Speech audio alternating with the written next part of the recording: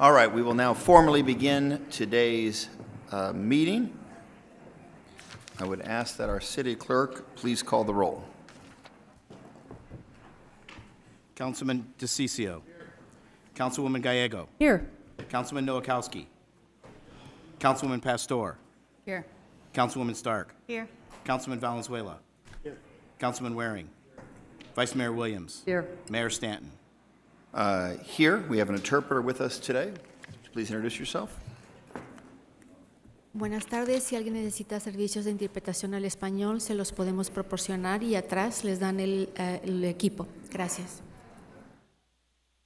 Thank you very much.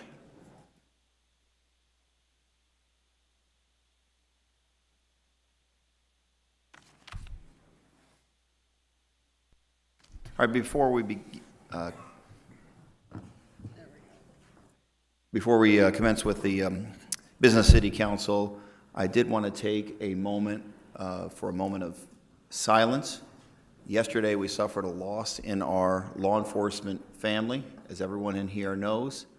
A K-9 officer, Bain, who's pictured up on the screen, died in the line of duty, serving the citizens of Phoenix. And our K-9 officers go through an incredible amount of training, and they're with their handlers all the time, and they serve the citizens as much as any other police officer, firefighter, or city employee. And it was an amazing act of heroism, and tragically, Bain gave his life to the service of the citizens of Phoenix. So at this time, I'd like to take a moment of silence in honor of K-9 Officer Bain.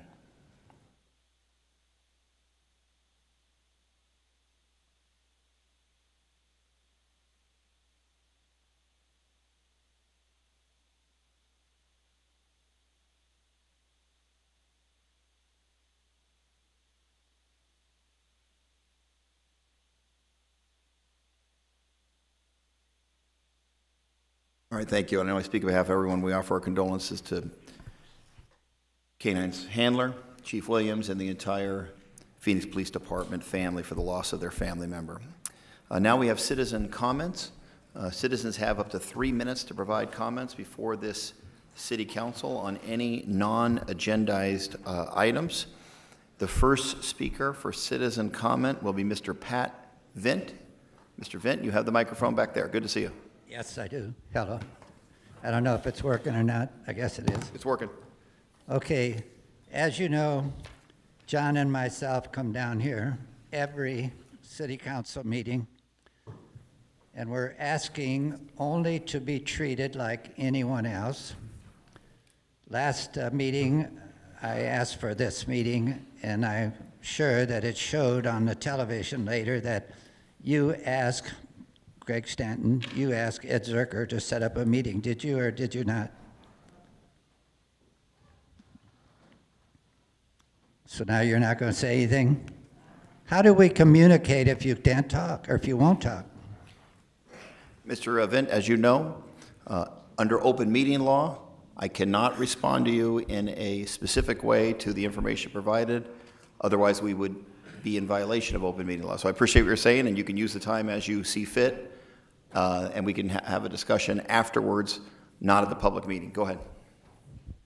Okay, so anyway, something has to be done. We've got trouble at the top of the United States of America with the FBI and the CIA being crooks and criminals.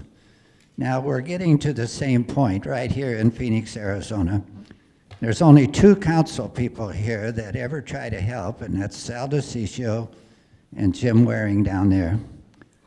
But they can't go up against a competition, 2 against 6 against them. It's always the same vote. So could I ask legally for our city council person, Sal DeCiccio, to call us and set up a meeting, or is that illegal also? He'll take note of that. I'm allowed to do that, aren't I? Yes. So I'll set up the meeting with the city manager. Your mic is not on, thanks. I can set that meeting up. What'd you say? He said yes. Yes. Thank you very much. okay. So let's see what happens, okay? But Zelda, when you speak, would you please speak into the microphone also? You know, the people here in this council chambers want to hear what you're saying, so I'm sorry to say this, but it's getting to be disastrous. So when you speak, speak up to the mic, and if you don't speak loud enough, I'll let you know, okay? Thank you. All right, thank you very much, Mr. Vint. The next speaker will be Mr. Rusnick, John Rusnick. Good to see you, followed by Brent Kleinman. Okay, my name is John Rusnick. I live at 2930 East Turney Avenue.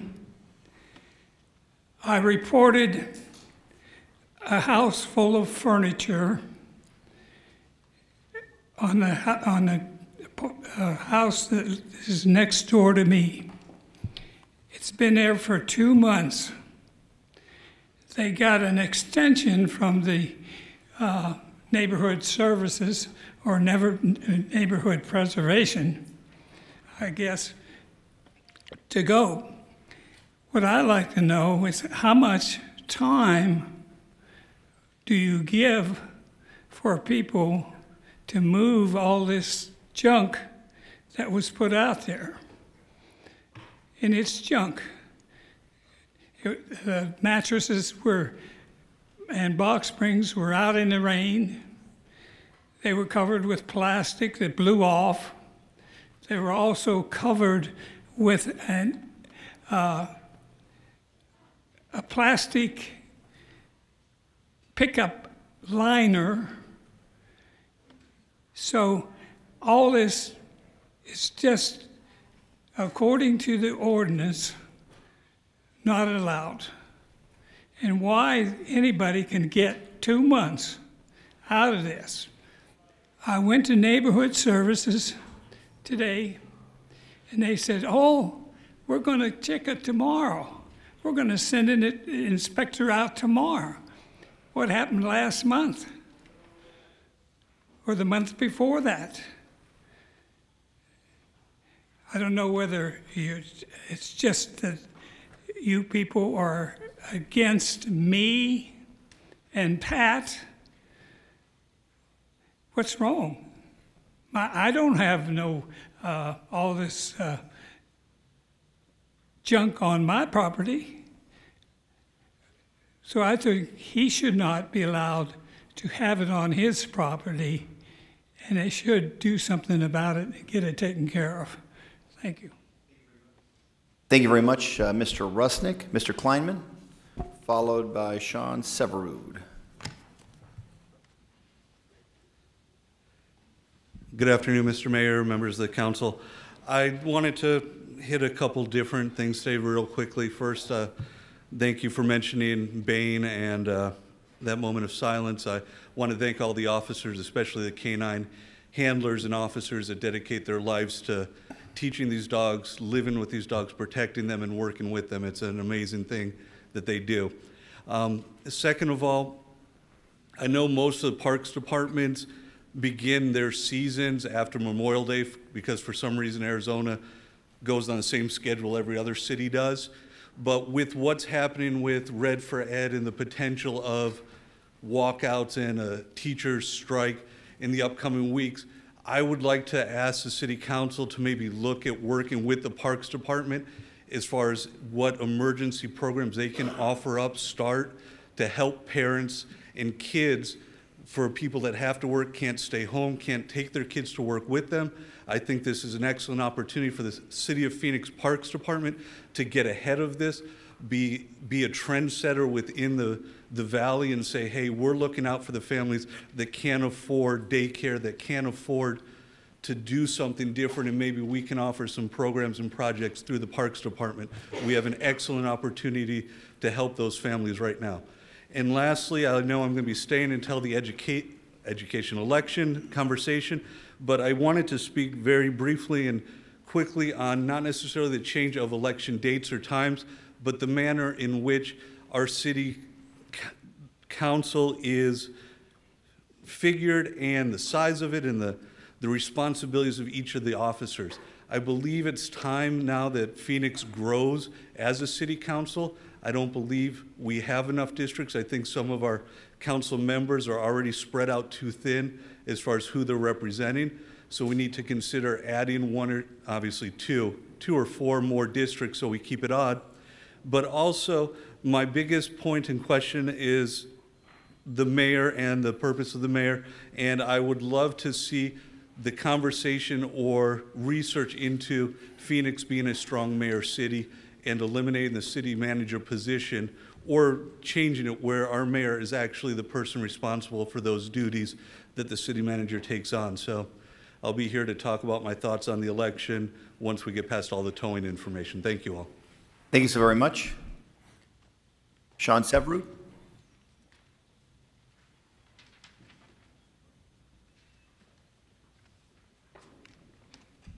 Mayor, members of council, good to see you all again. Since I know how much you all love these, I brought you a citizen petition, so here you go. Thank you. So regarding the 2020 census, the Office of Arizona Governor Doug Ducey has expressed that it has no interest in following the lead of numerous states and municipalities in filing suit in opposition to the addition of a question specifically asking census recipients to check a box describing their citizenship status. Due to the current political climate, there is large-scale fear in minority communities across the country that the addition of this question, the first time that this question will be asked in all census recipients since 1950, will be used as a backdoor to potential increased deportation efforts in these communities. It is largely suspected that regardless of intent, this fear will lead many recipients to fail to return the census, and thus will provide an incomplete and invalid population count. The purpose of the census is not to account for all citizens, it is to account for the entire population, regardless of their citizenship status. But this isn't just a question of fairness. The addition of this question will adversely affect the funds distributed to the Phoenix community, which per the Pew Research Center, had a population of an estimated 250,000 undocumented immigrants as of 2014, the 10th largest population of all metropolitan areas. I request via this citizen petition that the mayor and council vote to instruct city staff to perform an analysis on the likely reduction in census funds distribution due to the addition of this citizenship question to the census, and provide subsequent recommendations to not only the council, but also the public regarding any and all options available to protect the interests of the city of Phoenix, as well as the community in relation to this issue. Thanks. Thank you so much, Mr. Severud. Next is Adrian Bakke.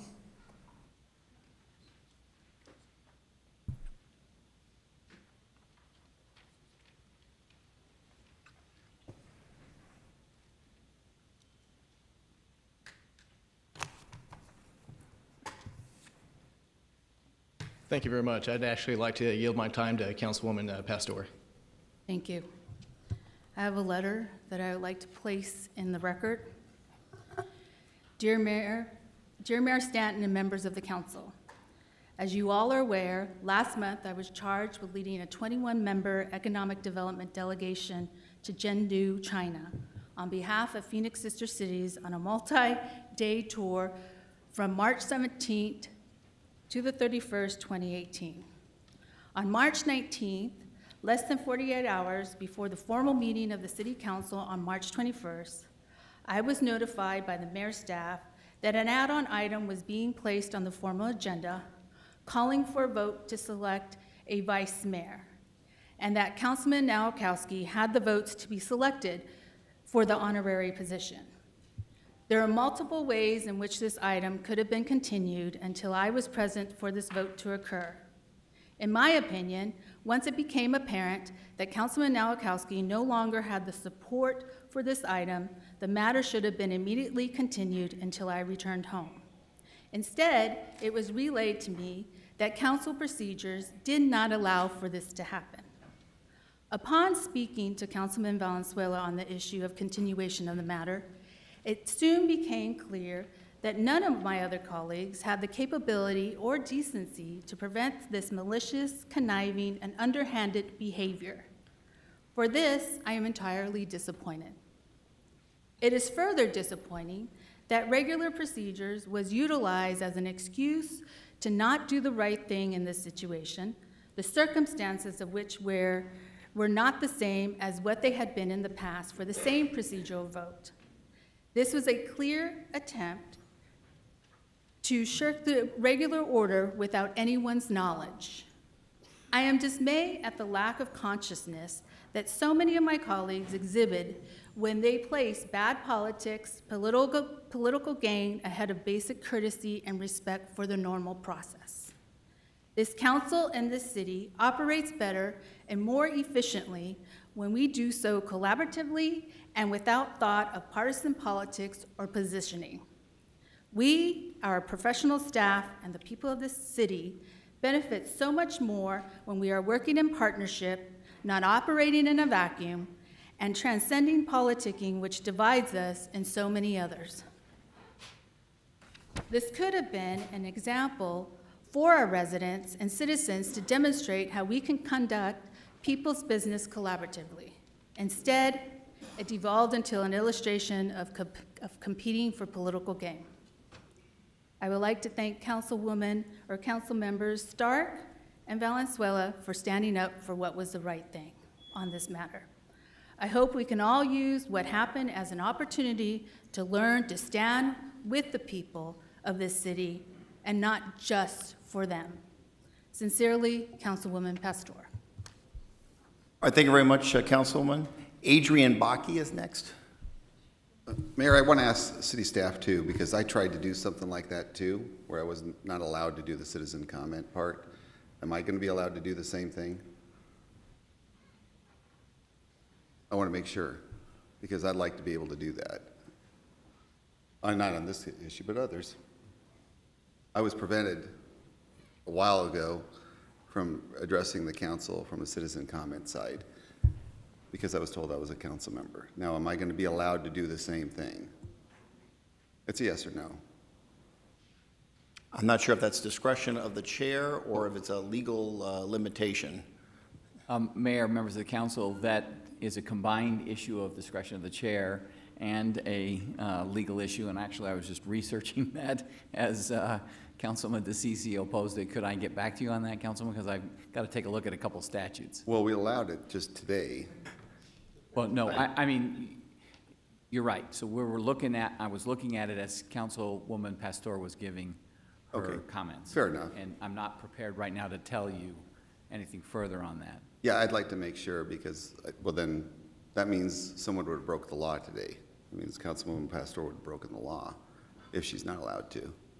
So I'll look at the statute. Okay. And if you can give me a So little it's bit either of time. yes, the law was broken, or no, it wasn't, or yes, you're allowed to do that. And really, I don't that's about the only and I don't have the choices. answer for you right now, Councilman. Okay, thanks a lot. All right. But the point about a precedent is well made if it's not a legal issue. That's a, thank you. All right, Adrian Bakke, I guess we have time for one more and then we'll move on to our regular agenda. Was that, I'm sorry, that was the gentleman that just spoke. I apologize. How about Arube Quintero?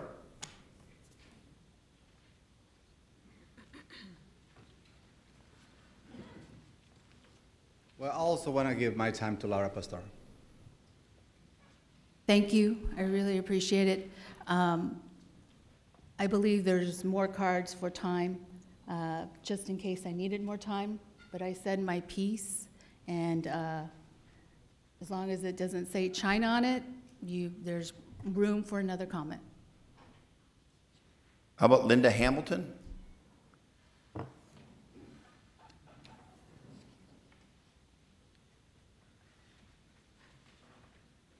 Hi, good afternoon. And I'm sorry to waste this time, but I'm asking for a variance because I'm putting in, or a waiver. I'm putting in a pool, and I'm approaching 70, and I have no children in my home, and they were telling me that I have to put this lock on my sliding patio door. And it's really hard because I have arthritis, so if I have these two latches I have to turn as I age, it's going to get harder to get out to my pool. Since I have no children, the old rule, and what I heard was children under 5, you had to have that. I have no children in my home. And so I'm just asking for a little waiver saying I don't need it because it's $500. And, you know, the cost on top of the pool. So since I don't need it, I can swim. I've been swimming since I was 4. So I'm hoping you'll give me a waiver on that expensive item that I don't need. Thank you much for your testimony. You have some of the best planning and zoning lawyers in town in this very room right now.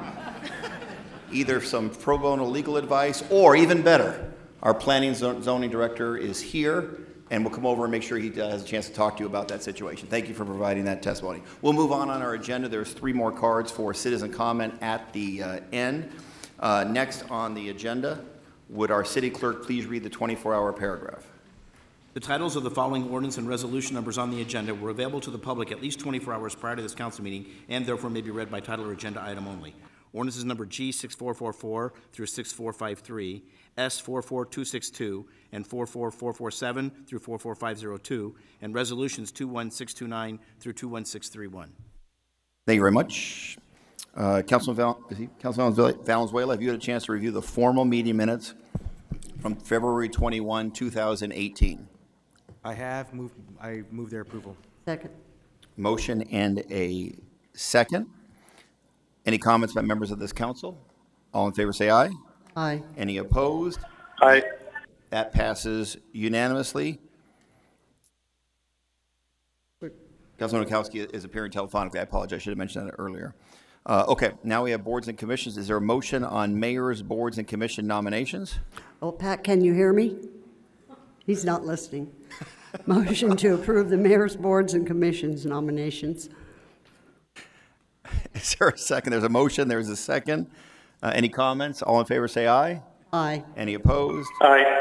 That passes unanimously. City council boards and commission nominations. Move to approve city council boards and commission nominations. Second. There's a motion. There's a second. All in favor say aye. Aye. Any opposed? That passes unanimously.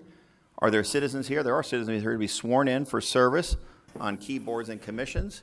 So I'll come down from the dais to swear those citizens in, and they would then come behind the dais so that the council members could congratulate them and thank them in advance for their service. With the card.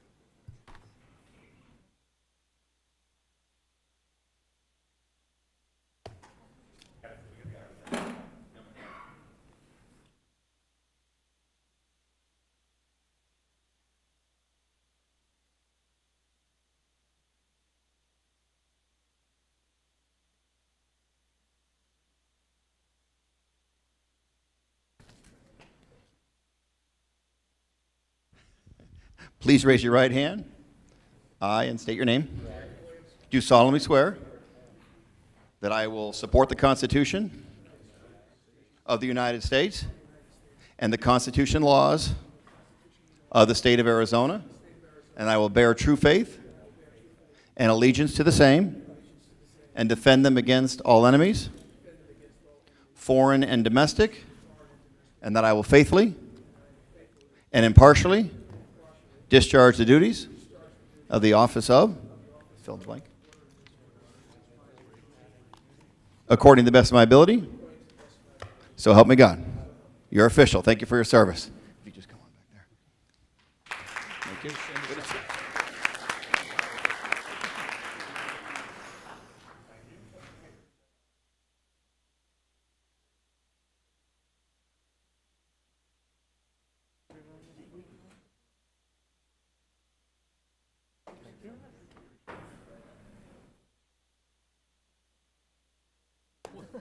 Well, you're only half there.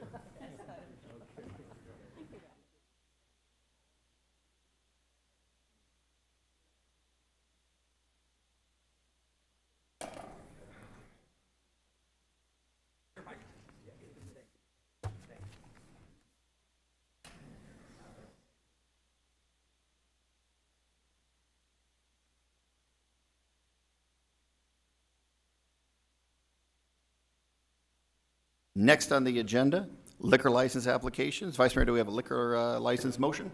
Motion to approve items 4 through 12. Second. We have a motion. We have a second. We have cards. All in favor of the motion? Okay. Any comments or questions by members of this council? All in favor say aye. Aye. Any opposed? That passes unanimously. Next on the agenda, do we have an omnibus motion on ordinances, resolutions, new business, and planning and zoning? Motion to approve items 13 through 108, except the following: 25, 26, 28, 43, 49, 52, 57, 58, and 104 through 108. Noting item 50 has been withdrawn, item 27 is as corrected, and excluding the following for public comment: 25, 26, 52, and 57. And then I think 104 to 108. Okay, there's a motion. Is there a second? Second. There's a motion. There is a second. Any comments by members of this council? Roll call. DeCiccio. Yes. Gallego. Yes. Nowakowski. Yes. Pastor. Yes. Stark. Yes. Valenzuela. Yes. Waring. Yes. Williams. Yes. Mayor Stanton. Yes. Vice Mayor, is there a motion to take an item out of order? Mayor, I make the motion to suspend the order of rules and take item 52 out of order. Second. All right, there's a motion and a second to take 52 out of order. All in favor say aye. Aye. Any opposed? That passes unanimously. All right, item number 52 is an item as it concerns consolidated elections in the city of Phoenix and whether or not this council will refer to the ballot a matter as it relates to election dates for the city of Phoenix.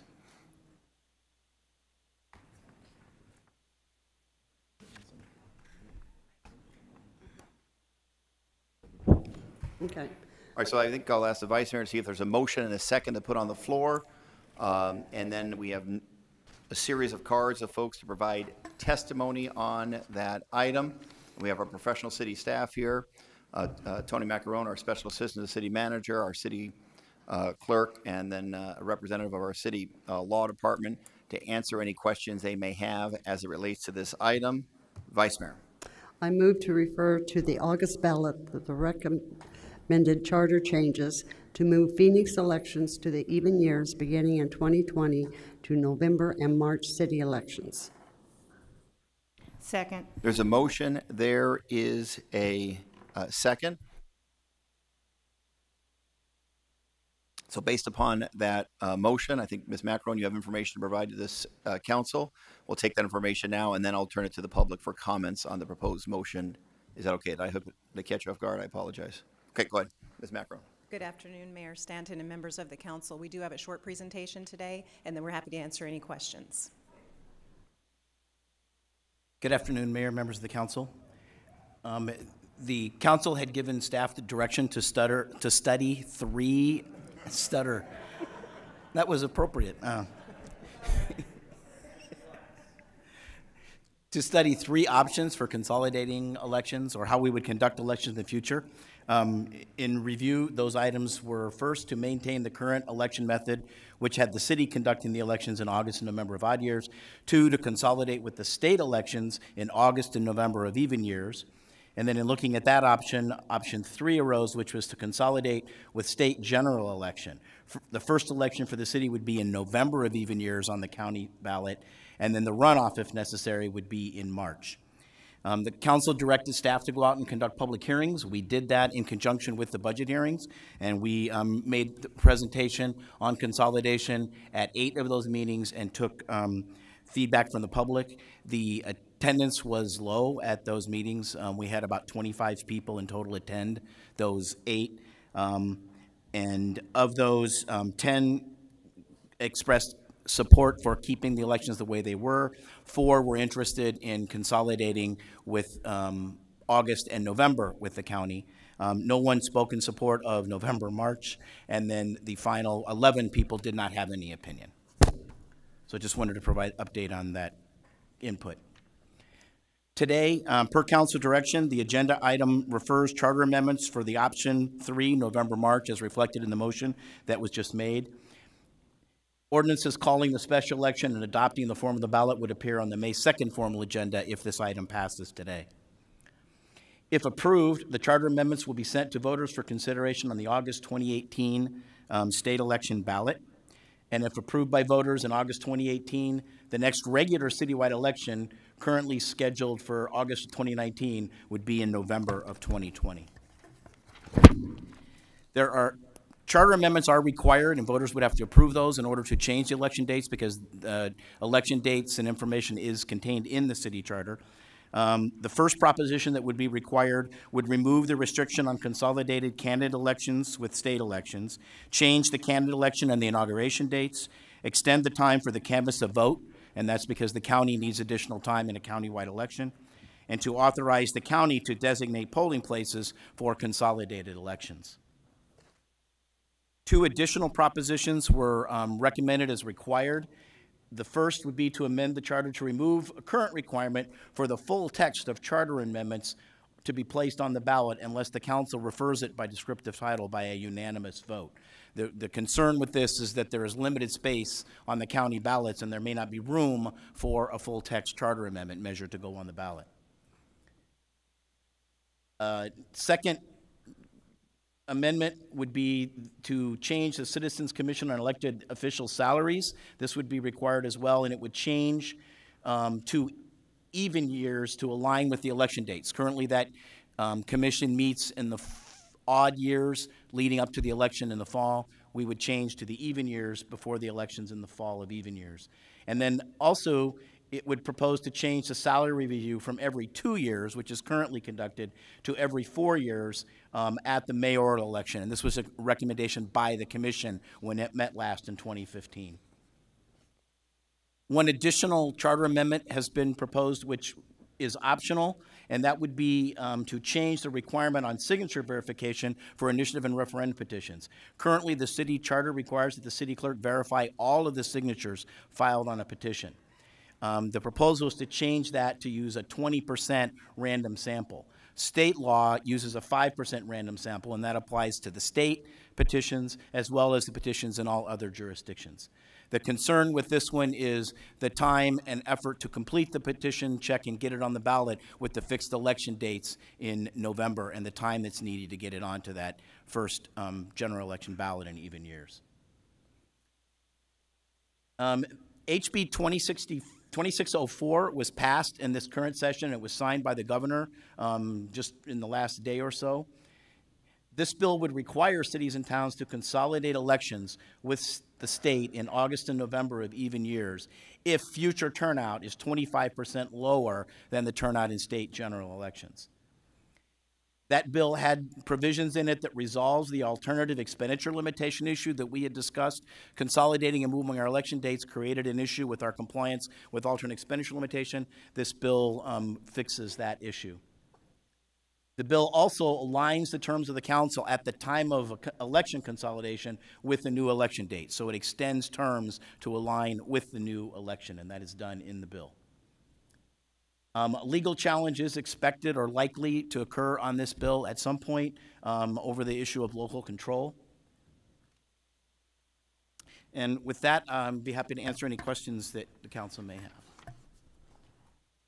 All right, any questions at this time for our professional city staff as it relates to the motion that was placed on the floor? Mayor, could I see the chart up there again regarding the turnout that we've had? So we've been consistently, except for one, below the 25% threshold. And what was the language on that, Chris, that said if we were consistently under 25%, or what was that specific language, or any one time? Mayor, Councilman DeCiccio, the language in the bill is that if the turnout in the city or town election is 25% less than what is obtained in the elections for governor, then we would need to consolidate. So we would need to be at 75% of whatever the turnout in the governor's elections are. And the last election for governor was 43% turnout. So we would need to be approximately 30%, off the top of my head, 29, 30%. That is close to where our elections are on some of them. I know in my district, I know we have the highest turnout, but it's not that way across the board either. So you're combined. So is it for the mayoral, or is it just any one election that triggers that? Mayor, Councilman DeCiccio, the bill, I don't believe is that specific. It just says the regular city candidate elections, I believe it refers to. Okay. All right, thank you, Mayor. Thank you very much. Councilwoman Pastor, please. Chris, can you tell me about, repeat about HB 2604? My understanding is this was the Speaker's bill and that this was added on and pushed through the legislation. I believe some of my colleagues on the dais was assisting in HB 2604. Once this has gone through, my question is, you stated about a lawsuit. Could you please explain that to me? Mayor, Councilman Pastor, this is at least the second or third bill that has been passed over the last 20 years or so, consolidating elections.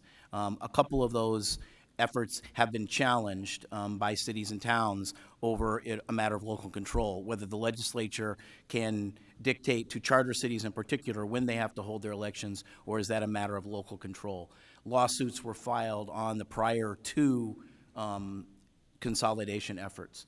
One had to do just with dates, and then one had to do with going to the fall of even years. So we are anticipating that some of the cities and towns that hold their elections other than those dates may file the same challenge again. Again, and when they filed the first challenge, who won? The first challenge in 1996, I believe it was filed by the city of Tucson, and that was over the dates when cities and towns were limited to 4 dates a year. And Tucson lost that suit, and so that's why the cities and towns and Phoenix changed its election dates to the 4 dates in state law, which is currently August and November. The second challenge was in 2012, and Tucson and Phoenix challenged forced consolidation to the fall of even years, and the cities and towns prevailed in that litigation. And they prevailed, saying they prevailed because of local control? Mayor, Councilman Pastor, yes, the main issue was local control and whether cities could control the method of how they conduct their elections, or if that was a matter of statewide concern. Thank you. Other questions? Councilman Waring, do you have a question at this time or comment? Just a comment to the chart Councilman DeCiccio had about the turnout. So we are not voting on the bill that's already been passed and signed at the legislature, so set that aside. We're talking about November and March. So our turnout will go from 20-something. We've never topped 30, correct? In the last 20 years or so, anyway, modern times. Never topped 30. Mayor, Councilman Waring, I believe in the last 20 years, that's probably correct. Never topped 29 may have been the highest. If you go to the other chart, because we're moving our elections, well, I'm sorry, the council isn't moving anything. The council is sending something to voters to decide. They may pass it, they may not. So it's not the council deciding anything today. The council is merely sending it to the May 2nd meeting where we decide the form of the ballot and send it forward. But so what we're going to do is go from the orange to the green, right, in terms of turnout. Because turnout isn't suddenly going to plummet in November of 2020 because the city puts its elections on the ballot. The turnout's going to stay the same, or given that people are more politically active than ever, it's going to be well over 70%. So it's going to go from 30-something, or less than 30 for sure, which that's the history of it, to in the 70s. That's what we're voting on today. Set apart who supported what bill where. We don't get to vote at the legislature. They've already decided. But turnout with this bill, if this sticks, is going to go from mid-20s to over 70%. Pretty much guaranteed. What's the lowest it's been in November? Do you have any idea? Okay. No. Well, the lowest up there is 71%, which last time I checked is way higher than less than 30. If we kept the elections the same way as they are now, the state just passed a bill, they could still sue. And they probably will. I mean, if the logic is they're going to sue about this thing that we're talking about today, if voters pass it, why wouldn't they sue if we keep the status quo? So either way, there's probably going to be a lawsuit. Probably, not guaranteed.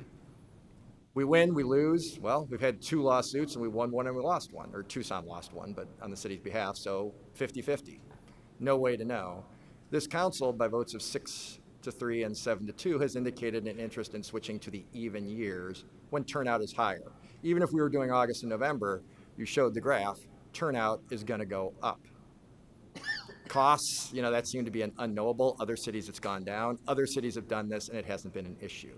The state took care of all the other issues like expenditure limitation, which were a concern. Without that, I wouldn't have voted for this either. But that's taken care of. We should know our lawyers wrote the language. So it seems like all we're talking about today is, do we want to go from less than 30% turnout to well over 70? Or do we want to stay where we're at in the 30s? Either way we get sued, potentially, that's kind of an unknowable. If you wanted to sum up what we're doing here today, and of course we're not deciding anything, we're giving voters the choice in August. When we set this up as a timeline with the first vote that was 6-3, everybody knew what the timeline was. I will own it. This is kind of a thing that I wanted, so I talked about putting it on the August ballot if there was implied criticism in the previous comments, and 6 members voted for this. And the timeline was clear. We were heading for this date to get it on the August ballot. We have till May 2nd, correct, to do the form of the ballot, which is more of a procedural thing. Thank you. Councilman Pastor, you had a follow-up? Yeah. Chris, can you address the issue of expenditure limitations and what does that mean? Mayor, Councilman Pastor, the state constitution contains a limitation on spending that applies to cities and towns. Regardless of revenues that come in, they have to set a spending limit and they can't exceed that limit. And it's based on a formula that dates back to the early 1980s. However, the Constitution does provide an option for each jurisdiction to have the voters approve an alternate expenditure limitation, which deviates from the state formula. City of Phoenix has been doing that for decades, and the voters have approved it. We currently have one in effect that will expire at the end in July 1st of 2020. The current expenditure limitation the city has is set at whatever the approved budget is based on revenues and expenditures. The problem with consolidating elections without fixing this issue was that our expenditure limitation would have run out before we would have been able to put it on a ballot to renew it and have the voters renew it, which means we would have had, I believe BNR had suggested, about a $1 billion hit on the budget, or we could have been penalized in tens of millions of dollars in state share revenues if we did not cut that $1 billion out of the budget. So the state legislature, as they did back in 2012 and 2013 when other jurisdictions consolidated, adopted a provision that waives enforcement of the penalties for that and allows the city to continue to use its existing limitation until after the elections are consolidated. The first available election that they have when they can put this on the ballot, then they have to put it on for voters to approve it. Okay. Other questions? Councilman, the floor is yours. One of the things that has been said is it's about this our previous votes. And there were 2 votes that we had taken. And the first vote was to not to accept the citizens' petition, but then to ask staff to explore in consideration of this. That's the first vote. Am I correct? Mayor, Councilman Pastor, yes, that's correct. It had nothing to do with the referenda or anything, or giving it to the voters. It had to do with exploring this direction. Yes, it was to explore the direction, but I believe there was discussion about that it had to be sent to the voters if it was going to happen. Well, eventually. Right. But I want to clear something up because it is often said that if you vote for this, then you're saying yes. And so, in my first vote, I voted yes to explore this. On my second vote, I voted no. And the second vote was about moving this forward and taking it to the voters. And Can you Mayor, explain Councilman the second Pastor, vote? the second vote was directing staff to prepare the language for charter amendments to bring back to the council, which we have done today to consolidate the elections. Okay. So my point is, in every vote that we take, the direction may shift and change, and we have the ability to vote once we have new information, and it may not be the way others are presenting it at this moment. I just want to clear that up. I also want to clear up that this is not, we talk about we're taking it to the voters. Let me see, 25 people showed up regarding this that were Phoenix voters, I'm hoping.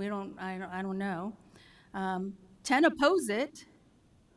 4 August, November, in favor for November, March, or 0, and then 11 had no opinion. The other piece is, I don't think that our constituents or our community really understand, and we've taken the time for the voters to understand what we're referring to the ballot. Because at the end of the day, we're losing local control. Could you please explain the ballot when it's on the November election and how the county then decides what we put on the ballot, and the county can then determine not to put something on the ballot? Mayor, Councilwoman Pastor, because of the number of items on November general election ballot, the state offices, federal offices, others, judges, propositions, all the items that are on that ballot, there is often a limited amount of space on the county ballot. And how much they can put on the ballot for other jurisdictions depends on what other things they have that they're required to put on. The county's best estimates are that for a November election, there would be room for the city of Phoenix, for example, to have 2 to 4 ballot measures. Sometimes that might be less, sometimes it might be more, depending on what else is on the ballot. However, in any event, on the November ballot, the language that goes on the ballot is limited to about a 50-word description of what the item is. It's the title of what the item is. There is little, if any, description because there is no space. The description of the item and what it does appears in other materials, the publicity pamphlet and a ballot text pamphlet that often gets mailed with the ballots. Thank you. All right, thank you very much, Councilwoman. Other members of the council? Councilman DeCiccio, you had a question or comment? Just a couple more. I mean, I've been pushing for consolidated elections since the mid-90s. As a matter of fact, I was involved in helping draft and write those 2 bills that passed, one in, I believe, 96, and then the one that recently passed. I want to thank Councilman Waring as well for all the work he put into this one here at the legislature. Sometimes when you don't win here, you have to take it to another body in order to get things through. But I want to bring this, I want to drill this home. State law today says the city of Phoenix has to consolidate their elections, correct? That's what state law is that the governor has passed. If we don't meet the thresholds. Mayor, Councilman DeCiccio, so the statute that was signed by the governor does not take effect until August, and then its central provision, and it doesn't really take effect as to us until 2019. So as Correct. of today, it's not applicable to us. In 2019, if we don't meet the threshold that Chris described, the 75% of the gubernatorial turnout, then it is possible then that it would apply to us for the 2020 or 22 election. Okay, well, it's still state law. It's the law. I get the waiting period time, but I don't see anyone challenging it and bringing it back. The bill's been signed by the governor. Right. So essentially you're dealing with state law. Going to Councilman Waring's comments, have we ever reached the threshold of the 25%? We have not in 20 years. So go ahead, Chris, I'm sorry. I'm sorry, Mayor, Councilman, I don't know for sure that we have not ever reached that 25. We have not done it consistently, yes, but I can't say that we've never been at 25% of a gubernatorial race, and some of those have been lower, a few of ours have been higher. It wouldn't surprise me if we haven't, but some of them have probably been pretty close if we have not. Okay, so what you're going to have is basically a court challenge. We're going to lose that one. The first case that was challenged by the city of Tucson, both of them actually were challenged by the city of Tucson. One they lost, one they won. The win, I'm bringing this up to my colleagues, this is the clearest example of cutting off your nose to spite your face. Because at the end of the day, the city of Phoenix, if it passes this today, will have the strongest argument moving forward, because 70%, correct, if I'm wrong, of our elections are done in November, correct? I mean, 70% of ours are not November, but they're done on the first ballot, correct? Mayor, Councilman DeCiccio, 70% of the candidate races are decided in the first election, yes. Right. And if that occurred, we'd be looking at an August, November election if we had to go to court. If you really think the city of Phoenix or anybody else is going to win this debate in the Supreme Court, you're crazy. It ain't going to happen. So I can predict all I want, I can say whatever I want, but I'm telling you right now, it ain't going to happen. The last case was an anomaly. So the strongest case moving forward, because the city of Phoenix in the next election will more than likely, because it'll be aligned, will show that it is in line with the state. It'll meet that 25% threshold, as it will in 70% of our cases. So realistically, whether the consolidated elections thing wins today or loses today, I think the best case for those that don't want to see the consolidated elections would be to move forward with this model here. If you believe that the courts are going to change their mind on this, it ain't going to happen. They're just not going to happen. It's just not going to happen that way. So that's just a comment on my end. And for those that are here to oppose this thing, look at this at least tactfully. I think you're in a better position today if we pass this than we wouldn't be. But from my end, I think whether it wins today or loses today, the voters are going to win. The fact of the matter is turnout matters. Involvement matters. You will have a higher turnout. You'll have a lot more consolidations. The city of Phoenix is now what, Chris? One of 4 cities in the entire state of Arizona? What is it, 4 or 5? What's the number? That has not consolidated elections with the state. Mayor, Councilman DeCiccio, I believe there's 19 cities that are chartered that would not be required to. I believe it's 6 now, 6 or 9 that are not consolidated. All right, 6 or 9. In the entire state of Arizona, there are 6 or 9 that have not consolidated. So for those that are here today, look at this thing 2 ways. One, is this the right thing for the city of Phoenix, for the taxpayers, and for the voters to be able to have access and be able to go into the voting polls and vote on the same day? And 2, tactically, if this were to get turned down today, I believe strongly that the city of Phoenix is going to lose this case. And if you believe you're going to win, I believe you're completely wrong on this one. I'm not going to get into the makeups of the courts, but the bottom line is it ain't going to happen. So you win the court case right off the bat because it's going to be consolidated, and then the march would be off a little bit, my guess, because it won't. I don't think it'll meet that 25% threshold, but 70% of the time, and more likely almost all the time, it's going to meet that threshold. And I think you have a stronger case. Thank you, Mayor. Mayor. All right, thank you very much, Councilman DeCiccio, for those comments and legal advice. Councilman Williams? Thank you, Chris. My concern in the beginning was the majority of our voters, I believe, are independent. They're registered that way.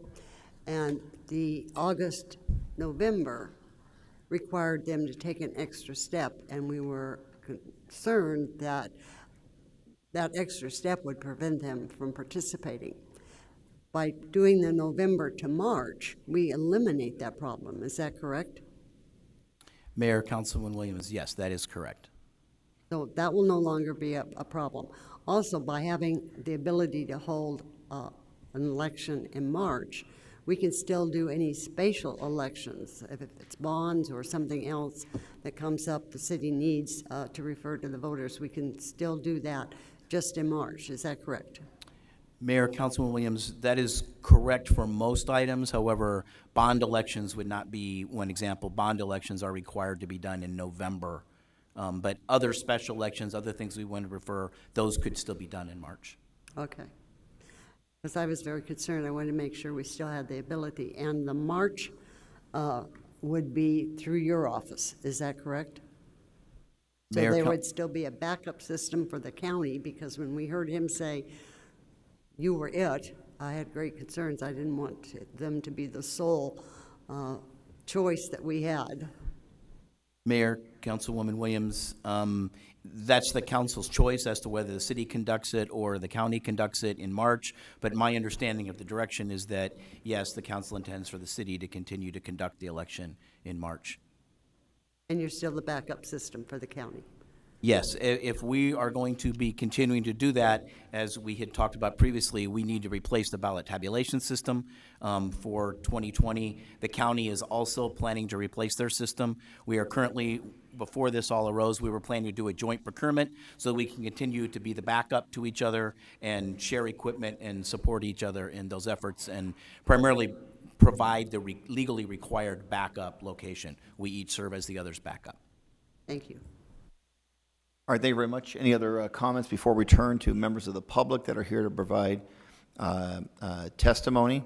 So the motion as made would move our city elections to even-numbered years in in November, and then, if needed, a March runoff. Councilman Valenzuela, you have a comment or question now at this point? I just have a comment. I may be commenting a little later after we hear from the audience as well. I've been opposed to this from the beginning, and it's something that I've been talking about. I've sent email on. I've spoken to people at neighborhood meetings, at business meetings. The overall tone of this change brings partisanship in a local election, and so some of the efforts that have been made here, moving from August, November to now November, March, that was done on the fly. My biggest concern was the largest voting bloc in our city, being that their independents, would have to take one extra step, would actually have to ask for a Republican ballot or a Democrat ballot. I mean, I have a lot of friends and family members who are independents. There's a reason why they're an independent, and so we started talking about that. And so now, on the fly, why don't we just go ahead and make this change, turn it into, again, something that now goes to November and March. I think this is being rushed. In fact, we're talking about it today because the goal by some on this council is to put this on the August ballot. There are, I believe, 25 people, I think you said, Mr. Meyer, that 25 Phoenicians actually came out to these hearings. 25 people that came out, and I look around the audience, and some of the people that I think frequent these meetings more than anyone are here. Ask yourselves, how much do you know about these changes? And if you don't know about them, what makes you think the people at home know about them, or your neighbors know about these changes? We don't have to do this. So my concern is bringing any type of partisanship into local government. Now is not the time to mimic the federal government or even what's happening at the legislature. We work on real issues here. We have to roll up our sleeves. We have to be problem solvers, and it requires us to work together. So putting local candidates on a ballot in partisan races, I think is dangerous, and something we just should not be inviting. We should not be inviting DC-style politics into our neighborhoods. And so, so this is a major concern for me. You think of how the city of Phoenix conducts its elections. We have, I believe we are the best at it. When you match the city of Phoenix up with the county and with the state, you can vote over 3 days. Our polling places, our universal polling places, go to the polling place of your choice, the one by your kid's school, daycare, by your work or school, city hall. You can vote the Saturday prior to the Tuesday election. You can vote on Monday prior, or you can vote on Tuesday. You can still vote by mail or in person. So turnout is incredibly important, something that I think we all unanimously care very much about. Access is something we should all care very much about. Are we going to reduce opportunities to vote by consolidating our elections to the county? How many polling places do we forfeit? Are our voters still going to have the same opportunities to vote? And I think those are important questions, and I don't know if anyone in the room is prepared to answer all of those questions. But it's not going to stop us from casting a vote today to try to put this on the August ballot. I think it's dangerous. So I'll pause for a minute, and I do realize that my comments are a bit redundant because as we were rushing through this process, I realized that I am bringing up the same points. But again, that said, 25 people showed up at at these hearings. 25 people. So, Mayor, I know that we have some cards, and I think it's important that we turn it over to the audience because we have to figure out, is this good for 1.9 or is it good for 9? I think all of us would do well by listening to people who came out to speak on this topic. Mayor? Okay, thank you very much. I'll now turn to any other member of the council wants to respond, because I've kind of allowed council members to ask questions or comments, and then we'll take public and obviously come back to the council if they want to have any additional comments or questions. Councilman Cicio, do you have something to add? Just a quick one. I don't understand how you can rush a 30-year process. This debate's been going on for 30 years. So if that's the speed of government, nothing will ever get done. This debate's been going on for 30 years. There's nothing really new. It's been a debate that's been going on. Proposals have been all out there. I don't know how complicated it could be and how rushed something can be. But if our permitting process took 30 years, we would be a black hole in the city of Phoenix. Thank you. All right, thank you. Councilman, please. I just want to say I'm not a career politician. I haven't sat here for 30 years. I haven't sat in the legislature, haven't repeated my time, and have stepped out and come back. So if you notice the language and who is delivering it as to who's pushing their agenda, then open your eyes. All right, thank you very much. Brent Kleiman, you wanted to provide testimony on this important issue? Thank you, Mayor, members of the council. I look at city elections as these are the people that we put in front of, the 9 of you that really make the city of Phoenix operate and make decisions that impact everyone on a daily basis. And I look back to 2013 when my councilwoman was elected into office. If that had been in 2012 in a presidential election, the primary that took place during her time running never would have been given the light of day. There were multiple qualified candidates that the people in District 4 had to look to listen to learn from, to decide who do they want running and representing their district. If that was handled at the same time as the presidential election of 2012 and the different congressional elections and Senate elections of 2012, that would have been an afterthought for most people. I understand we can walk and chew gum. We can do 2 things at the same time. But there's something unique about having Phoenix elections at their own time, at their own place. Can we make improvements to increase voter turnout? Of course we can. Switching it to a November, March election does not bring that change. Will it simply add numbers? Possibly. Yes, I'm not going to argue that. I'll concede that to the council members that have spoke to that. But will it improve the quality of candidate, the representation we get, and the method in which we are electing our officers to represent us as members of Phoenix? No. And I do have a question for the legal team, and I'm not sure if I'm allowed to ask that or not, but should this fail either today here at City Council or on the ballot in August, the state wouldn't be able to sue immediately. They would only be able to sue after a number of elections went on in which we were underneath the 25%. Is that correct? That's correct. That's correct. So we would have numerous elections until that happened, if it happened. That's a hypothetical for that lawsuit. I mean, numerous means different things, but it would be a few elections. It's more than one. 2 elections, yeah. Okay, thank you. Thank you very much, Brent. All right, next is Rebecca Winninger, followed by Kevin Patterson.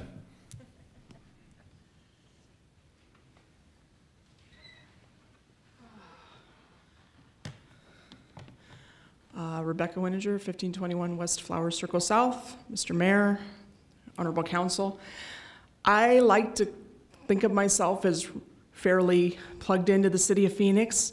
I didn't hear about any of these hearings, so it doesn't surprise me that 25 people only showed up. Regarding the 70% turnout, I think that's a little bit misnomer, and I think it's a little misleading. Anybody who follows politics understands that the farther down ballot you go, the less votes you receive. So I would argue that you might even throw these into a consolidated election, and at the state level, governor, Congress, Senate, you'll have 70%, but by the time you get down to Phoenix or cities, you're likely to see 30, 35%. There are ways to increase turnout without doing this. And with all respect, Councilman DeCiccio, we have seen our legislature pass things time and time again that end up getting thrown out because they're not constitutional. This may be, it may not be, but I'm tired of the state telling the cities what to do. And the other thing that greatly concerns me that we haven't even started to address is where do those council members lie that this consolidation runs into? People elect their council seats for 4 years. And my understanding is that this is passed. We have certain districts who now get an extra 15 months. I'm not sure that that's what the citizens signed up for. So have we decided that there will be a special election to fill those 16 months until this goes into that regular rotation? Or are we just assuming now that people that we elected for 4 months now get 5 months, or I'm sorry, for 4 years, now get 5 years and 3 to 4 months? I think that's a question that needs to be asked before this even goes before the voters. So thank you. Thank you very much for your testimony. It's an HB 2604. Councilman Pastor? It was written in HB 2604. If you look at 16-204.02, it talks about it talks about the term of office and how they've extended it. So it's in the bill. All right, thank you very much. It's been mentioned many times. I just particularly want to address this issue. I think this body ought to do what we think is best for our city, regardless of what the state legislature has said or not said. If the motion does pass today, we will not be in compliance with what apparently the legislature is trying to tell us we should be in compliance with. The likelihood is, whether or not this passes, we'll be in litigation over we'll be in litigation with the state of Arizona over their attempt to preempt the cities and tell us how to do our election. So my own opinion is we ought to look at this, putting aside what the state legislature, what they try to do in terms of preempting us, and just do what's best for what we think is best for our city, and let the legal chips fall where they may. Kevin, good to see you. Good to see you. Thank you, Mayor and Council, for the opportunity to speak. Like Ms. Winninger prior to me, I also oppose this. I honestly, looking and reading through other cities that have a similar charter and talking with those that know more than I do, I can tell you I don't think that this is right for the city of Phoenix. Oftentimes, what our state legislature is unable to do, I commend all of the council members for the progress that the city council can do for the city of Phoenix. And like Ms. Winninger said, I really worry that if this is placed down ballot, that it actually won't increase the level of turnout and votes for this issue. I also think that it dilutes local control. Just like Councilwoman Pastor said, if we take the control away from the city of Phoenix and place it in a state mandate, I don't think that it's going to serve us. I also think it degrades the nonpartisanship. And that's one of the things that makes city council so special, is that city council issues are not partisanship. But putting them on a ballot that is a partisan ballot, I do worry that it will create partisanship in a city council issue. And this is our daily life. and this is our daily life in the city of Phoenix. I also think it discourages attention towards local issues. Whenever we have specific elections for the city of Phoenix, we have the opportunity to learn who our candidates are, what is important to them, what's important to our city. And if we mix this in with our state elections in a consolidated form, I worry that we won't get to hear what's best and what's up on ballot for the city of Phoenix. And the last two things that I just feel in my gut is that I do think it unfairly lengthens council terms. And I don't think that all of our citizens who vote signed up for that. And also, it's being rushed. If we don't have to decide it this year, I don't think we need to force it through. And so for those reasons, I do strongly oppose passing this. Thank you very much for your testimony, Kevin. How about George Gallagher? Is that right?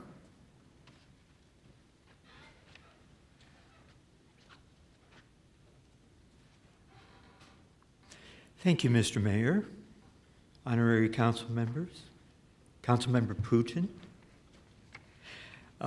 if you'll forgive me. I believe. Did you address me as Putin? I misspoke. Yeah, you did. That's really bad. And I'll tell you, that's very disrespectful, and you shouldn't be doing that at council meetings like this. Now, I will push back. I don't think that citizens have a right to call people names like that, and I will push back on that because that is what we're seeing today. We're seeing this type of name calling in a serious debate, and we should not get into that. You have my formal apology. Mr. Gallagher, you have the floor. I don't want to get you. I'll take my time, though, please. I object to these proposed budget amendment, voting amendments. Yes. I'm not opposed to the consolidation of the elections or greater efficiency. And why I was so rude to you, Councilman DeCiccio, was that I really object to taking a city issue to the state. If you've worked so long and hard for 3 decades to try and make this happen, and it has failed, taking it to the state legislature is a circumvention of the city process. So that... I think I have a right as a citizen to take anything I want to, and I have a right to petition my government, even if it's a higher government. Okay. I have a right to go to the federal government, I have a right to go to the state. And if I think it's in the best interest, which I do here, that this is in the best interest of the city of Phoenix voters, that they have higher and better access to our voting, and rather than in the control of a few, then that's what I'm going to go out and do. I've got a history of that I will continue to push for the rights of the citizens to be able to have access and to be able to vote and have the ability to vote when everybody else is voting. That's very clear. Let Mr. Gallagher speak, and then we'll have a chance for council members to respond, please. That is very clear, sir, and I apologize to everyone in this room because it was my intention simply to oppose item 52, and I'm very sorry that it got personal, so please forgive me. My objections are to the changes to the City Charter, Chapter 23, Section 3, where there is going to be a lack of the full textual changes to the City Charter language due to space constraints. Secondly, I object to removing the long-standing City Charter prohibition of holding elections for mayor and city council on the same date as state elections. And finally,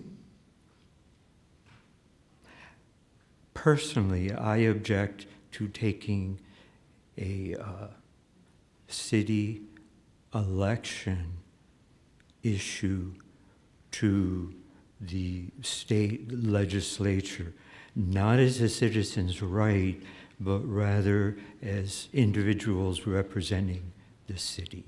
Thank you all very much. Thank you very much for your testimony. Again, I want to make sure the point is made. The motion as made is not consistent with what was attempted to be mandated on the city in the legislation that just passed. So whether we keep our current election cycle or whether the motion as made is passed, in both cases, the city of Phoenix would not be following the preemption attempt by the state legislature. This would be a decision by this council as to what we think is best for the city of Phoenix, regardless of what the legislature may think. Thank you, Mr. Mayor. I'm just thinking about what you just said. And at the end of the day, we can go round and round and round, which we are going to. And that people will throw out, well, the courts are going to do this, the courts are going to do that. Quite frankly, let the courts decide. And to really tell you the truth, there's a bigger agenda to this. And if you guys can't see it, we're in trouble. The bigger agenda is 2020, we're up for census. You heard somebody come up to the poll to speak about the census and what's happening with the census and comments being said. And then after 2020, redistricting is what's really critical. So I want you to think about what's happening now and what could happen in the future. They will say it's all about access, more voter turnout, but really in reality, what we really need to say, when the vote's taken, who benefits from it in the long run? And in the long run, do the voters really benefit from this? From 9 people making a decision for the voters. So. All right, thank you very much. Steve Berline, followed by Susan Edwards.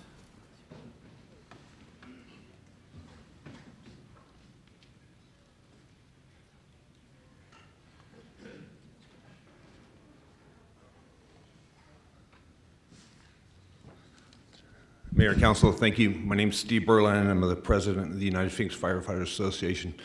On behalf of over 1,600 members, Phoenix firefighters and paramedics, we are adamantly opposed to sending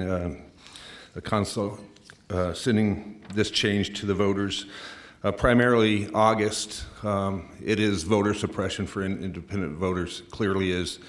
And our members, like many in the community and around the country, are so frustrated with partisan politics, looking at Washington and even what's happening in the state capitol. It's not good. And their frustration has led them to abandon their party affiliates, very many of them. They're frustrated with the Democrats, they're frustrated with the Republicans, they become independents. So an August election takes their vote away. It's voter suppression. We know that the way our cycle stands today is legal. It's been challenged. We're in good standing. There's really no reason to rush this issue. We would encourage everybody to slow it down. I know to some who have been in politics a long time, with all due respect, Councilman DeCiccio, I understand where you're coming from. You know this better than anybody else because you have been intimately involved. But for myself, and I can speak for several citizens who were at the trial budget meeting last night, when they saw this packet, the packet that was same as the PowerPoint we saw, there were a lot of questions. What is this? What's this about? So this, I don't understand why it's moving so fast. So I would encourage everybody to please slow down a little more. And we are adamantly opposed to any change at this time. Respectfully, thank you all. Thank you very much, President Berline. Susan Edwards, and then followed by Jason Stokes. I'm short. Mr. Mayor, members of the council, I live in Central Phoenix. I grew up in a small town in Vermont where, in Vermont, the first Tuesday of March, everything closes because it's town meeting day. And our little town of 750 people would go and have our town meeting. And people would go. And that was ultimate local control. Phoenix is a whole hell of a lot bigger than Middlesex, Vermont. But I would maintain, number one, sewage, at least the stuff that comes out of my house, has no party. And I really don't want it to. We are a haven of nonpartisanship, and you and we are right where we live. our water, our trash, our police, our fire, our parks, our streets, our sewer, on and on and on, are about our most basic needs. And excuse me, the legislature doesn't, they may be the legislature, they're a legislature of two different states. The urban ones, which where the bulk of the population is, and then the rural ones, so we're like two different states. So quoting different towns that go along with this or don't, excuse me, I'm not, that doesn't go with, it doesn't count with me. The voter experience, I feel right now I have a whole lot more access with our elections as they presently are. They're most personal, and I come at it from another element. I was in the as volunteer on the Commission on the Courts. I was not a lawyer, a lay member, a public member. I was also on the Arizona Judicial Council for 10 years, which is essentially effectively the board of directors for the state Supreme Court. I was also on the Judicial Performance Review Commission, which is a bunch of really hardworking people who review all the judges, and they do surveys, they do all kinds of work every cycle, so that when Maricopa County has 52 judges up for retention, which is what it's going to be this year, and it will keep growing because we're supposed to get an additional Superior Court judge for every 30,000 increase in population. Put that in your pipe.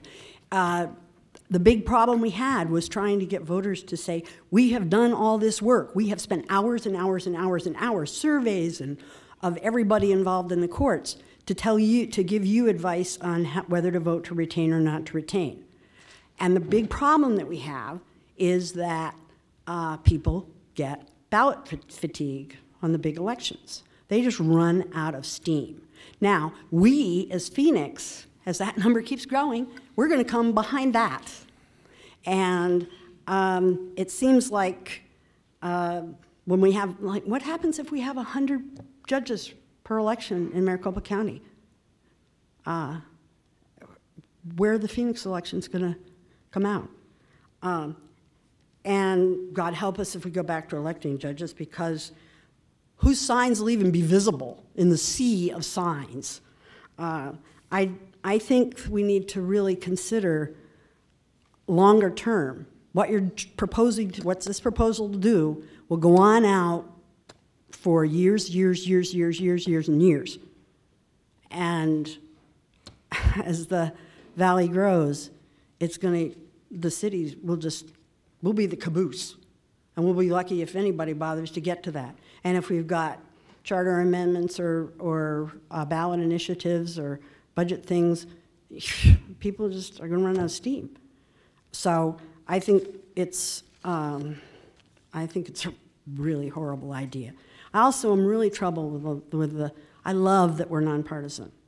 Now, yes, most people have a party, but what's happened, as a prior speaker said, you know, I've seen a bunch of people who have abandoned their parties. So, and again, I don't care if somebody's a Republican or a Democrat running for my council seat. I care that they get the sewer and the street moving on Thomas Road after 3 o'clock so that people get there. Thank you. Thank you very much, Ms. Edwards. Jason Stokes is next, followed by Ron Ramirez. Thank you, Mayor and members of the council. My name is Jason Stokes, resident of District 2, native Phoenician, and president of Aspetia, representing over 3,000 professional employees. I want to read a couple of headlines really quickly. March 24th, 2016, from the Washington Post, Arizona's shameful voting delays highlight a wider problem. March 28th, 2016, Arizona Family, Secretary of State apologizes for botched election. 9/14/17, there were several instances of double voting. That's per Adrian Fontes, our Maricopa County recorder. February 7th of this year, Arizona Central reported Glendale voter gets 2 ballots and exposes problem. One thing that's in common with all these stories is they're not the city of Phoenix. When we're going to hand over our elections to other people to facilitate, we run a huge risk, and they don't have a good track record right now. I don't think that's wise or prudent. In addition to this, regardless of your politics, there's a couple very disturbing issues within this. The second ballot measure eliminates transparency from the process by removing the full text of future amendments. This has been a complaint on both sides. We elected you. You can trust us. We can read. We want to see what's being put forth. I remember Councilman DeCiccio insisting on the ballot language previously because of a belief that maybe a summary might have a bias. This is a bipartisan or nonpartisan issue. The fourth ballot measure reduces the signature verification from 100% to 20%. Is this council suggesting that at this moment in time, the voting process in this country has so much integrity that we need to check only 1 in 5 signatures? I think the TSA probably checks more passengers than that as they go through. There are questions about collusion at the highest levels of government on one side. There's allegations of non-citizens voting on the other.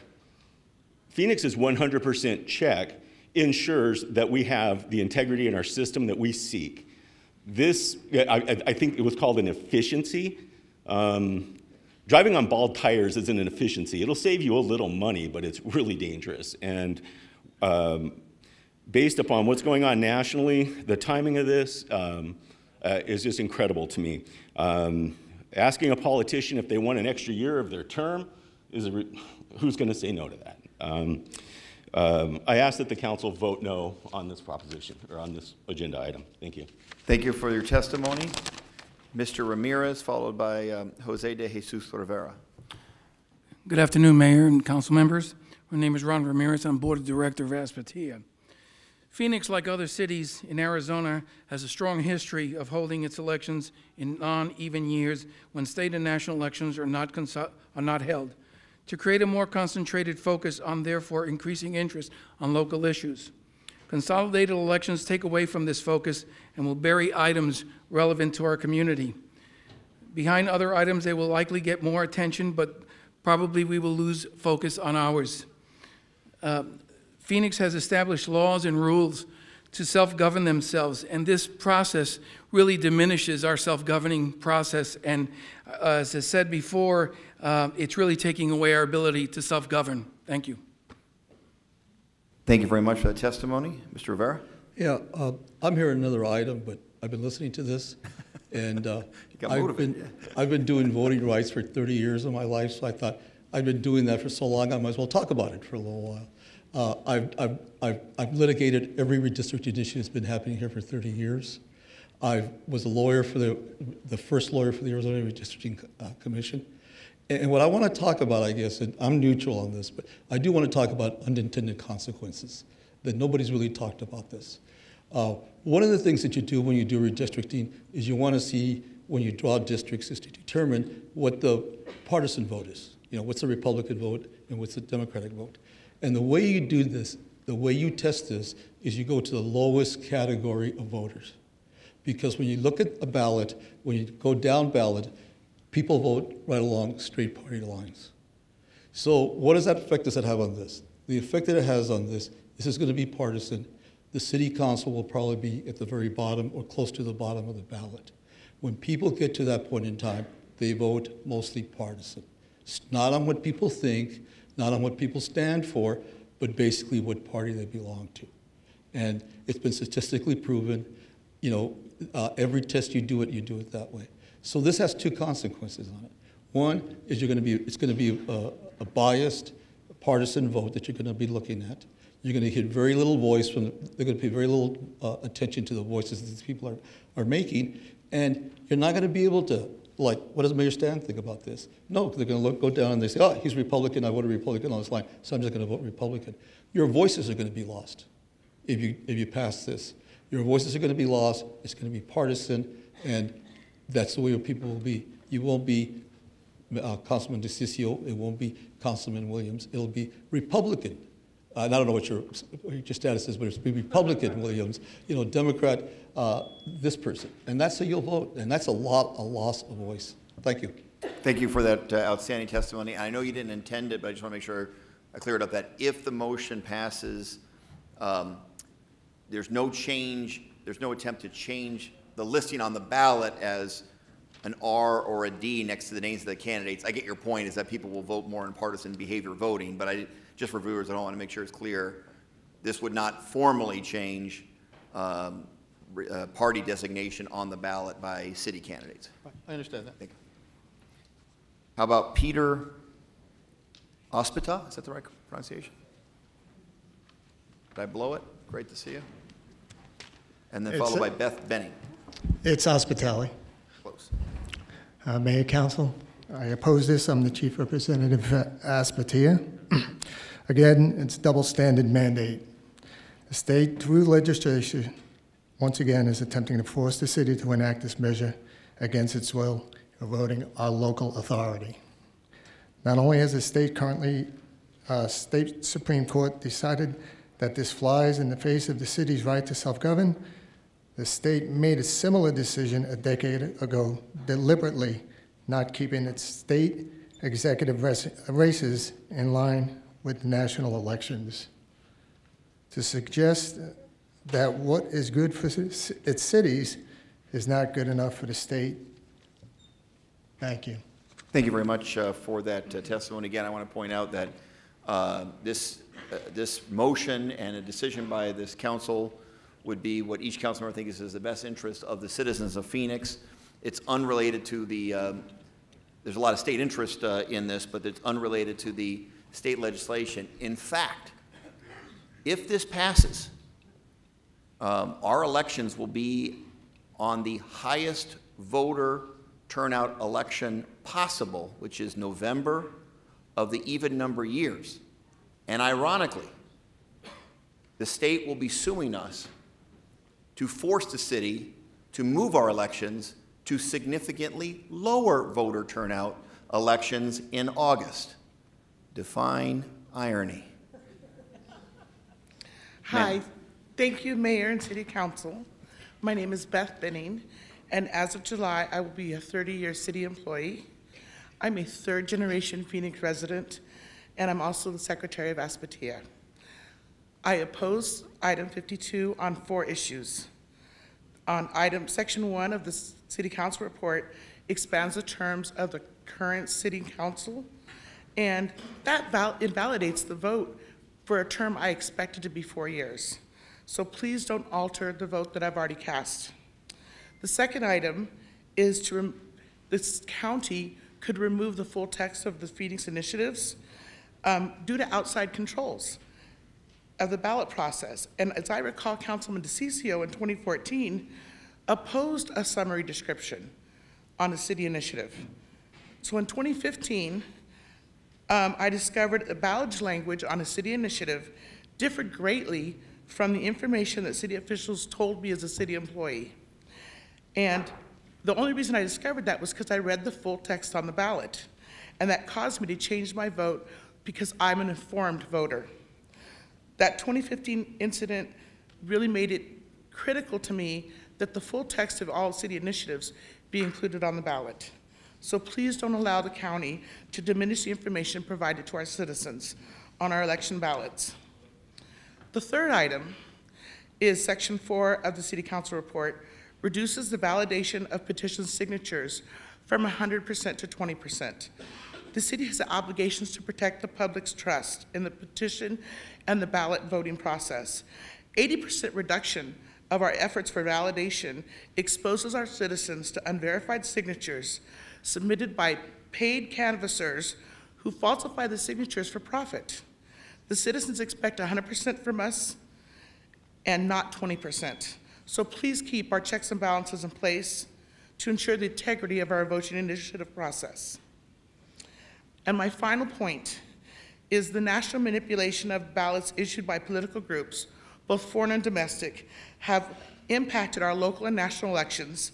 They have totally overwhelmed our news cycles. And I don't want to see our local issues buried under the political manipulations that occur during the state and federal voting process, political processes. So please keep city elections nonpartisan and under the city's existing controls. Thank you so much for your time. Thank you so very much. I just want to point out on that issue that if the motion does pass, our city clerk office will still be in the election business, and initiative or referendums could still be, in fact, would mostly be not on the election dates in which candidates would be elected, but throughout, this would not limit the ability of the city to set special elections for referendums or initiatives. They might occasionally fall on that day, but they would come in as submitted, and we would likely set them at the next possible election day. Most of the time, that would not be at a county partisan election and would be set at a time where our city clerk would be running that election. I just want to make sure that we clarified that so there's not a misinterpretation by anyone out there. Did you have something to add to that? Okay. Thank you so much. Mr. Joe Garcia?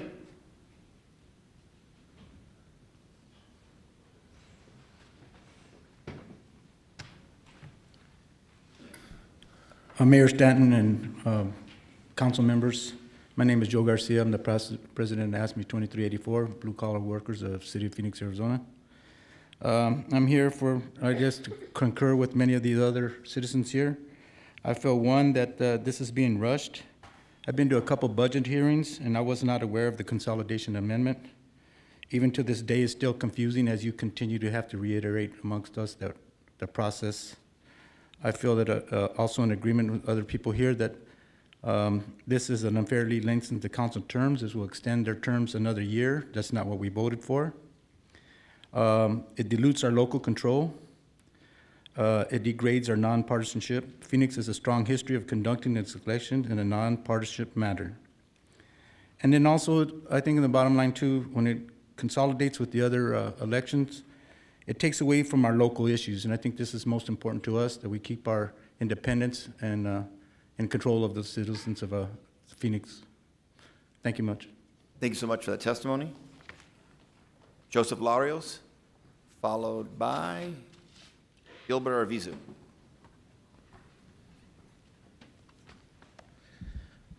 Oop. There we go. Joseph Larios. I live in South Phoenix at 817 East Desert Drive South. And I really hope, and I thank the council for having this conversation, and I do hope that you can hear the sincerity in my comments. In particular, Councilman DeCiccio, as we have found ourselves on the opposite sides of a number of serious debates, I do hope you can hear what I'm about to say. I do want to first acknowledge the leadership from Councilman DeCiccio and Waring for asking the critical question, how do we increase civic participation?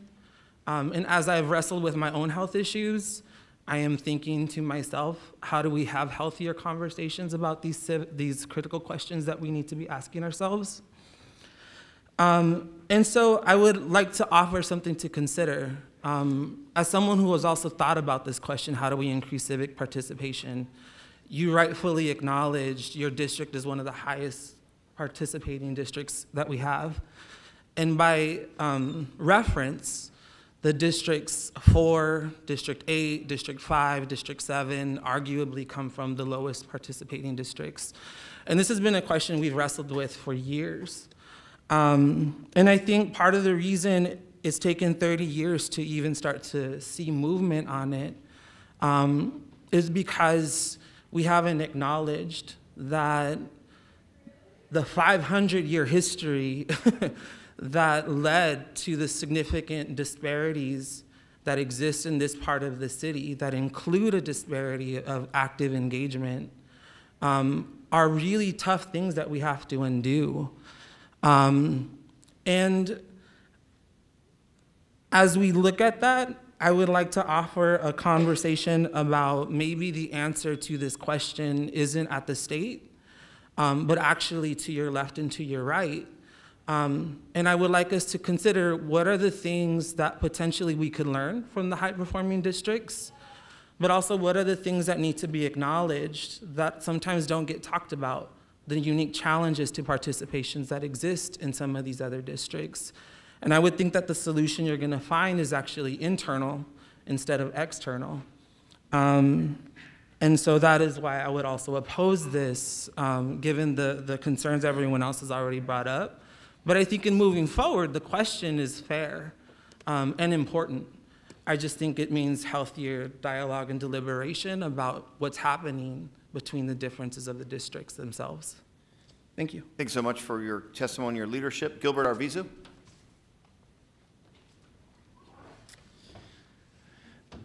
Mayor and members of council, my name is Gilbert Arvizu. I just live up the street here in District 8, and I'm a registered voter as having no party preference, AKA I'm an independent. And as you all are very well aware, those who have no party preference are the fastest voting bloc that is increasing in the city of Phoenix. I marked on my speaker card that I was undecided about this agenda item. The reason I marked undecided instead of no is because I believe the intentions behind this agenda item are true. If this item were to pass today, I have no doubt in my mind that costs would be reduced on the city of Phoenix and the amount of voter participation would increase. However, there are some unintended consequences that come with those gains, and there's two that I would like to talk about. The first has to do with those registered voters as having no party preference. In the handout that I received at the District 7 and 8 community budget meeting last night, when the city of Phoenix is in control, it says that 100% of voters with no party preference received a ballot. But when the county was in control of the elections, only 15 to 18% of those with no party preference received a ballot. Because of this, the short-term gains that you will receive will be reduced as the number of voters with no party preference increases over time. The last concern I have has to deal with foreign adversaries who would love to see democracy fail. You see, our local election system has some sort of branding to it. Because we are nonpartisan, we can offer our services to other cities and other counties as a backup to their established election system. Because Maricopa County is the fastest growing county in the nation, and because growth can be attributed to success, we are easy targets for those adversaries who wish to interfere with our democratic elections, and the city of Phoenix can be the contingency plan if our county elections were to be compromised. By consolidating our elections, we may lose this opportunity. In conclusion, Councilman Waring and others, I believe we can achieve your goal of reducing costs and increasing voter participation, but by a different route. And I commit to you all today that I'm willing to work with you all to make this a reality. And hey, maybe someday you and I can put it on the agenda together. Thank you. All right, thank you very much for that testimony. You brought up very important issues, and I wanted our city clerk the opportunity to address those issues. When our county recorder was here before this council, he did raise concerns that if the city of Phoenix got out of the election business, we would no longer serve as the secure backup to county elections. Under the motion made by Councilwoman Williams, would our city clerk office be able to remain the security backup for the county recorder? Mayor, yes, under the proposal that the council has made, the city would still have the equipment and the system, and we would, as far as I'm aware from my discussions with the county recorder, would continue to be their backup. The other issue that Mr. Arvizu brought up was the difference in getting ballots in the hands, particularly of independent voters. Under the motion made by Councilwoman Williams, would the city have the opportunity to fund the mailing of ballots to citizens of the city of Phoenix, regardless of political party, including independents? Mayor, under the motion that was made, all of the independents, everyone in Phoenix that's a registered voter gets a ballot. That issue with the independents exists in the primary elections in August because those are the partisan primaries.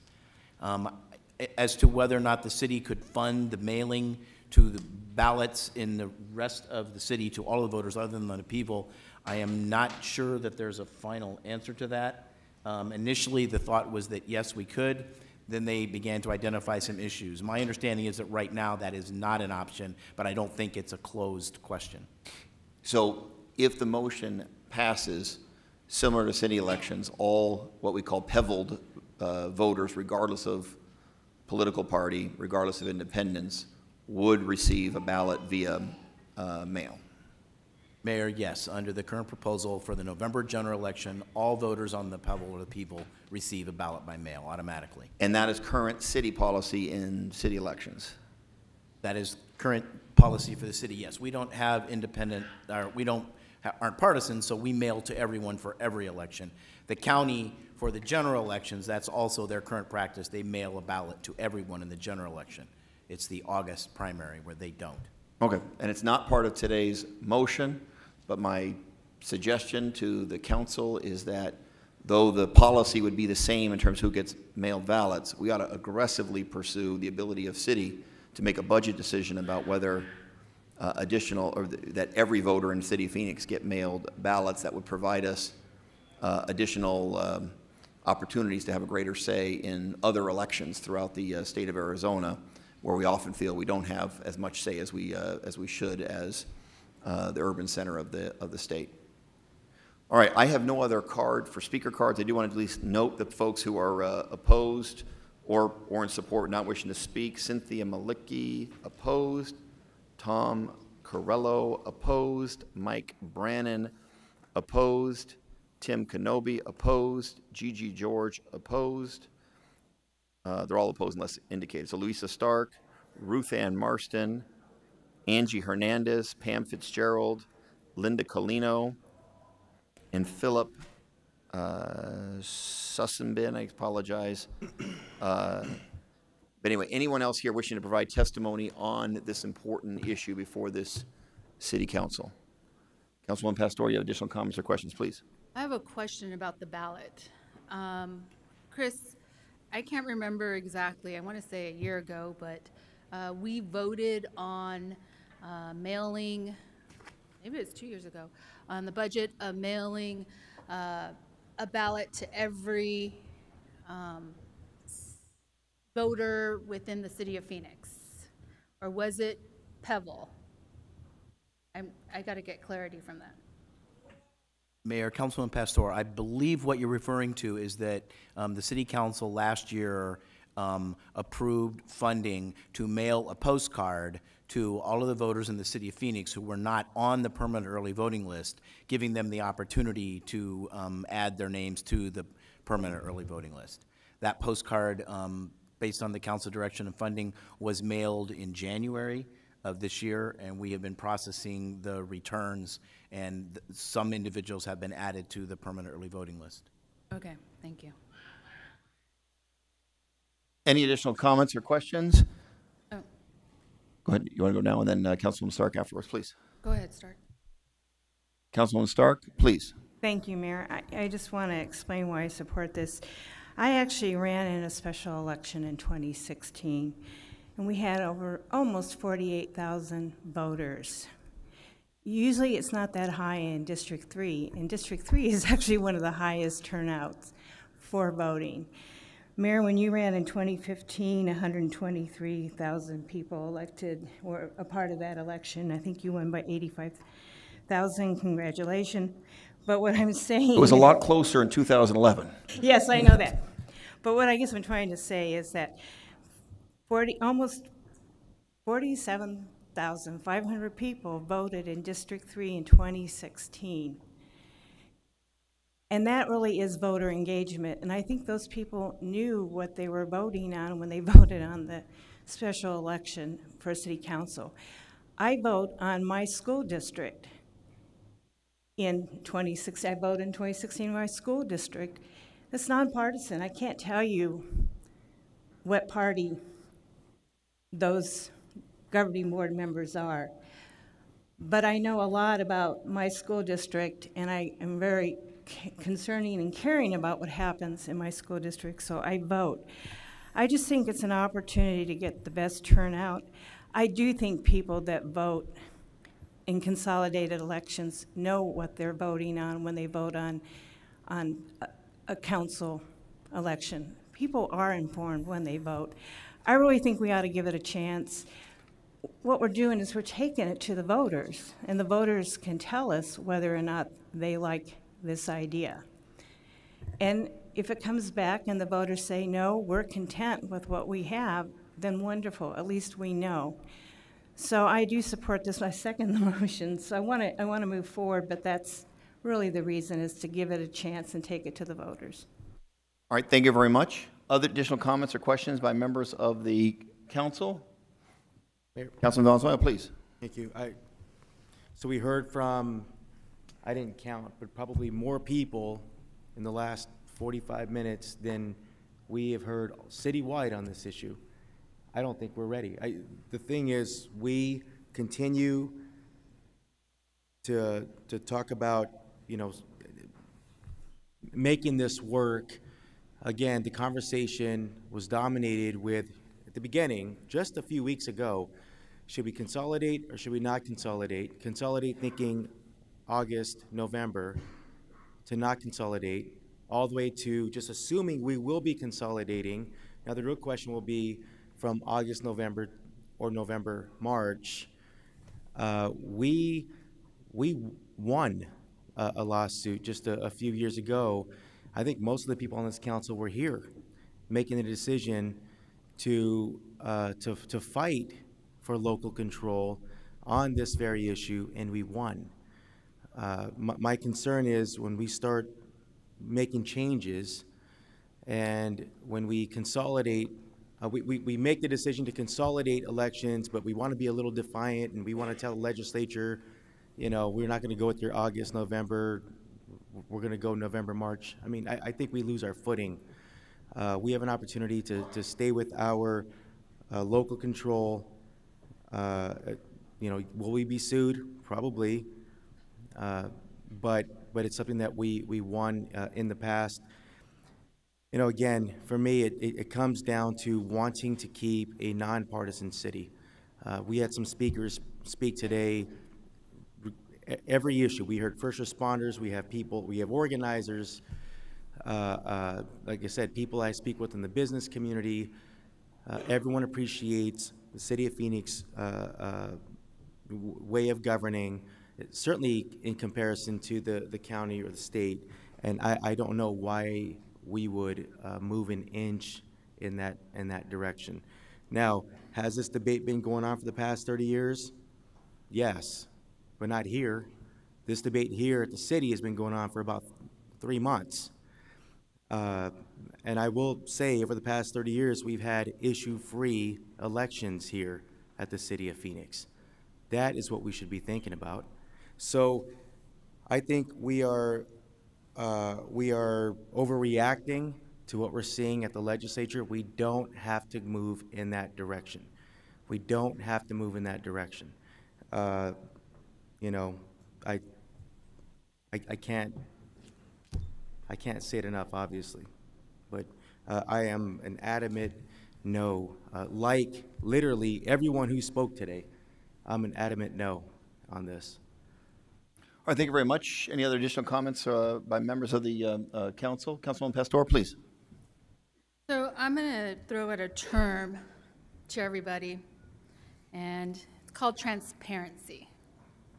So transparency is that everybody knows what's happening within your city, what is going on.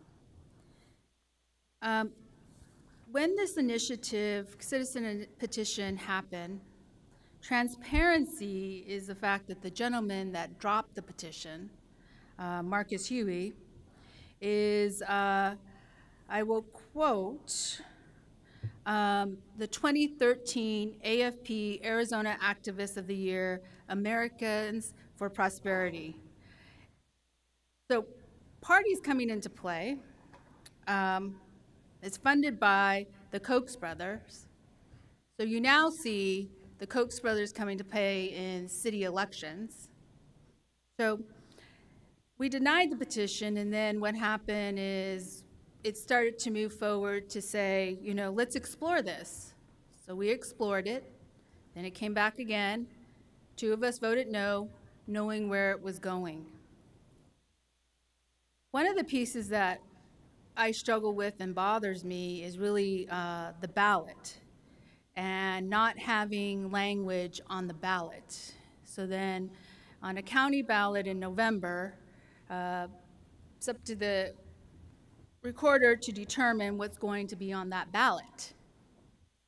Well, 2015, when we had to discuss on April 15, 2015, item 46, ordinance S-41592, established the form of the ballot for August 2015 mayor and council election. We had a dialogue, and we talked about what was going to be on the ballot. In the motion, a motion was made, and Councilman DeCiccio stated that he did not support the item.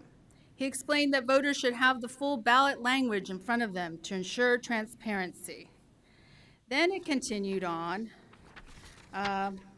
reason why. I believe the ballot should include the full language. Mr. DeCiccio reiterated to the public the public should have the ballot's full language. He said the public should not get an abbreviated version of the propositions. Chris, my question to you is, in the county November ballot, what will the voters see? Mayor, Councilman Pastor, on the November general election ballot, there is a limit of about 50 words description of just what the item is. Doesn't describe the ballot, a description of the title of the measure, what the measure does, and what the yes or no vote does. So in our city ballot, what does that do? On a city ballot, there is a descriptive title that describes in summary fashion what the item does, the impact of it, and what a yes and no vote does. So there's a description? Yes, there's a description of the item on the ballot. There is significantly more on our ballots because we have the space to put it on and because of the charter requirements. Now, the voters get the information on what it is in the publicity pamphlets that the city would continue to mail for both elections, but it's not on the ballot. Okay, thank you. Any other comments or questions? I'll just add, someone who has served on this council for a while, this is a tough issue, and there are significant trade-offs, and we can continue to debate the trade-offs of either proposal. First, I want to say, as mayor, I don't particularly care what the legislature is trying to tell us to do with our elections. If it's different than what we do, we'll end up in litigation, and I politely and respectfully disagree with Councilman DeCiccio on his legal analysis. There's strong legal precedent on this issue with the Tucson case. I believe we'll be successful. So we should put that aside and simply do what we think is in the best interest of the community that we are fortunate to serve. If we do what the motion suggests, clearly we will significantly increase voter turnout in city elections. That there are trade-offs to that. We've obviously had a healthy debate as to what those trade-offs might be. But let me give you some thoughts and statistics. I hope as best as possible an apples-to-apples comparison. When I was fortunate enough to be reelected here as mayor in the city of Phoenix on the August city election, I'm going to compare that to the November 2016 election. There's been a lot of discussion about independent voters and what's in the best interest of independent voters. We can all agree that having our elections in August of the even number years, the partisan years, is not in the best interest of independent voters because they would have to select a partisan ballot. That's off the table. We're not talking about that. We're talking about having our elections potentially in November of the even-numbered years. Independent turnout in my election in August of 2015 was 20% of the vote. That significantly increases in November of 2016. Independent participation in the November 2016 election, the numbers significantly higher, but just the percentage. The percentage goes up to 27.7%, a significant increase in the percentage of the electorate who are independent voters. Many people on this dais are very concerned about increasing voter turnout among our diverse populations in our community. In my election, re-election as mayor of the city, Latino voter turnout was 11% of the electorate. The Latino voter turnout in November of 2016 in the city of Phoenix was 18.7% of the total electorate. Not enough, by the way, but a significant increase in the percentage of the electorate that participated in the November of 2016 election. Among our African American residents, in my election, re-election as mayor, 2.7% of the electorate happened to be African American. In the November of 2016 election, the African American percentage went up to 3.85%, about a 33% increase. Those are the facts in terms of the type of voter who turns out in November of partisan years versus who traditionally turns out in city elections. So there's both an increase in the number of voters significantly has been decided, and the diversity of our electorate increases during those November of partisan years. Finally, there's been a lot of discussion about nonpartisan offices on those ballots. For example, probably the most important election of all, school board elections are on November ballots of the even-numbered years. Well, we've got great members of school boards right in this room who I believe aren't beholden to any political party, but do what's right for children in this community, despite the fact that they happen to be elected in November of the partisan election years. Same thing with justice of the peace candidates, et cetera. So I know we had some hypothetical debate about the candidates themselves. I think actual practice indicates differently. So I'm going to be supportive of the motion because I've thought a lot about the trade-offs. The August election, for reasons because it's unfair to independent voters, I believe is not the right direction to go. But for the advantages that I just described to the citizens of Phoenix and people that we all care about, I believe that this motion is the correct direction for the city of Phoenix, and I will be supporting the motion. Mr. City Attorney, you had a question? So, Mayor, members of council, just wanted to clarify the motion. Is the motion to refer all 4 ballot measures referred to in the CCR to voters and to adopt the related ordinance? Yes. Thank you. Thank you very much. Councilman Pastor, please. So we're talking about diverse populations. We're talking about school board members, as I happen to be one. What happens in a school board race on a down ballot in November is that if we get the numbers and we look at the numbers of people voting on a school board race, it's very low to when they're voting on the presidential or on a governor's election. You will see a drop-off in that. The secondly, of diverse populations, I'm going to once again talk about my district, District 4. It's probably the most diverse district. It's also goes from $1 million homes to very, very poor neighborhoods. The way the district was cut, in order for someone to represent District 4, if you looked at the voting patterns in District 4, so they can talk about diversity and how Latinos or African Americans come out and vote. If you really look at the pattern of the voting that happens, specifically in District 4, on how it was developed, the main group that came out to vote, or in the main section of the area of District 4, was Central Phoenix. Once you went west of I-17, where most working families live, once you went west of I-17, the voting patterns dropped to a point where certain districts only had 11 people come out, 11 people registered to vote. So I am telling you, once again, when you see the vote, I want you to look to see who benefits from this vote. It's not about voter turnout. And I'm educating everybody because of the future.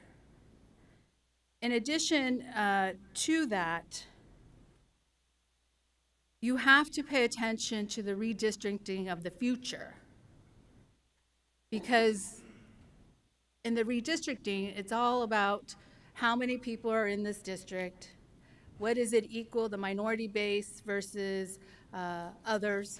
It's not about voting patterns. It's about people and who's in that area. So that's why in certain areas you have higher turnout. Look at the diversity in certain areas and look at where the turnout is and the socioeconomics of it. So it's all cause and effect. And I'm just saying, I want you to realize who benefits from this. Thank you. All right, thank you very much.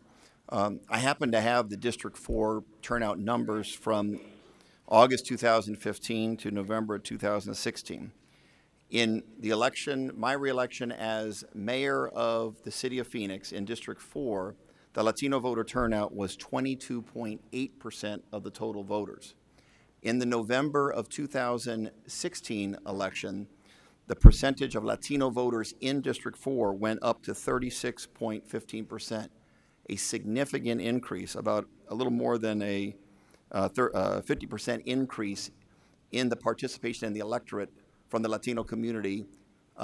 It was significantly increased in November of 2016. Councilor DeCease, you have additional comments or questions? Yeah, just a really quick comment on this. I mean, only in politics and government could something so simple be made so complicated. I mean, I had trouble even following most of this discussion here. It's really simple and very basic. All you have to ask is one question. Is this better and smarter for the voter to vote when everybody else is voting? It's a simple question. It's not complicated. And don't make this thing more complicated than it is. Making people and allowing people to vote when everybody else is voting, is that a good thing or a bad thing?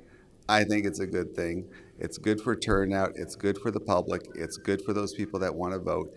It's that simple. It is not complicated. Thank you, Mayor. Thank you. Councilwoman, please. So, Mayor, I'm not going to disagree with you on numbers because logically, from 2015 to 2016, you would anticipate a larger group to register to vote. You would anticipate, if you look at the Latino population, they're younger, and so they're turning 18, more and more are turning 18, being registered to vote. In addition to that, there are great efforts that are done in order to get out to the Latino community, in order to register them to vote. It costs more to get the Latino community involved, and there's greater efforts and more money that goes into the Latino efforts. Every year, there's an effort that goes on for registering people to vote and getting them out to vote. It's called Get Out the Vote.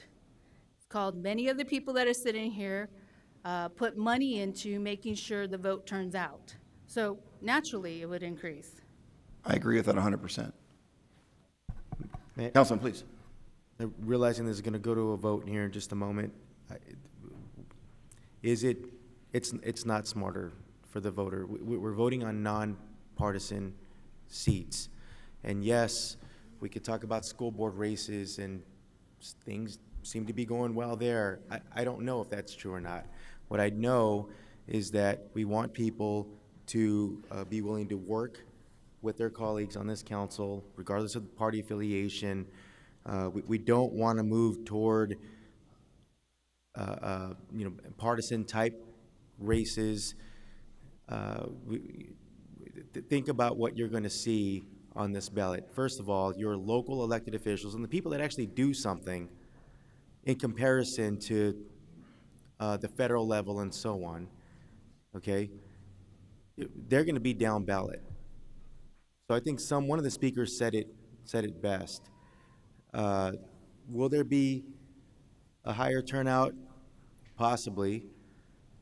Are we going to get a better quality? I mean, that remains to be seen.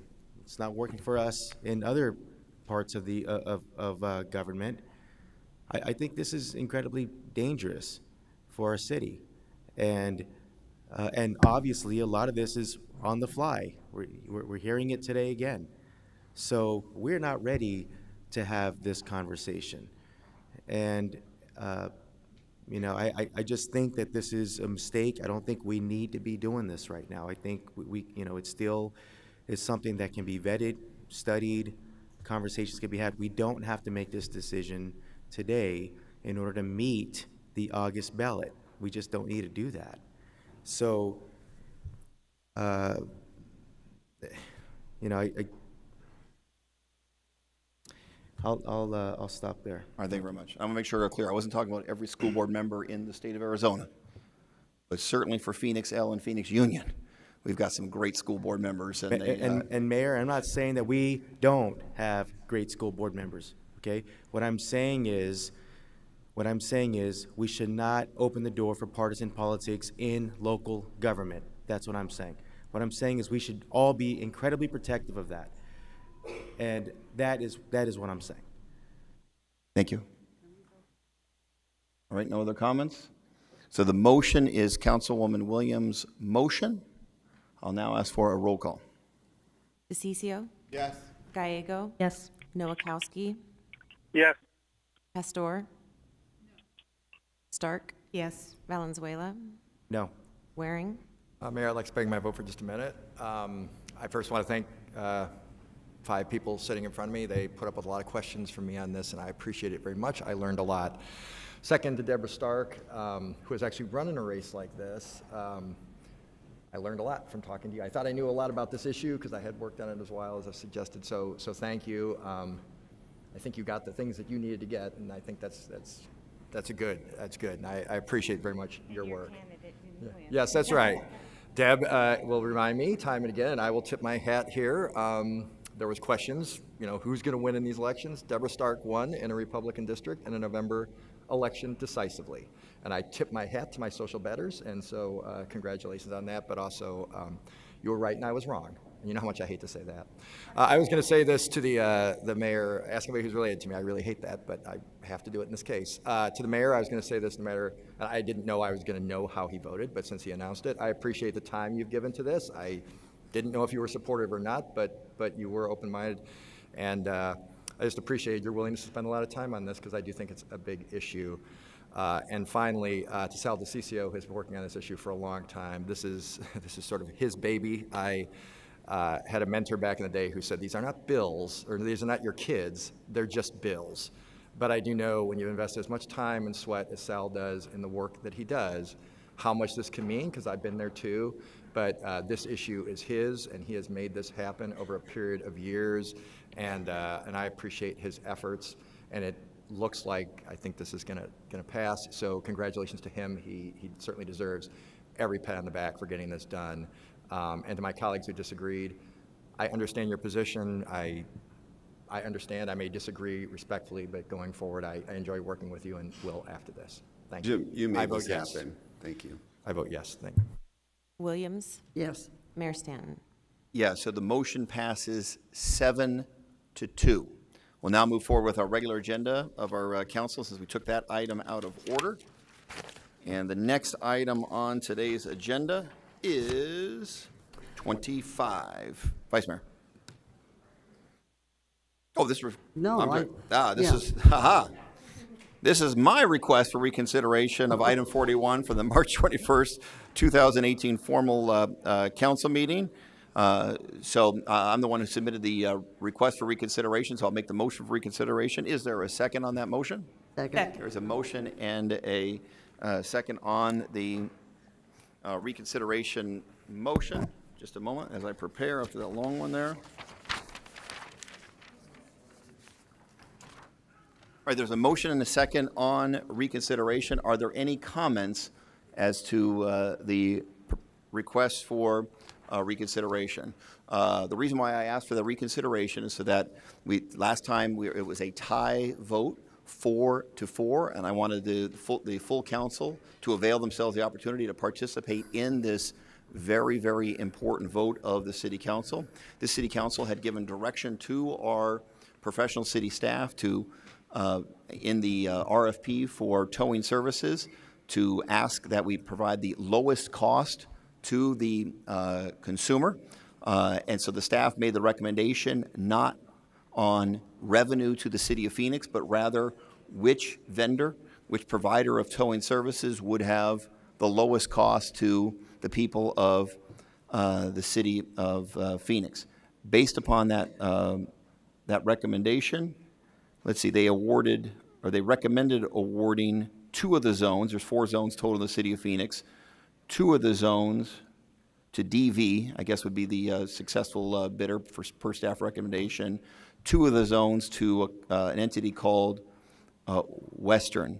In all of the cases, the bidders that were selected or recommended by our professional city staff were significantly lower cost than ACT.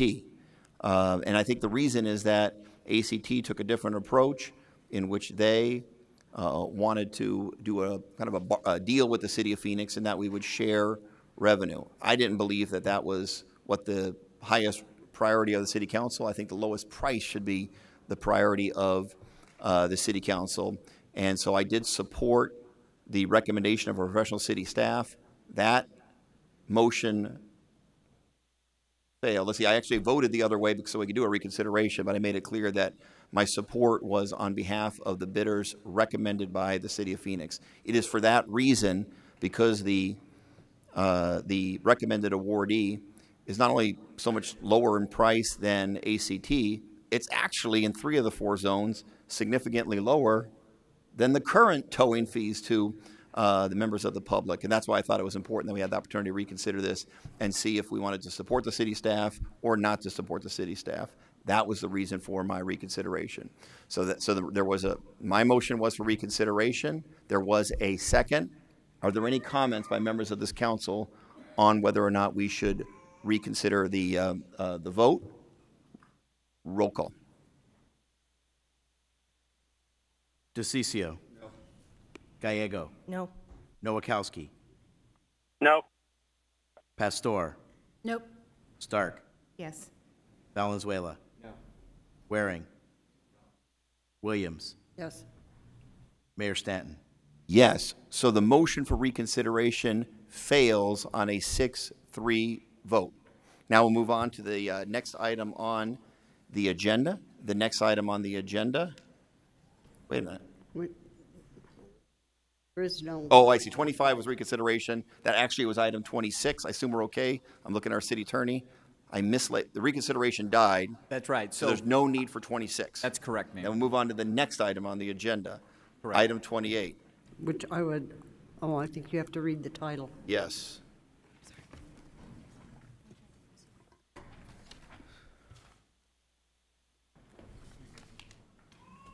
Which one are we on? It's on Schrag. Item 28, ordinance G6446, an ordinance amending Phoenix City Code, section 28-39A4 pertaining to sewer user billing charges for the sub-regional operating group, SROG, member cities, and providing for an effective date of July 1st, 2018. Move approval. We have a motion. Is there a second? There's a motion and a second. Any comments by members of this council? Roll call. DeCiccio. Yes. Gallego. Yes. Nowakowski. Yes. Pastor. Stark. Yes. Valenzuela. Yes. Waring. Williams. Yes. Mayor Stanton. Yes. Next item on the agenda is item 43. Is there a motion on 43? Move approval. There's a motion. There's a second. Comments? Councilman Waring, you have a comment on Yes, 43? just this ironic given our previous discussions. This simply conforms with state law. It's not creating any one particular facilities district. That may come later, but this makes sure what we do complies with state law. Is that correct? Mayor, Councilmember Waring, that is correct. Thank you. That's it, Mayor. Thank you. Any additional comments or questions? Roll call. DeCiccio. Gallego. Yes. Nowakowski. Yes. Pastor. Stark. Yes. Valenzuela. Yes. Waring. Williams. Yes. Mayor Stanton. Yes. Next item, 49. Move approval. We have a motion. I have second. Councilwoman Gallego, do you have a comment on 49? Yes, a comment and just a question for staff. This is our translation and interpretation services, and I represent a diverse district, and particularly some of my folks who speak Somali and other regional languages from Africa have reached out and said that they'd like to see more high-quality interpretation, and that we sometimes have interpreters who push them towards French as opposed to their preferred language. So just want to make sure this has the flexibility to hire local folks in our community who speak the language perhaps as their primary language. Mayor, Councilwoman Gallego, yes, this has Somalian interpreters on the contract, and they are local. Wonderful, thank you. That's it. Thank you very much. Any additional comments? Roll call. DeCiccio. Yes. Gallego. Yes. Nowakowski. Yes. Pastor. Stark. Yes. Valenzuela. Yes. Waring. Williams. Yes. Mayor Stanton. Yes. Next item is 57, Papago Baseball Complex. Move approval. Second. There's a motion. There is a second. Councilman Waring, do you have comments on 57? I had a question. So I guess for Inger, while she's coming up. So I normally don't think we should be necessarily partnering with sports teams. In this case, my first question is, we're getting paid, correct? I mean, by we, I mean the city, the taxpayers. Mayor and Councilmember Waring, that's correct. Thank you. So my understanding is that the citizens who use the field now, their participation may be limited for about a year as refurbishment, construction is done, but subsequent to that year, they will actually have better facilities they get to use more? Mayor, Councilman Waring, that is correct. They'll actually have 94 more days available to them. Because there is a shortage. I mean, I have folks that come from my district, which is not right next door to this facility, and my in-laws live down there, so I know exactly how far it is. I drive it all the time. And but I do think that's a good thing, and it doesn't cost taxpayers anything, correct? It will not cost the City of Phoenix taxpayers anything. The City of Scottsdale will be dealing with that. Okay, and in that circumstance, that's the kind of partnership I can live with our sports teams. And I do think, I understand there'll probably be some nasty grams that come, at least my way, about, hey, I'm not getting to use the field, it's your fault. But a year or so from now, more people will get to use it than ever did before. That's correct. Thank you, I appreciate it. All right, thank you very much. At Councilman Waring's request, send all nasty grams his way. Mayor. Councilman DeCiccio. Just a couple quick things. One, the access to the kids that use it, they're going to be able to go to the other fields. That was the agreement we struck with Scottsdale, correct? I just want to make sure we put that on the record. Correct. We're going to be saving a considerable amount of money per year. About $850,000, yes. And so just for the public's knowledge on this, this was a focus several years ago, I think even previous to Ed, I think before you were here, I brought forward, I said, look, we've got to find a way to improve what's happening at our Papago Park and make sure that we have enough activity there to be able to support the zoo, the botanical gardens, and all work in synergy. And this is all part of that plan. We turned over the baseball fields that were going to be vacant. They were going to be empty. Now we're making several $100,000 a year on that. That went over to Arizona State University for their baseball team. So now we have that kind of activity occurring out there at Papago Park. We didn't have a clubhouse. We didn't have a lot of activity out there, even though it's a great course. But now we turn that over as well, and now we have a lot more activity. So if you look at what 5 years ago can occur, just 5 simple years ago to today, and the amount of activity that's out there, the next step, if I could, Ingrid, you and I have talked about this, we've got to find a way to improve the parking situation for the zoo. And we've got to work on that somehow. We've got to find a way to make that happen. I've got to call into the zoo. They've called me as well. But this is all part of a master plan that's occurring out in the Papco Park area to increase activity, to make it a family-oriented activity, which all of this is. And I'm excited about it. And then the offshoot of this is that we end up providing a safety net for the Cactus League, because they needed to do that. We've got to find ways to work with them. Like Councilman Waring has always said, this is the best proposals when we're actually making or saving money rather than costing money, because we see what happens in quite a few of those cases that come in front of us. But I do want to thank you and your staff for all the work that you did. It was amazing the amount of work that you put into this. And every time we had a question, you were able to address it, Inger, you and your staff did. I've got to tell you, you are a powerhouse here at the City of Phoenix, and you're a can-do person. There are quite a few of you out there, but you have been exemplary in everything that you've tried to get accomplished here. You deserve a lot of credit and thanks. And Ed, amazing choice that you have here. She's been amazing to work with. And you know, I don't say that very often about a lot of people, but I do when time is right, and this is one of those situations that it's not just about this, it's about everything else that you've done here, Inger. Your accessibility is off the charts. So thank you. All right, thank you very much. There are a couple cards from folks.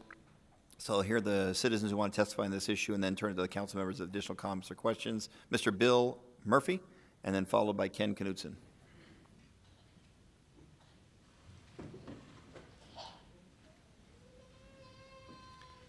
Good evening, Mayor Stanton, Vice Mayor, and council members. I'm here, Bill Murphy, I'm the Community Services Director for the City of Scottsdale, and I just wanted to speak in favor of this agreement. And again, we've been working with the city staff since 2016, and we really appreciate, as Director Inger Erickson's help, as well as the strategic project manager, Jeremy Legg, who has helped us out a great deal. So we thank you very much for your support and a long success for us. Thank you.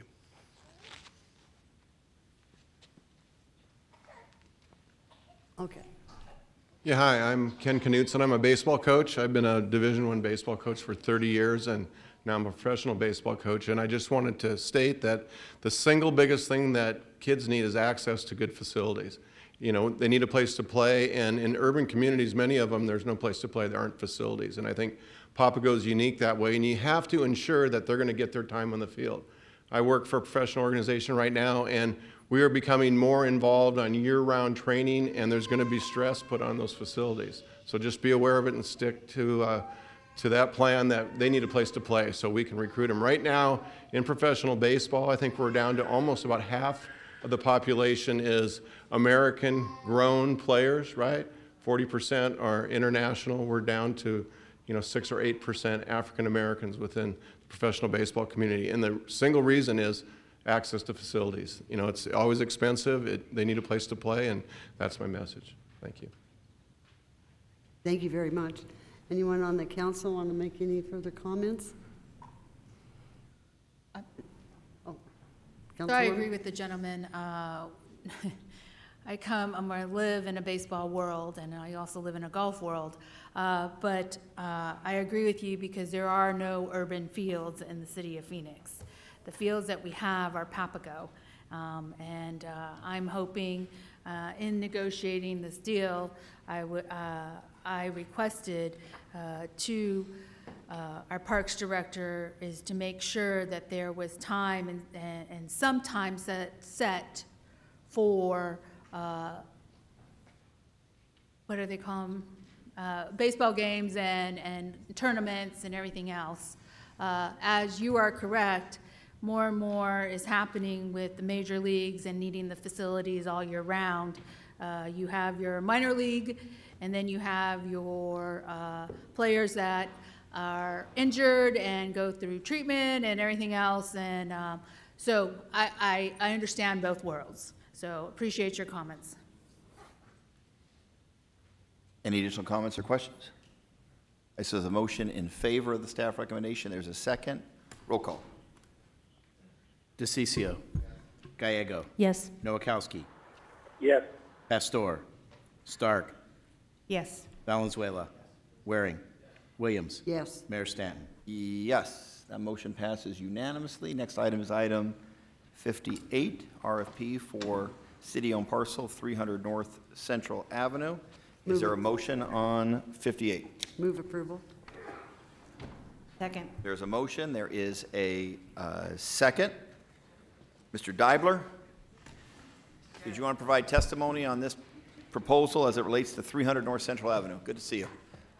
I'm sorry for whatever happened.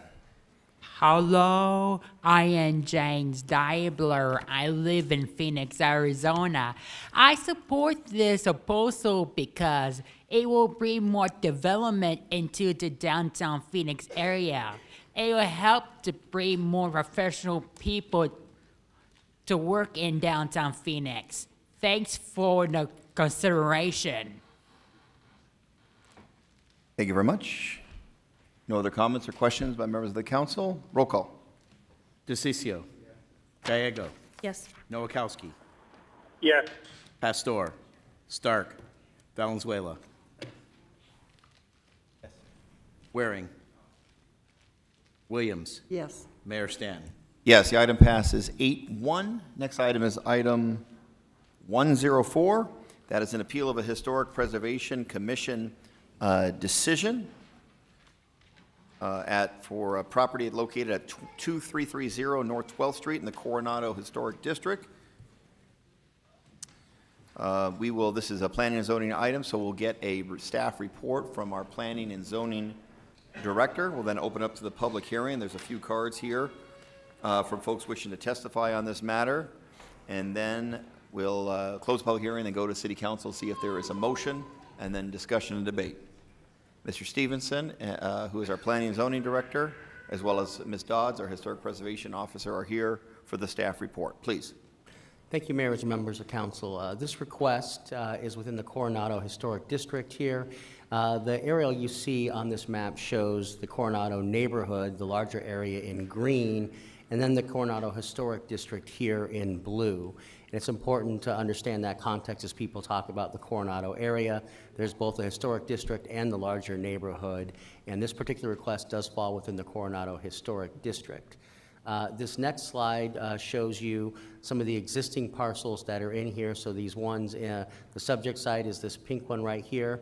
The yellow are other vacant lots within the Coronado area, and then the red are other ones that have developed in the recent past. And so this just shows you some of the context of what's happening in Coronado, which is really a unique historic district in and of itself, in that it has some more vacant lots compared to other established historic districts like Willow and Encanto and those types of ones. So it's a very unique neighborhood in this particular historic context. And with that, I'm going to turn over to Michelle Dodds, who's going to walk us through the specifics of this request. Mayor and Council, this slide is showing that it is a vacant lot, and you see development that's underway just adjacent to it, along with an existing home on the other side. This is the current proposal, which is a 1,918 square foot home, along with a detached carport and a swimming pool. The parcels, again, to the north was the one under construction. The one to the south is a historic home. This is a simplified site plan that kind of shows you the main part of the building, along with the front porch area, the back patio, the swimming pool, the parking and drive areas, along with the landscaped areas. Now, originally, staff does a pre-application meeting with the applicant, and when originally discussed, what was proposed was quite a bit different than what you see today. There was a large wall in the front of the house, and that was not consistent with the characteristics you see in the neighborhood. And the shed roof had a greater pitch on it, was higher. And so when it was actually submitted, that came lower, and so did the roof came lower, and so did the wall in the front. Now, our Historic Preservation Commission took the two stipulations that were recommended by approved by the hearing officer, and added 2 additional stipulations to help bring it into further compliance with the compatibility of the historic neighborhood. And so what you see here, one of the things that the commission wanted to do is they wanted to see more windows on the front. So 2 windows were added, and they wanted more of a porch feature. So you see over the door is a shade cover, and it's a little bit better to view in this viewpoint. So the planted areas provide a kind of porch area, and there are more eyes on the street, which was the goal of the commission with the added windows. And so here you see the 4 stipulations as recommended by the Historic Preservation Commission, and actually both the applicant and a resident in the neighborhood appealed. So we have 2 different appeals for 2 different reasons. And with that, these are some of the options for the council to approve for the Historic Preservation Commission, or to approve for them with some modified stipulations, or of course you can always deny the request. And with that, I'd be happy to answer any questions. Are any questions for Ms. Dodds, our Historic Preservation Officer? All right, with that, we'll now move to the public hearing. I'll now open the public hearing on item number 104. It is now open. I have been informed that there has been a request that each side limit their speaking to 5 minutes. I hope that is accurate.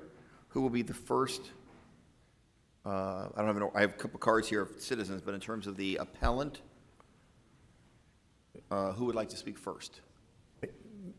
Yeah, Mayor, both sides appeal. I would recommend that that Joel Contreras, as the applicant, be the first one to present, and then Artie can present the organized opposition, because he's the other person who appealed. Okay, so Mr. Contreras, are you okay with that? You want to go first? Please, and then Mr. Vigil.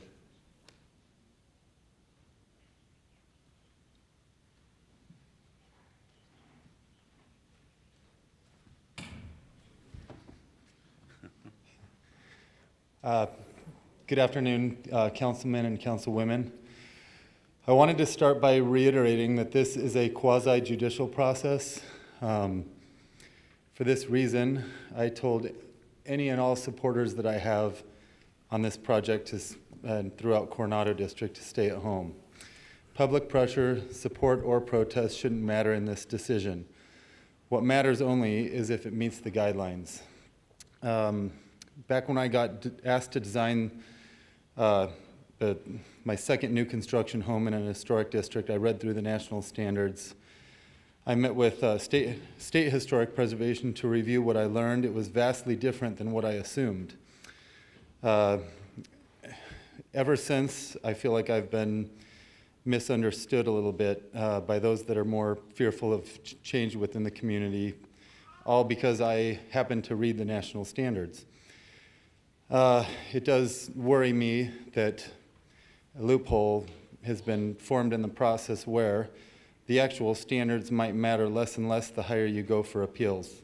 For example, highly trained officers with several years of experience interpreting the standards are making a decision that is being appealed to a panel that may or may not have ever read through the national standards before. No offense, hopefully. This group might be far more likely to make a ruling based off of subjectivity.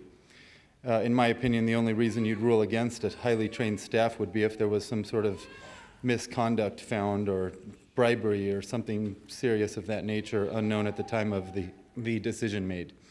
It shouldn't be based on public sentiment or a gut opinion on what should or shouldn't belong. We'd have to follow the guidelines.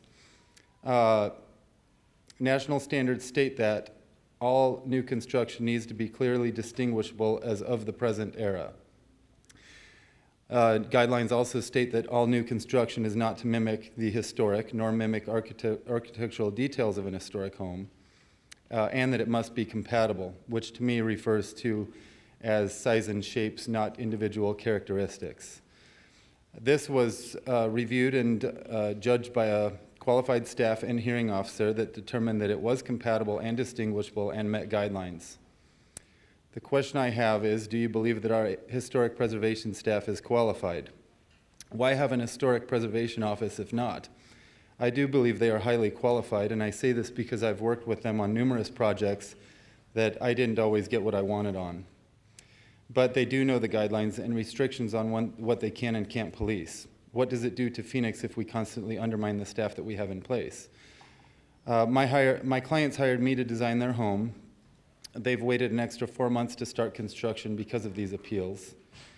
This house would be filling a vacant lot on 12th Street, which has a convenience store 3 houses away. North High School is just down the street. It has offices and restaurants. It's not a pristine street, and this is a non-contributing property anyway.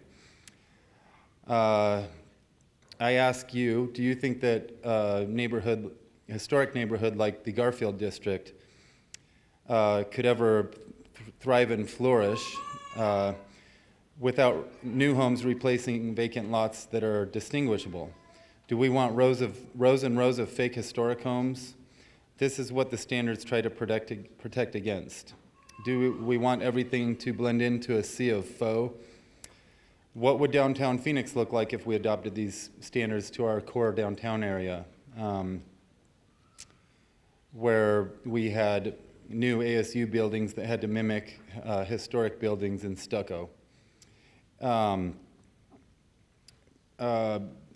Wanted to say about myself, I've been nominated for a governor's award for historic preservation. I spoke at 2 national conferences regarding historic preservation. I've been praised for my projects by SHPO's highly qualified staff. Landmark areas seem to do this right. Amsterdam and London have perfected the beautiful blend of new and old. Cities like New York and San Francisco have too. It's my opinion that we need some variety at our core. Coronado District alone was built out in several phases. In each phase, they did not mimic the era before it. There are bungalows and revivals and Tudors built in the 20s and 30s, and there are brick and block ranch-style FHA minimum standard homes built in the 40s and 50s. There are international-style homes and art modern homes present within the community. It's very eclectic. This house is respectful to the neighborhood. The lot coverage is low. The height is 9 and 12 feet. It's not 2-story. It aligns with Coronado District's motto, which is historically modern. Coronado wants both. And then one other thing I wanted to add is that when I appealed this property, already appealed it as well, at the time I didn't exactly want the commission determining like size and shape of windows, being that I'm the designer of the project. And I wanted to offer like what I would compromise, which I believe is the next slide, but I don't have the presenter. Thank you. All right, as quickly as possible. Was that 5 minutes? Yes. Okay, so as quickly as possible. Yes. This has a porch cover that, to me, is exactly what the Art Moderne homes have. Here's another slide of that. And then there's windows on the front that represent eyes to the street. This was, the original was the proposed project, so I'm willing to compromise with this if it helps. Thank you so much. Thank you. Okay, so next speaker is the other appellant. Both sides appealed in this one, Arthur Vigil. Good to see you. I do have a presentation that should be loading We up. loaded up his presentation. It's better go on this one. Oh yeah. Thank you. All right, so 5 minutes and maybe an extra 20 seconds or so. So he was gave him a little extra time last. All right, thank you, Mayor Stanton and City of Phoenix council members. My name's Artie Vigil. I'm a resident of Coronado Historic District and live at 2026 North 10th Street. I'm also a state licensed architect and accredited member of the Congress for New Urbanism. Today I'm here representing 125 residents who love Coronado Historic Districts. Here in my hands are neighborhood petitions gathered by myself and 5 concerned neighbors. These are your copies for your records. I'm also here representing the many advocates of historic neighborhoods who have written letters to the Historic Preservation Commission, City Council in support of this appeal. This case not only affects Coronado, it sets a precedent for infill development on all historic districts. Why do 125 concerned residents love historic Coronado? This neighborhood is compact, pedestrian-friendly, and resonates with an authentic and meaningful spirit that connects us all, also referred to as a sense of place. This is a result of memories, experiences, and connections we've all had. This fine-grained traditional neighborhood exudes a timeless quality, common vocabulary, rhythm, syntax, and patterns of architecture. The Secretary for Interior Standards describes this as the defining characteristics of the neighborhood or the setting. So what are the defining characteristics that enable a strong sense of place in Coronado? First, it's the modest scale and diverse collection of bungalows, Spanish revivals, early ranches, and cottage court apartments. This eclectic patchwork of homes evolves and changes by block and street throughout the neighborhood. Roof lines are either gable, Dutch hip gable, or flat roofs with parapets. This is an architectural massing or pattern language that defines the sense of place in Coronado. The second defining characteristic of Coronado are its front porches. These front porches are the social glue that connects the neighborhood. Throughout the day and on the weekends, these front porches are outdoor living rooms in which we connect with our neighbors. It is here that we greet our neighbors and invite each other to meet for coffee or an evening drink. Several times a year, these front porches bring the neighborhood together, acting as stages for local musicians to share music with the community. The third defining feature is windows from living spaces that look out onto the sidewalk. This is a security feature for our neighborhood. As a pedestrian, the transparency provides a sense of safety, knowing that your fellow neighbors are stewards of the street. It's what Jane Jacobs, author of Death and Life of American Cities, refers to as eyes on the street. It's a simple combination of these modest scale historic housing, front porches, and walkability that enables this strong sense of place in Coronado. This is the original proposal that we saw as a neighborhood. It was black. In meeting with my neighbors regarding the proposal and recent contemporary homes built in the neighborhood, the general consensus is that these new infills do not contribute to the defining characteristics that we all cherish about Coronado. There's also a greater assumption amongst the residents that if you buy into a historic district, that the Historic Preservation Office will require that new infill development and expansions will be compatible or in harmony with the neighborhood, street, and block in which they're placed. We agree with the stipulation provided by the Historic Preservation Commission that the front porch should be added to the proposed home. We also agree with the Historic Preservation Commission stipulation to add windows to the front facade that continue the pattern of transparency or eyes on the street. Additionally, we would like to request that the roof form of the building be compatible with those forms found on adjacent historic properties, as described in the historic design guidelines. Finally, I would like to ask the council to take into consideration that the majority of the applicants' letters of support are from realtors, developers, and flippers. My request, along with 125 Coronado neighbors, the Phoenix of Historic Neighborhood Coalition, is to support the Historic Planning Commission stipulation and additionally requesting a modification to the roof line that is compatible with the adjacent properties. Thank you. Thank you very much for your testimony.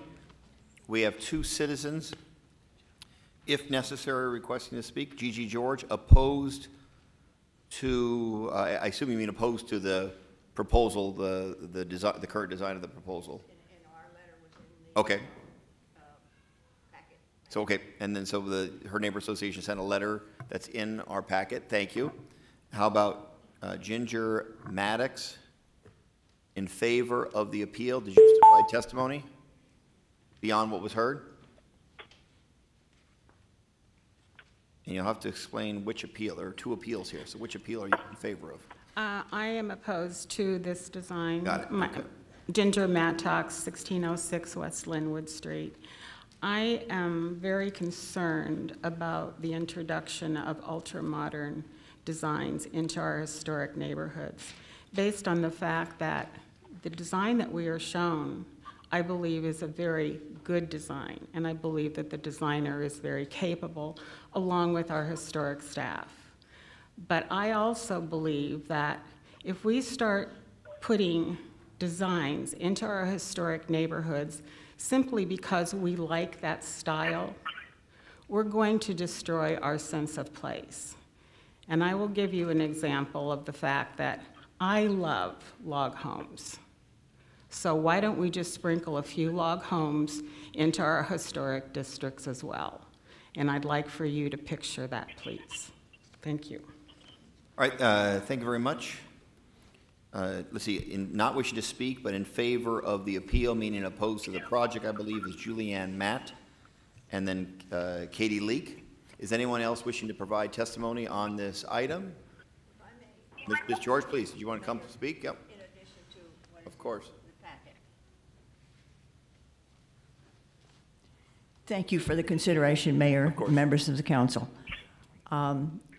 This is not a complaint, but I have spent the last 4 months in and out of Coronado looking at houses, looking at design. Coronado has become the problem child in the Phoenix historic neighborhoods. So we would request attention to that roof line that Artie mentioned, that it should become more compatible with the other houses in Coronado. Thank you very much. Thank you very much. Is any other citizen wishing to provide testimony on this item? This is item number 104. Going once, going twice. The public hearing is now closed. I'll now turn it over to the members of the council. Councilwoman Pastor, this item is in your district. How do you wish to proceed? I want to say, Coronado has, I drove through Coronado today. Well, I drive through Coronado often, but today I drove through Coronado and went to go look at the site. And there is a dynamic that's happening in Coronado, specifically the historic area, of modern to historic. And I think that's the challenge that everybody's having right now with Coronado. So what I am going to recommend is I want the property owners and the designer to work through with the HP Commission to come up with a design that's more compatible rather than being so distinctive from other homes on the street and more accurately reflects the general design guidelines. Joel, you recommended, you made a statement regarding the guidelines.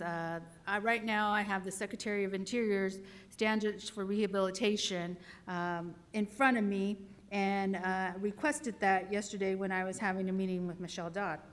And so I do hone up on the standards and do my homework. But item 9, number 9 says, new addition, exterior alterations, or related new construction shall not destroy historic materials that characterize the property. The new work shall be differentiated from the old and shall be compatible with the massing, size, scale, architecture features to protect the historic integrity of the property and its environment. And then I moved to the City of Phoenix Planning and Development Department General Design Guidelines for Historic Properties and New Construction. And it says new construction located on a vacant land within a historic district or adjacent to historic buildings is encouraged when appropriately sited and designed. New construction should be clearly discernible as new and reflect the technology, building materials, and design ideas of the present era. However, like additions to existing buildings, the design of new construction should be compatible with and respectful of its historic setting. It is recognized that new construction can occur that is similar in scale to the pattern of the historic building, or in selected circumstances, new construction may involve development that is substantially greater scale. Consequently, 2 types of guidelines have been prepared to assist in the planning of new construction relative to historic buildings and areas. So I think it's all dependent on the interpretation. I always look at the law. We have the law, and it depended on the interpretation of the lawyer and how it's argued. It could mean a lot of things. So what I'm recommending is I move to remand the certificate of appropriateness back to the Historic Preservation Commission in order to consider other stipulations that would make the design more compatible with the character of other existing nearby houses. That's my motion. All right, that's the motion. Is there a second on that motion? Councilman Nowakowski, seconded that motion. Are there any comments or questions by members of this council as to that motion? Roll call. DeCiccio. Yes. Gallego. Yes. Nowakowski.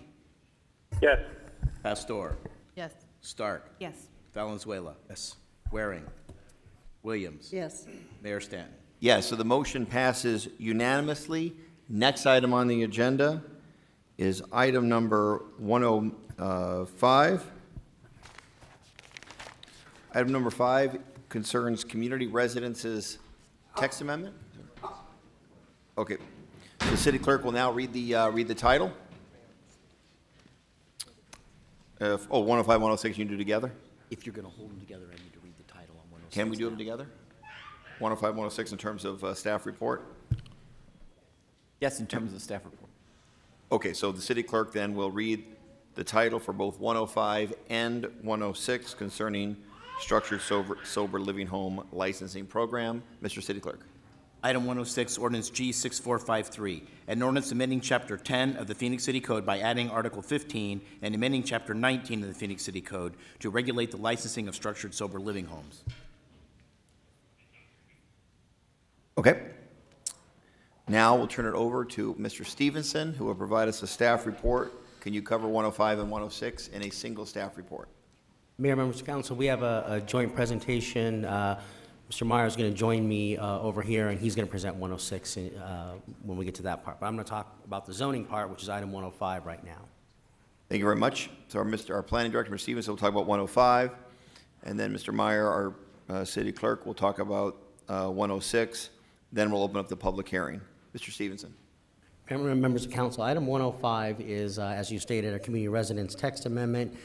This dates back to June of last year when the mayor and council approved our current ordinance regarding group homes. And at that time, there was also direction given to staff to hire a national consultant who has done this throughout the country, who's also a lawyer and a planner, and also work with a community group that was comprised of a diversity of stakeholders from neighborhood groups to industry representatives, and also folks from the state who help license and regulate all types of group homes. The proposed zoning changes that come before you strengthen our zoning regulations and clarify some of those definitions as well as we go through this. One of the items that we did was to clarify and create two broader categories of community residence homes. Those are 1 to 10 residents, and typically in your single-family zoning districts, and then community residence centers, which are 11-plus residents. They're in your multifamily zoning districts. Those require a use permit to operate.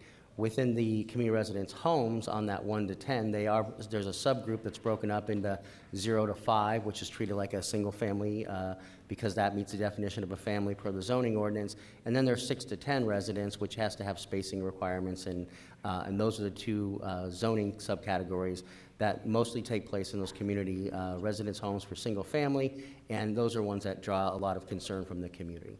In addition to the other changes, we're adding some new clustering safeguard, the block face provision that we'll describe in just a minute, additional parking requirements for structured sober living homes and boarding houses. We're also strengthening and expanding our regulations for the community residence centers. Those are the 11 plus ones, so they have to meet spacing requirements and the use permit, not just use permit, which is how they were before. And we are adopting the state definition of structured sober living home because that is what works in tandem with the license program that Mr. Meyer is going to talk about in just a second. This diagram shows the block face, and one of the concerns under the existing ordinance that council passed last year is that you could have a community residence that would come in and be located on the same block face, but would meet a larger allowance of no more than 5 within a half mile, but they'd be so proximate to each other that really does have a big impact. And so what staff is proposing as part of this is that if you had an existing community residence here as shown in yellow, somebody wanted to come in and propose one either behind or kitty corner or on the same block face, either on the same side or across the street, that staff would be able to deny that as part of the administrative review process so that would not be approved. The other changes that were made deal with the disability accommodation provisions, and this has to do with a reasonable accommodation. And as the mayor and council know, the residents who live in these homes are protected by the Federal Fair Housing Act and Americans with Disabilities Act, and so all the regulations that the city has to allow for a potential person to file a reasonable accommodation. And so what staff did with this proposal is expand the reasonable accommodation process that currently sits at the Planning and Development Director, making those, being the final authority to make those decisions, to put together a committee. And as part of putting together that committee, we did have early discussions about having it be a committee that was appointed by the mayor and council, and one that would solicit some written public input from residents. However, since that time, Senate Bill 1465 has been passed and signed into law by the governor, and that requires that we cannot publicly disclose the location of any sober living home, and therefore we will not be able to have that type of process.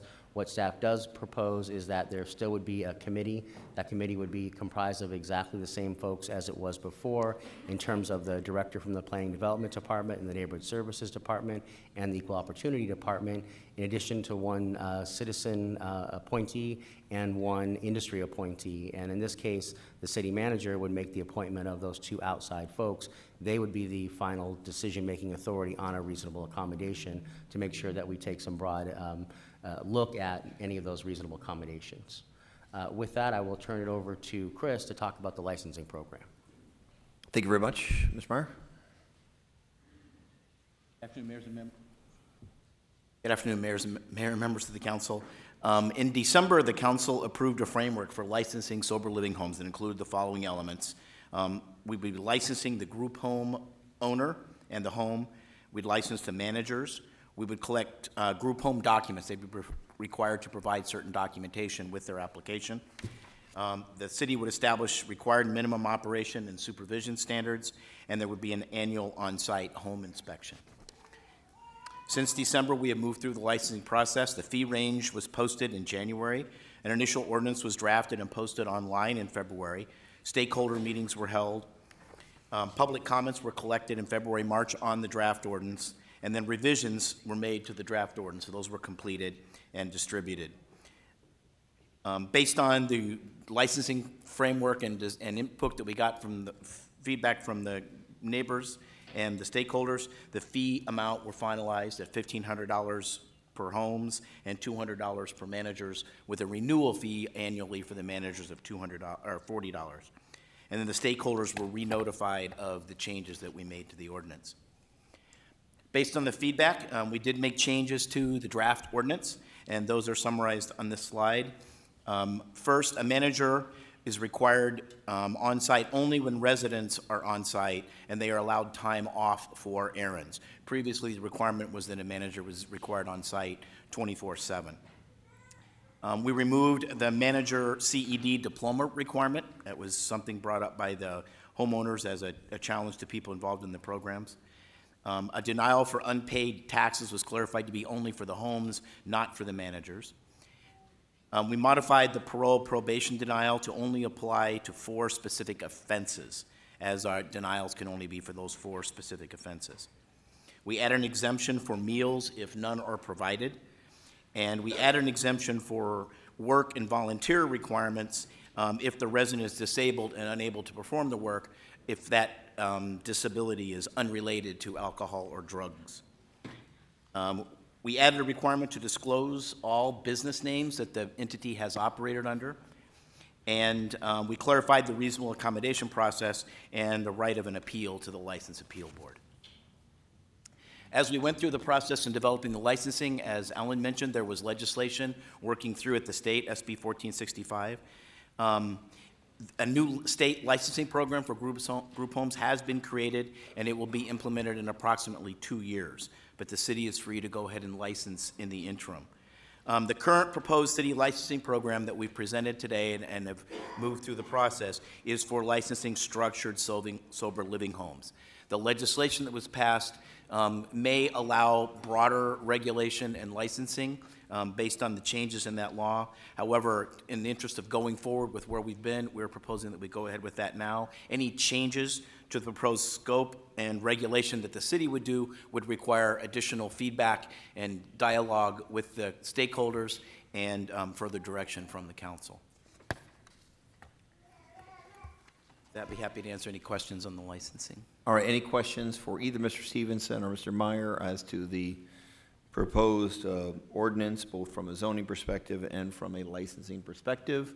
Okay, with that, I will open up both. I'll take testimony on both 105 and 106.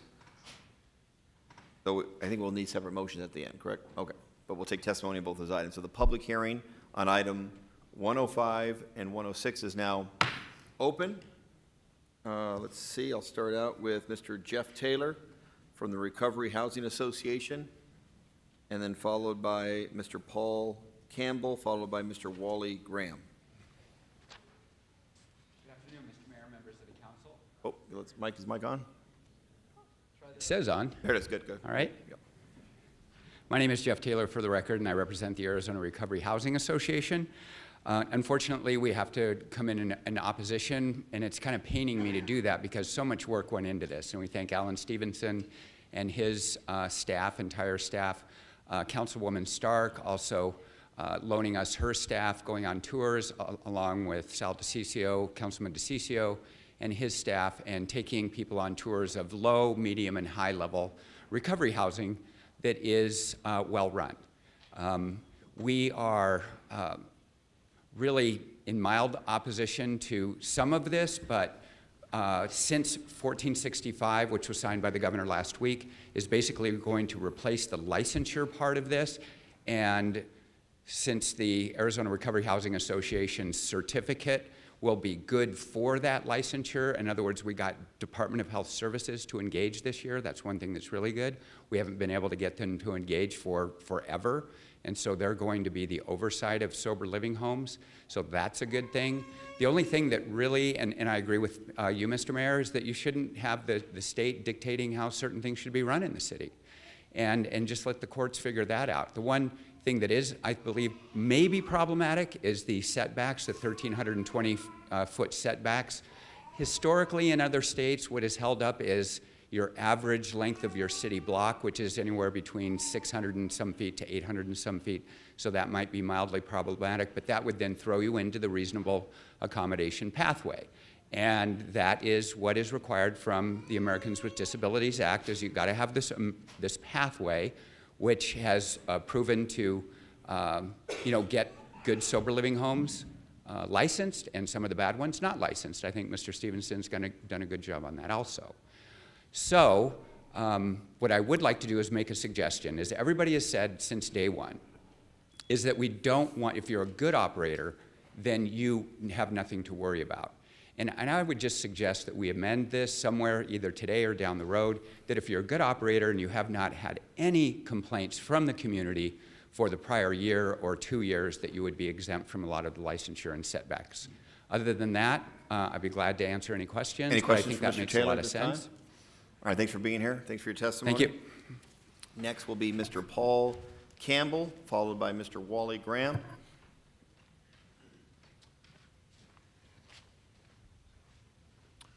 Good afternoon, Mayor and council members. Thank you for your time.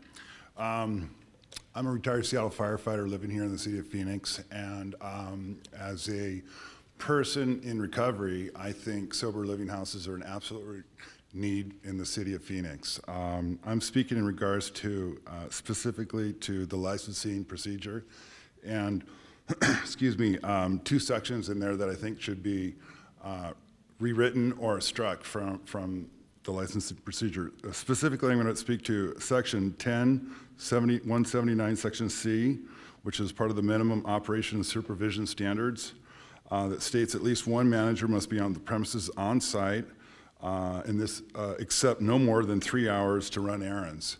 To require someone to be on site, whether we don't know when the people in the house are going to be there or not. So really this states that somebody has to be there at all times except for 3 hours. That's what it states in the rules. To pay minimum wage, that's $200 a day. That's over $76,000 that this rule requires. That is beyond reason for reasonable accommodation for a sober living house. Sober living house charges between $100 to $125 a week, or maybe $500 a month, and it's absolutely unreasonable to put a $76,000 bill on a house for some people that are trying to pay $500 a month. In addition to that, I'd like to speak to Section 10-179, Section A, number 5, number 7, a requirement to seek employment or be employed or provide volunteer service for 3 hours. I'm just going to read you something. I think this is personally unlawful and unconstitutional, and I'm going to speak directly towards the requirement for employment or volunteer service. And this, I'm going to speak about the 13th Amendment. I'm going to read something short here. Passed by Congress in 1865, neither slavery nor involuntary servitude, except as punishment for crime, the party shall have been duly convicted, shall exist within the United States or any place subject to their jurisdiction. We can't require somebody paying their rent to go to work, or we can't require them to do voluntary service. It's inappropriate. I mean, that's not voluntary service. I think that particular amendment or that particular section should be struck. And excuse me, the other one. We're out of time now, so just as quick as possible. Thank you. Thank you so much for your time. I Thank you appreciate very much for taking time to come down and provide that important testimony. Mr. Wally Graham, followed by Mr. Paul Barnes. Is he still here? Paul had to leave, but he left me a card to read if I could read it for Paul. All right, I won't count that against you. Okay, okay. I am Wally Graham. I'm president of the Arcadia Osborne Neighborhood Association and one of the founding members of Take Action Phoenix. I am not speaking for either one of those groups today, but I do want to say I support the text amendment and the licensing activities and regulation activities. I also oppose adoption of Section 311 that defines the structure of the Disability Accommodation Committee. And I'll give you some reasons why I oppose that. And that's outlined on page 5 of the revisions that were circulated on April 16th. On the Disability Accommodation Committee, the process is great. We should have the opportunity for operators and people with disabilities to appeal for accommodation. The committee, however, is made up of the Director of Planning and Development, Director of Neighborhood Services, the Equal Opportunity Director, representative from the City of Phoenix Neighborhood Organization, one representative from the community residence, home or center industry. The two representatives on the committee who are basically people who are not city staff were previously going to be appointed by the mayor and could be removed by city council. As revised, the proposal today, if the text amendment is approved, those representatives will be appointed by the city manager.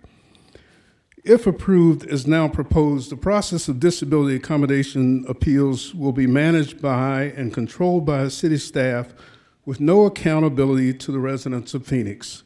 There's no process for residents of Phoenix to speak or provide input in any way on an appeal. As required by the recently passed Senate Bill 1365, the disability accommodations hearing process cannot be public. In that sense, you cannot give out addresses, you can't give certain information. I have less of a problem with that than I do with the construct of the committee. As you know, city staff spent a year operating in fear of and avoidance of lawsuits. City staff has a fear that citizens of the city of Phoenix are too biased and too ignorant to make decisions about reasonable accommodations for people of the city of Phoenix who have disabilities. I believe that fear is shameful and unwarranted. The people of Phoenix can make impartial decisions as they do in many other administrative and public committee processes. I recommend the Disability Accommodations Committee be comprised of only citizens from the community and representatives of the affected industries. I recommend the committee be appointed by the mayor for no more than 3 years and can be removed by majority of city council. I recommend the committee have 5 members, 3 citizens who are members of registered neighborhood associations, 1 member who is a representative of the assisted living or mentally disabled or other group homes industries, and 1 member who is a representative of the licensed sober living homes industry. The City of Phoenix Planning and Development Director, the Neighborhood Services Director, the EO Director, etc., should be advisors to that committee, but should have no vote on committee actions. And the reason I say that is that what we've done in this particular instance is we've blended 3 phases of government. The Planning and Development Director, et cetera, are here as a part of the legislative process. They're helping to put the legislation together. They also are the executive or administrative division of the organization of the City of Phoenix. And as this committee is being put together, they would be the judicial appellant process. I don't think that's appropriate. Yeah, I give you both your time and Paul's time and a little bit extra, but I know you put a lot of time and effort, so I want to defer a little bit, but if you could finish and up. Paul says he supports what I've given you, so. Thanks very much, Wally. Yeah, appreciate it. Thanks for your leadership on this issue. I know you put in huge amounts of hours and helped us form a better policy. Linda Colino? Mayor, can I ask a question as Linda's coming up? Councilman Stark, you may. Yes, under the bill that was passed and recently signed by the governor, wasn't there a provision about notice on these homes? Mayor, Councilwoman Stark, you are correct. The new state law that will take effect says that a city or town may not disclose the address of a sober living home except to local law enforcement and emergency personnel. A sober living home address is not a public record. It is not subject to the public records laws as they apply to everything else we do. And so because of that reason, that is why staff is recommending that change, to have it be the committee be appointed by the city manager for those 2 outside folks, and why it's not something that we can put on agenda because you can't post. We're gonna have a reasonable accommodation discussion about granting an accommodation for this location because you can't disclose that to the public. Thank you. Thank you very much. Ms. Colino, good to see you. Good to see you too, Mayor. Mayor, council members, my name is Linda Colino. I reside at 2230 West Augusta. I want to bring up several points today. One is a thank you to the mayor, the council members, the Planning and Development Department, hello, Alan, the city clerk's office, hi Chris, and other city departments for their support on developing the text amendment and corresponding ordinance. This is an excellent example of how the city and neighborhoods can work together to come up with solutions to neighborhood problems. Kudos to all of us. Secondly, there was a lot of no at first, right, Alan? TAP members were asking Planning and Development to get to solutions. Okay, the city council listened and directed a committee be formed to come up with that solution.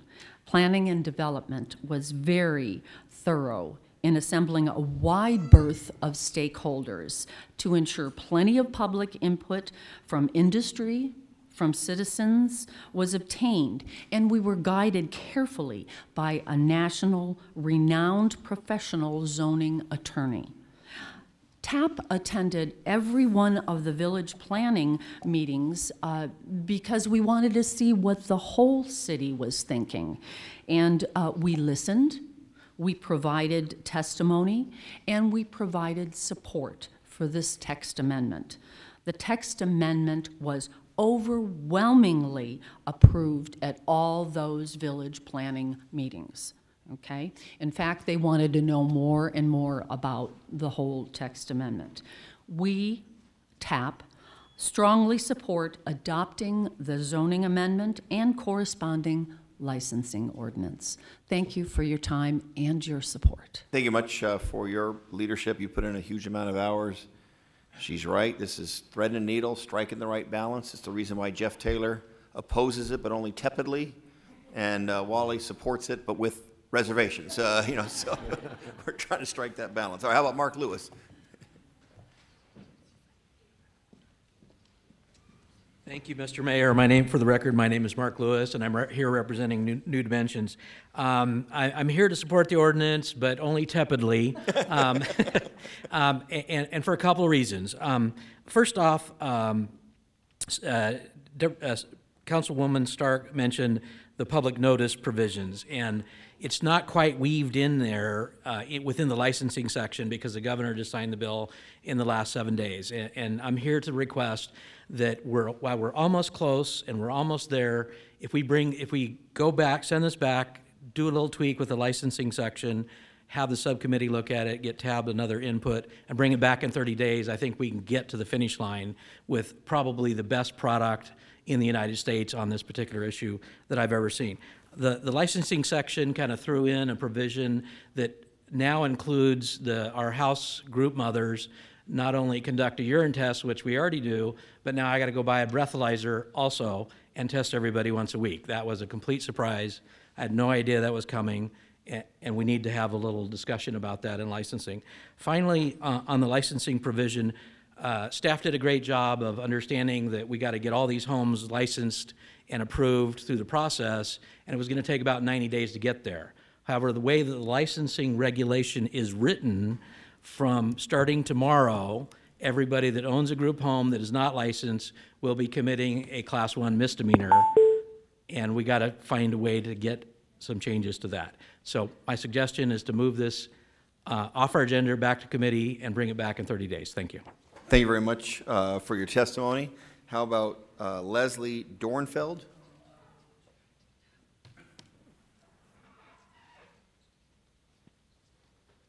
Thanks, Mayor, members of the council. I want to know if I can actually cede my time over to Jeff, because it's going to be difficult for me to speak. And he's Jeff Spellman? Yeah. Oh, Jeff Taylor? Jeff Taylor. All right. And I just want to say that I am opposed to them. And real quickly, I'm a planner. I'm a parent of an addict who uses sober living homes. They're vital to the recovery process. I have some issues with the zoning stipulations and the licensing, and Jeff will talk to that. Thank you. Excellent.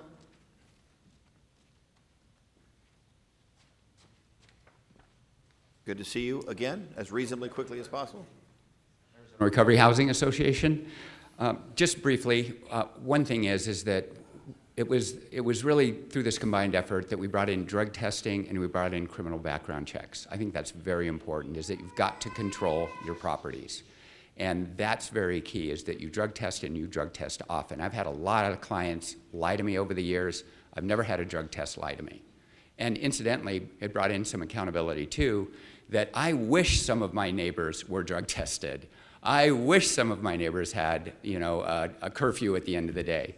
And so it's really, and also from Councilman Valenzuela, being a first responder, is now that in this 1465 is that you have to have a history of their medical condition, because a first responder comes in, they don't know if it's like a coma from diabetes or a diabetic coma, or if they're overdosing from heroin addiction.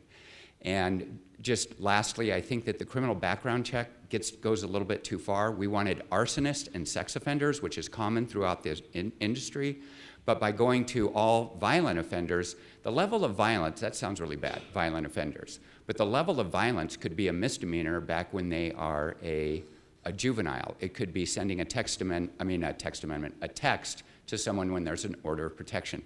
So we need to define that level of violence, and with that, I'm all done. Thank you very much. All Great right. to see you. Thank and you. then Jeff Spellman is next, and some individuals have donated time to you.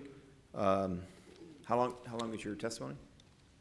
Not too long, maybe about less than 5 minutes. 5 minutes, all right, go ahead. You had, okay. We'll do it. All right.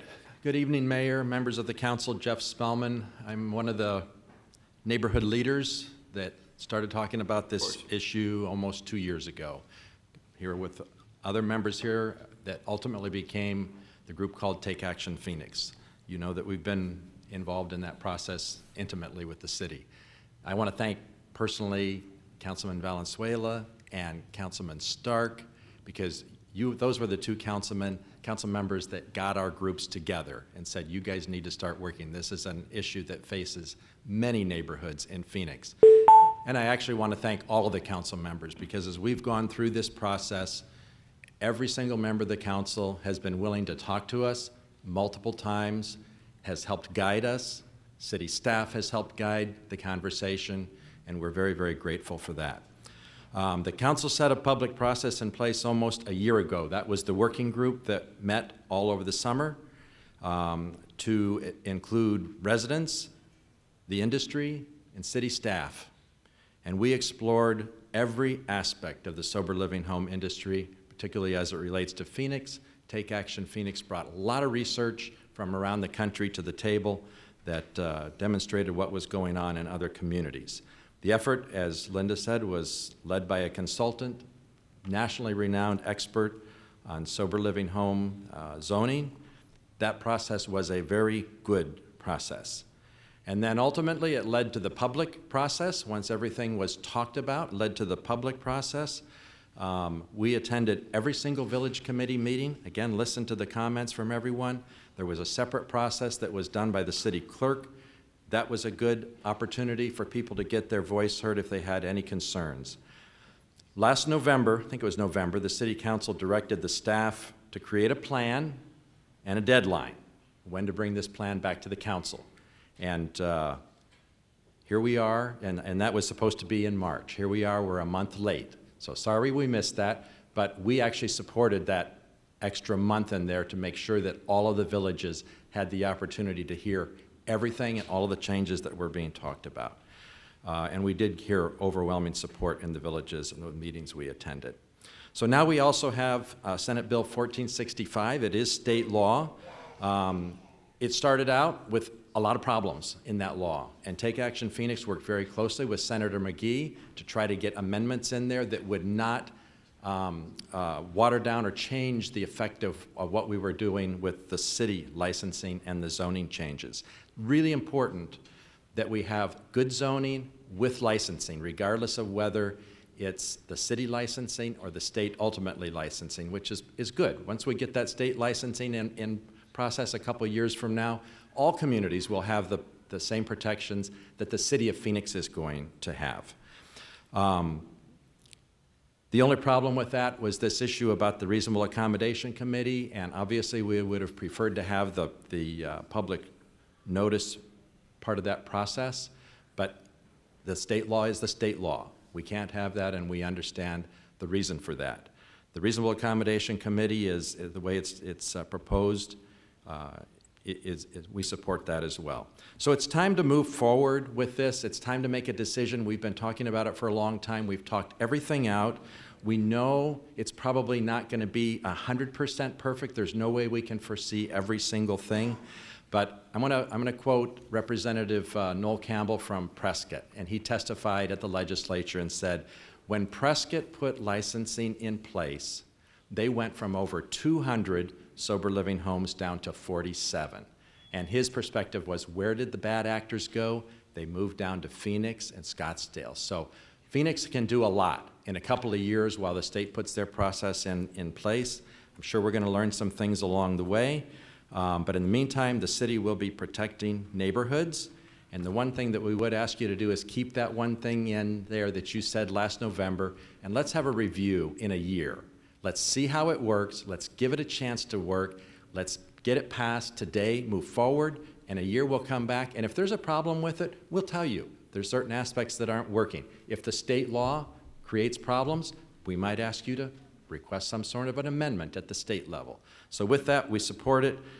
Please support the licensing ordinance and the text amendment as presented in the staff report. Thank you Thank you very much, Jeff. You've put in a lot of time personally as well, and you've made this a much better final result, so thank you for your leadership. You're very welcome. All right, I have no other cards. Is any other citizen here wishing to provide testimony on item 105 or 106? Going once, going twice. Public hearing is now closed. Who's on the telephone right now? Who's online? I am, Mayor. This is Michael. Councilman DeCiccio, Councilman Nowakowski. Anyone else on the telephone? Okay, we got a quorum present. We're good. Okay, so now I'll hand over to members of the council. I think Councilwoman Stark, who's put in a huge amount of time on this issue, wanted the opportunity to make a motion on 105, see if there's a second, and then provide any statements you have. Councilwoman Stark. Thank you. Mayor, I would like to recommend that we approve this item based on the Planning Commission's recommendation and adopted related ordinance, and that would be for the text amendment. Okay, so there's a motion in favor of staff recommendation based on the Planning Commission's recommendation, adopt the regular ordinance on 105. It was seconded. Councilwoman Stark. Yes, I just wanted to say thank you to everybody.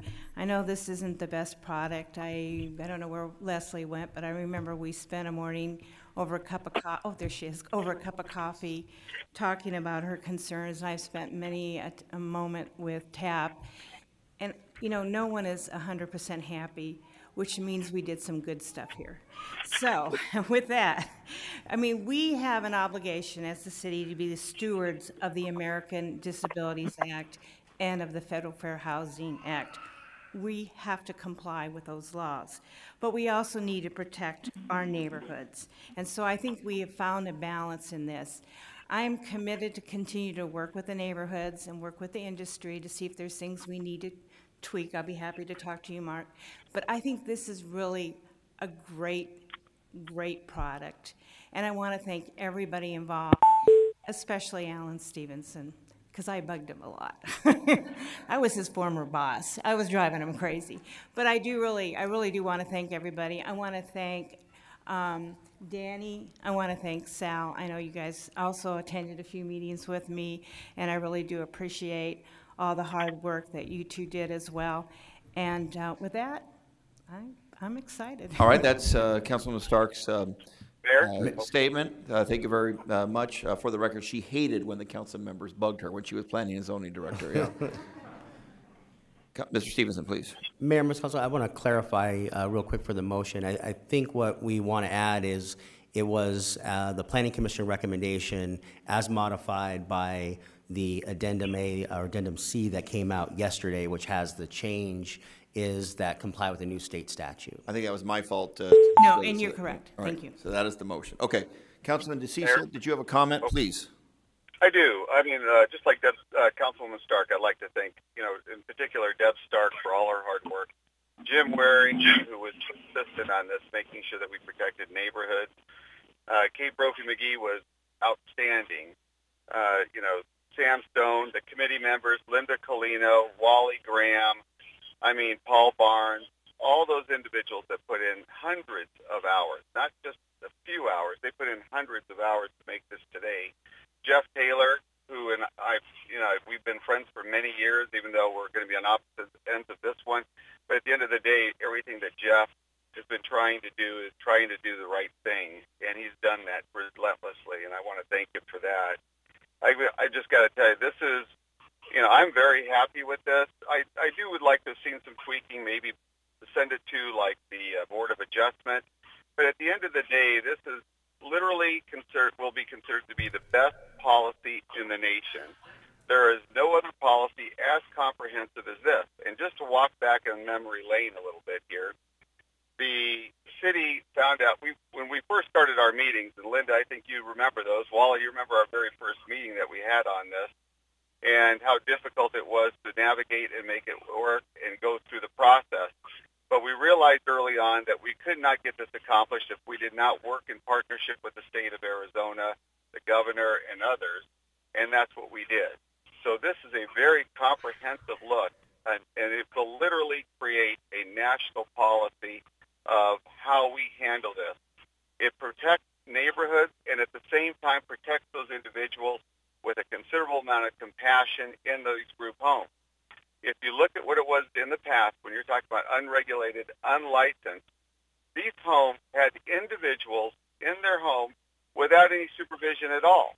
Now, why was that good for those individuals in there? The licensing part is critical to create the compassion component in here, protecting those individuals in those homes. Likewise, what is, and you look at the compatibility here, what is compatible with neighborhoods can also be compatible with those individuals that live in these. And that's what this policy is strived for, and this is what the policy achieved here.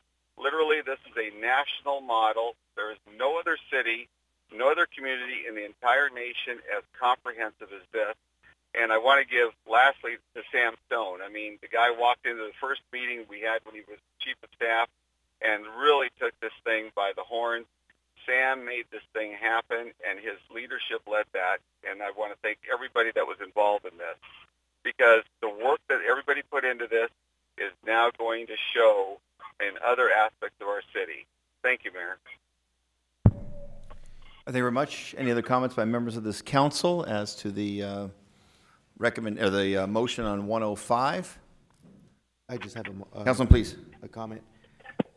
To be brief, I think Deborah Stark said it all, and I want to thank the people who are here, because it started with you. It started with the neighborhood leaders. Thank you for the kind words. Look, the people on this dais doing what we're elected to do. There's an obvious issue in our community, and this is an example of being responsive. And so the pats on the back go to the people in the audience who've been working so hard, diligently on this topic. And this it's not perfect. We've talked about that. It is definitely a step in the right direction. There has been a lot of work being done. I hear from the dais, had an opportunity also, as many of you know, I represent the city of Phoenix at the League of Cities and Towns, and we got the League of Cities and Towns to step up also. And though Deborah Stark is not on that committee, she was sitting right next to me, and she was educating people there. We're talking mayors from 90 other cities and towns who are facing some of the same issues. So Deborah Stark deserves a great deal of credit here, and of course our city staff. But again, at the end of the day, hopefully it's one of those things that I'm talking to the TAP group. Hopefully it's one of those things that you can look at and realize that there are some responsive people in local government. We're not where we need to be. We have a lot of work to be done that needs to be done. But this is a clear indication that we're going to continue working together on this. So thank you so much. And I also want to thank those from the industry who came out and spoke also. There are some good players at this. And I said it from the very beginning, and I'm not the only one who said it. For those who aren't doing the right thing, well, maybe you should be worried. But for those who are, we know that this is a needed service. It's just a matter of doing things correctly. So it's a good day for Phoenix, and I'm obviously supportive. Thank you very much, Councilman. Councilman Waring, please. Thank you. Thank you. All the accolades to members, Deborah, so forth, are certainly warranted, and staff for working on it. But the people in the audience who spoke particularly, but I know there are others that at least I've met with, because I've had a few meetings about this and a few neighborhood meetings where Alan has attended and tried to explain a very difficult issue that's not necessarily an issue of our making. A lot of federal rules and regulations go into this that we have to work around. So this doesn't do everything I would want, but that is not the fault of the author or the state government or anybody else. It's just we got to work within the confines of the federal government. But the people in the audience who spoke, and then the others who came to meetings who probably couldn't be here today, that we wouldn't be here without them. So that might seem easy to say. Sometimes things take on their own sort of momentum and move forward. This would not have happened, I think, whether it's citizens. Alan, I remember you and I going to meetings in a cul-de-sac, standing at a driveway talking to 100 or so people a couple of years ago. That was really the first complaint I had personally heard about this. And to Jeff Taylor's point, it's not everybody who's causing these problems. It is a handful. It's unfortunately, but that's a lot of our rules and regulations, is to address a few, not everybody. Understand, all you have to do is read the paper or look at the national news, the impact that drugs and alcohol have on our communities. So these are performing, at least a couple speakers said it from their own personal experience. Obviously, these facilities provide, important treatment programs. The governor has recognized this, and that's why I'm glad this fits so seamlessly with the state bill. But the citizens really drove this train, and I think that's awesome. But I also want to caution, as I had mentioned to them in the last meeting I had with them, I hope this isn't the end of the road. I hope we stay vigilant. I know Deb will, but I hope we all, sort of monitor this. And then to the actors, I had interesting experience. I was out knocking on doors, not that far from my own house, and a young fella answered the door. He's probably 18 or 19. And he said, well, I don't vote here. This is actually a sober living home.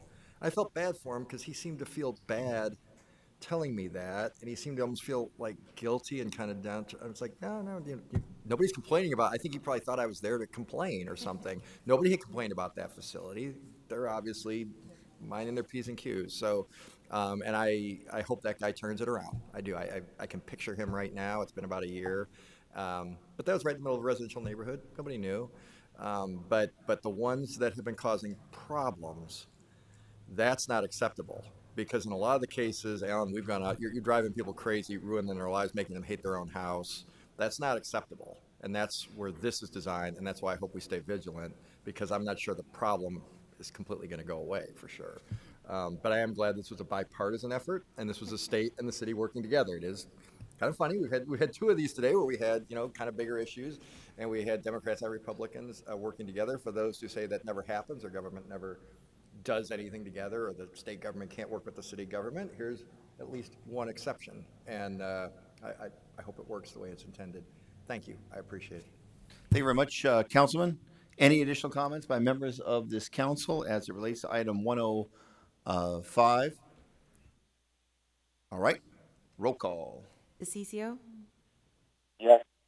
Gallego? Yes. Nowakowski? Yes. Pastor? Stark? Yes. Valenzuela? Waring? Williams? Yes. Mayor Stanton? Yes, so that item 105 passes unanimously. Item 106, Councilwoman Stark. Yes, Mayor, I'd like to move to approve the staff recommendation. And also, I don't know if this is where we talk about the one-year review, but perhaps it is. So within a year, let's have a written report and have it come back to the council. Second. All right, so the motion was in favor of the staff recommendation with a modification that we have it back and for a full review before the city council in 1 year or less. Ms. Stevenson?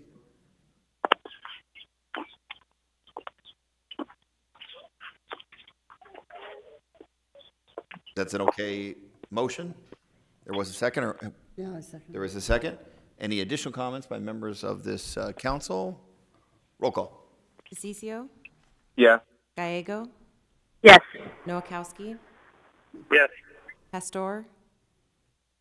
Stark? Yes. Valenzuela? Waring? Williams? Yes. Mayor Stanton? Yes, the item passes unanimously 8-0 before this city council. Now we're going to move on to the citizen petitions. Tonight we have two citizen petitions.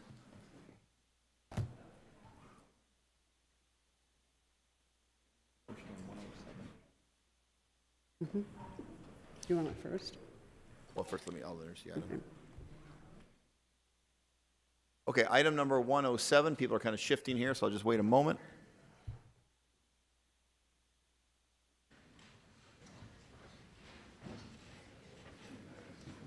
Item number 107 concerns a citizen petition as it relates to the city complete streets design guidelines.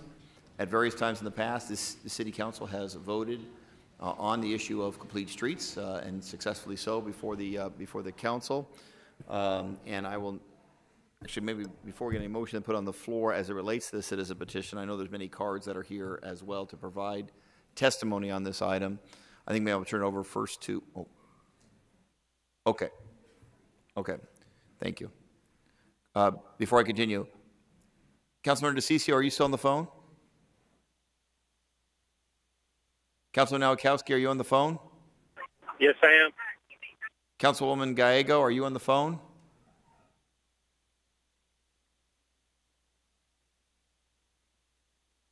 Yes.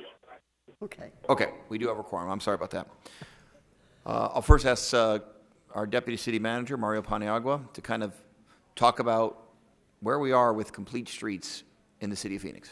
Thank you very much, Mayor, members of the City Council. Along with me here at the table is Maria Hyatt, Street Transportation Director, Chris Kowalski, who also is in the Street Transportation Department, and Assistant Chief Jim Burgett. And I'm going to turn it over to Maria Hyatt to talk about and do a very brief presentation on this issue. Thank you, Mario. Mayor, members of the City Council, I want to talk about Complete Streets Advisory Board. We are currently working through the final processes of having the Complete Streets Design Guidelines be prepared and ready for City Council. This calendar shows our next dates. So the Complete Streets Advisory Board has completed their work and are now talking about their design guidelines to boards and commissions. So they've already completed a discussion with the Development Advisory Board. They're next scheduled for the Planning Commission. Then after that, the Citizens Transportation Commission before reaching the Transportation and Infrastructure Subcommittee. These timeframes were reviewed with the board. Their action really was focused on making sure that this process of going through the boards and commissions and getting to council was expedited as quickly as possible. The discussion was to have this completed by the May-June timeframe, but I do know that after speaking with our chair and vice chair that they're eager to have that happen even sooner. What the Complete Streets Design Guidelines do is take the action that's already been approved by council last year on establishing a complete streets policy and take it to the next level. So really it's designing various aspects of what a complete street should look like in the urban environment. And so they were very thorough in what they wanted to accomplish and have present to the City Council. They've also incorporated the National Association of City Transportation Officials Urban Street Design Guideline, and I've read this fondly every night. I actually looked at this while I was in the transit department because this is something that has really great ideas in it for streets, which include all modes of aspects. It's the vehicles, people in buses, people on bikes, and people walking.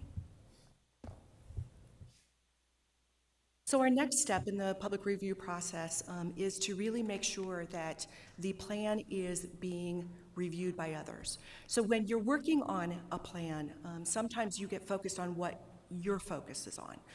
And the desire to have it reviewed also by other boards and commissions brings a little bit different perspective that would need to be reviewed. So the plan has already been reviewed by our law department and by others. But before it comes to council, we wanted to make sure that there was a review of this so that City Council could make that decision based on the input of other boards and commissions that also have a nexus to the Complete Streets Design Guidelines. So what the next steps really are designed to do is allow more detailed evaluation of the plan, see if there's any incompatibilities or inconsistencies between plans. I know this is something that Councilwoman or Vice Mayor Williams brought up this morning at Transportation and Infrastructure is we have a lot of plans in the city. And when we have a lot of plans, there may be some inconsistencies between those. And identifying any of those early on before it's approved would make a lot of sense. And also helps us identify any potential unintended negative consequences. So staff's recommendation to the petition is to continue the public review process regarding the Complete Streets Design Guidelines as approved by the Complete Streets Advisory Board at their January 2nd meeting. All right, thank you very much. And much of the comments that I have received, I'm sure other council members have received, for those who support complete streets and want to move more swiftly than was just presented, the issue of pedestrian safety on the streets of Phoenix has been brought up consistently. And so I also wanted the opportunity, maybe Mario, you first, to talk about what your department or departments that you oversee, and we have Commander Burgett here as well to talk about the Phoenix Police Department, have a discussion maybe of pedestrian safety in light of the fact that the pedestrian death situation in our city, unfortunately, is significantly higher than national average. So Deputy City Manager Mario Paniagua, this is a serious issue and we want to deal with it in a very serious way. Please. Thank you very much, Mayor. You're absolutely right that this is a very, very serious issue that the city takes very seriously. As a result of pedestrian fatalities and serious injuries that are happening on city streets, one of the things that we've been able to do is pull together a team from multiple departments, mainly including the streets department and the police department, to examine all of the pedestrian fatalities that have occurred across the city, to make some recommendations. And so the approach is really evaluating all of the pedestrian fatalities and taking a look at where we can make some changes to engineering, take a look at where we can enhance and improve our education and awareness to the community, and how the police department can do targeted, effective enforcement. And so I would actually allow Assistant Chief Burgett to make any comments as well in that regard. All right, thank you very much. And by the way, I apologize. I spoke very ineloquently earlier using the phrase that I did. The situation as it relates to pedestrian fatalities is very serious, and I apologize to anyone for how I ineloquently phrased that earlier. Commander, please. Thank you, Mr. Mayor. And before I start, I'd like to just thank you, Mr. Mayor, and the City Council for that great tribute to our K-9 Bane. That was a really tough day yesterday, and we appreciate the support of you and our community. So I'm excited to announce as part of this is Chief Williams has authorized the creation of the Transportation Bureau. And what we're going to do with our Transportation Bureau, as our department grows in numbers, we're able to slice out more specialized units. And we're going to be taking our motors and we're going to be taking our transit enforcement folks and combining them into one bureau. And that'll allow us to give a little more concentrated effort in this area. And you know, every one of these collisions with these pedestrians is tragic. And you know, we're not going to point fingers on who's at fault. I would caution everybody that if you are impaired and you strike a pedestrian, you could be facing some serious consequences. So we just like everybody to pay attention. It is a community problem, and we are going to start enforcement programs, and we will have educational programs. We are working in concert with the GOHS. We have a grant with them, and we will be doing enforcement with our motors, and we'll be doing community contacts and educations. I'd like to hit the buses. I'd like to hit the light rail. You know, and just to educate people that, you know, the time, space perception when you're crossing a road and that car coming at you can be, you know, kind of deceiving. So we want to make sure everybody is aware of that so we can help reduce some of these tragedies. All right, thank you very much. Obviously, we're going to hear a lot today, as we should, about how, uniquely in Phoenix, how our arterial streets, in part because the history of the city of Phoenix, they were sort of designed as almost de facto freeways, that people speed more quickly on our roads, and that leads to a potentially more dangerous situation. And that the recommendation is, as we design new streets or retrofit our existing streets, we think about how design and safety interact. I think it's going to be a good part of our conversation. So I know we're looking at that on top of the law enforcement enforcement efforts. And I know, City Manager, you've thought about this, and you have something that you're going to be recommending be added to our city budget this year. Please. Yeah, thank you, Mayor. This issue is a serious one and requires serious effort. I want to you recognize Mario and the team talking about the 4 pillars of evaluation, education, enforcement, and engineering. We have the opportunity in the budget, which will be finally proposed in May, to add some reinforcements here with Maria's shop in streets, to have someone whose full-time concentration is on pedestrian safety and create an Office of Pedestrian Safety in the Street Transportation Department. And that's part of the budget that I will be proposing to the council in the May timeframe. All right, so we can expect that recommendation to be an add-on, if you will, to the budget that was already recommended by our city management. So fair warning to everybody, it's coming our way in terms of funding this at a higher level. Okay, there are numerous citizens here to provide testimony. I think the best thing to do to see if the chair of our transportation subcommittee of the City Council has a motion so that the people here to provide testimony can provide testimony on the particular motion that's on the table. Councilwoman Williams.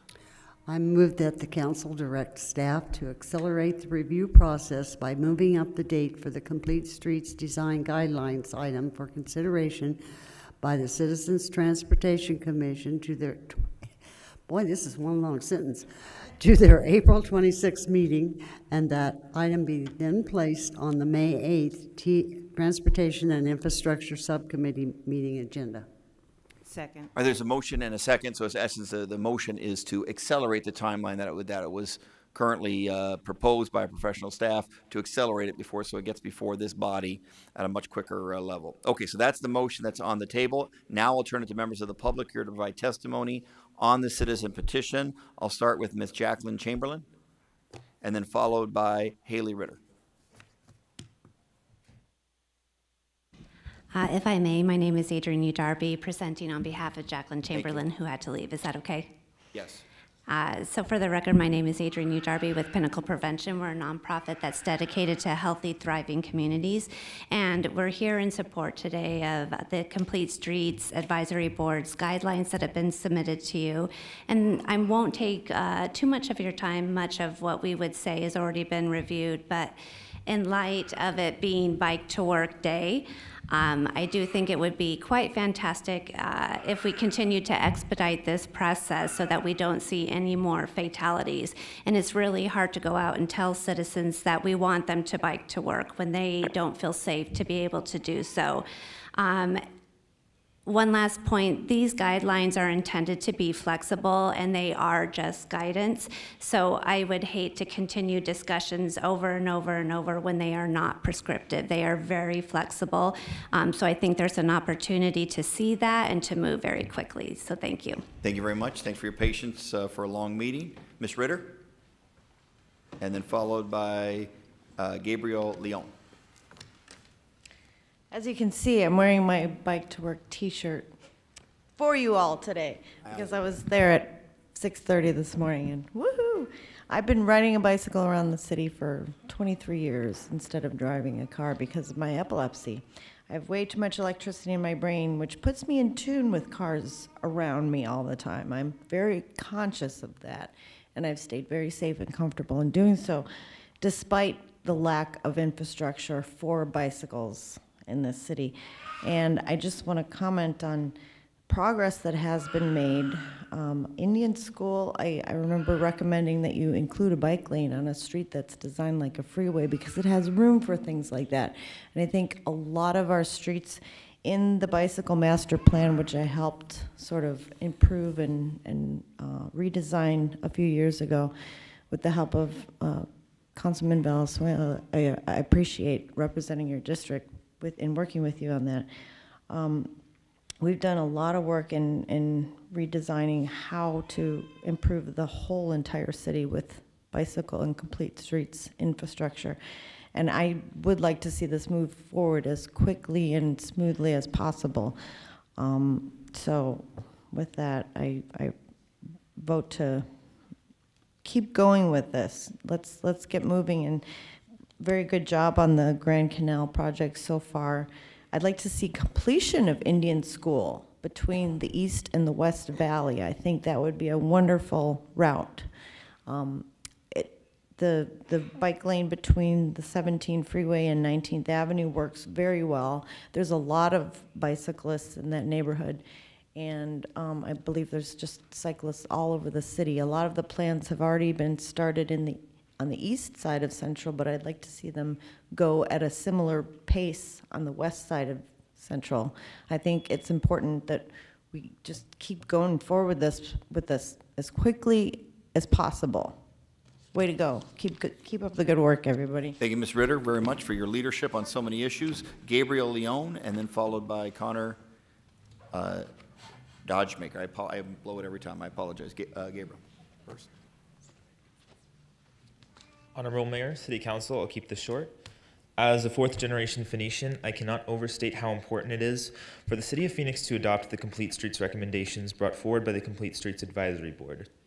Dangerous curb cuts and arterial roads designed for speeds well above their legal limits have killed or injured hundreds of pedestrians and bicyclists in this city each year, every single incident being unacceptable and unforgivable. I personally do not have enough fingers on my hands to count the number of times where I have nearly been run down by a vehicle while biking on Thunderbird Road. I'm from District 2, in the neighborhood where I grew up. Nor do I have enough fingers to count the number of times where I've almost been run down with my cousins because of the lack of mid-block pedestrian crossings in majority Latino neighborhoods, which is what happened earlier this year.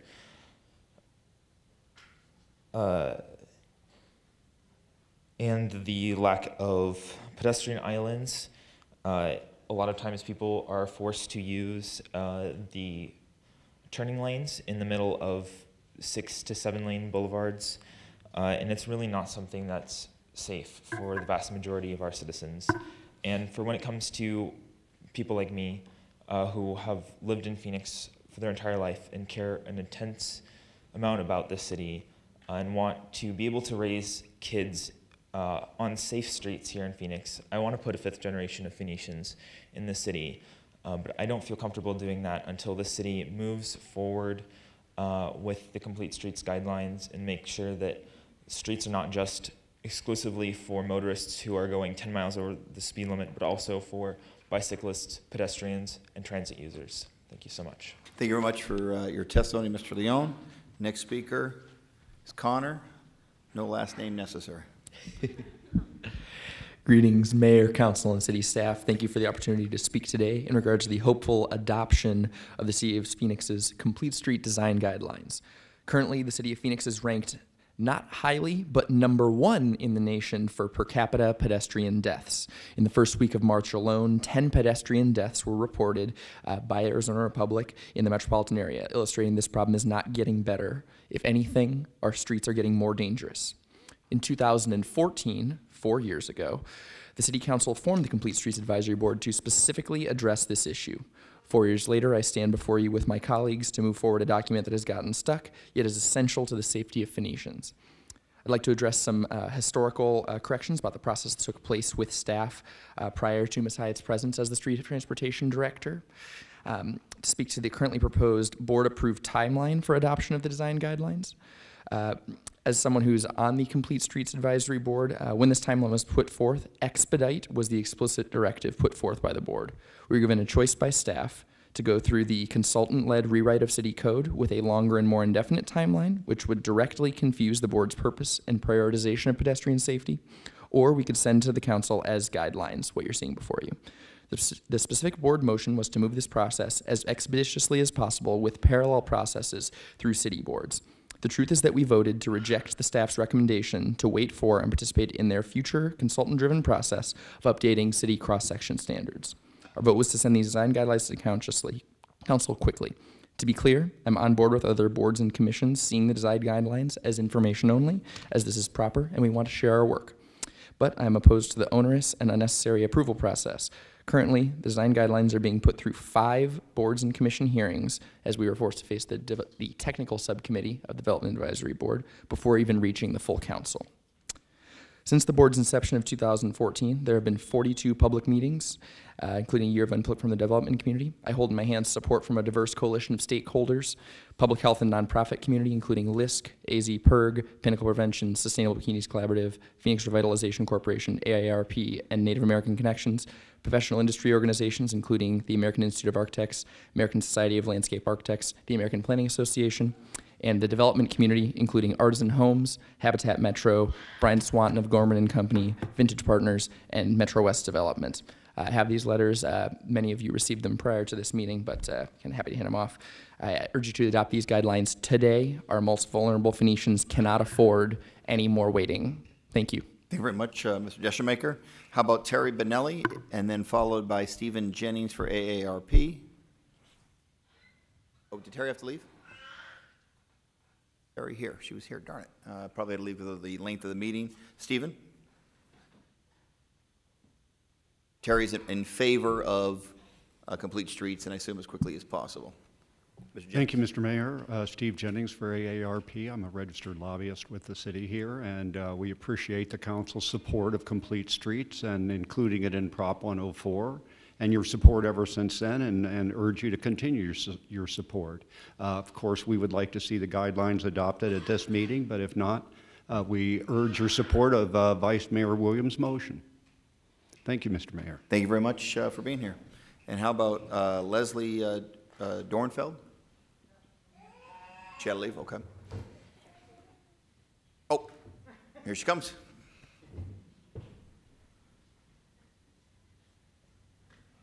Ah.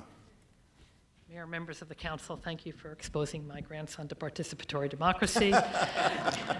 Obviously has a lot of opinions on it. My name is Leslie Dornfeld, and I'm chair of the Complete Streets Advisory Board.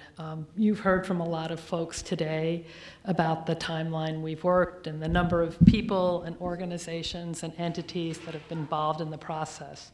We spent a year working with the development community, reviewing developments that they selected to look at the potential impact of complete streets on those projects. Basically, there were no cost impacts. The policy and the design guidelines provide an option, provide so many options and so much flexibility. And the design guidelines are just that, they're guidelines. And they provide an opportunity for the city to be flexible.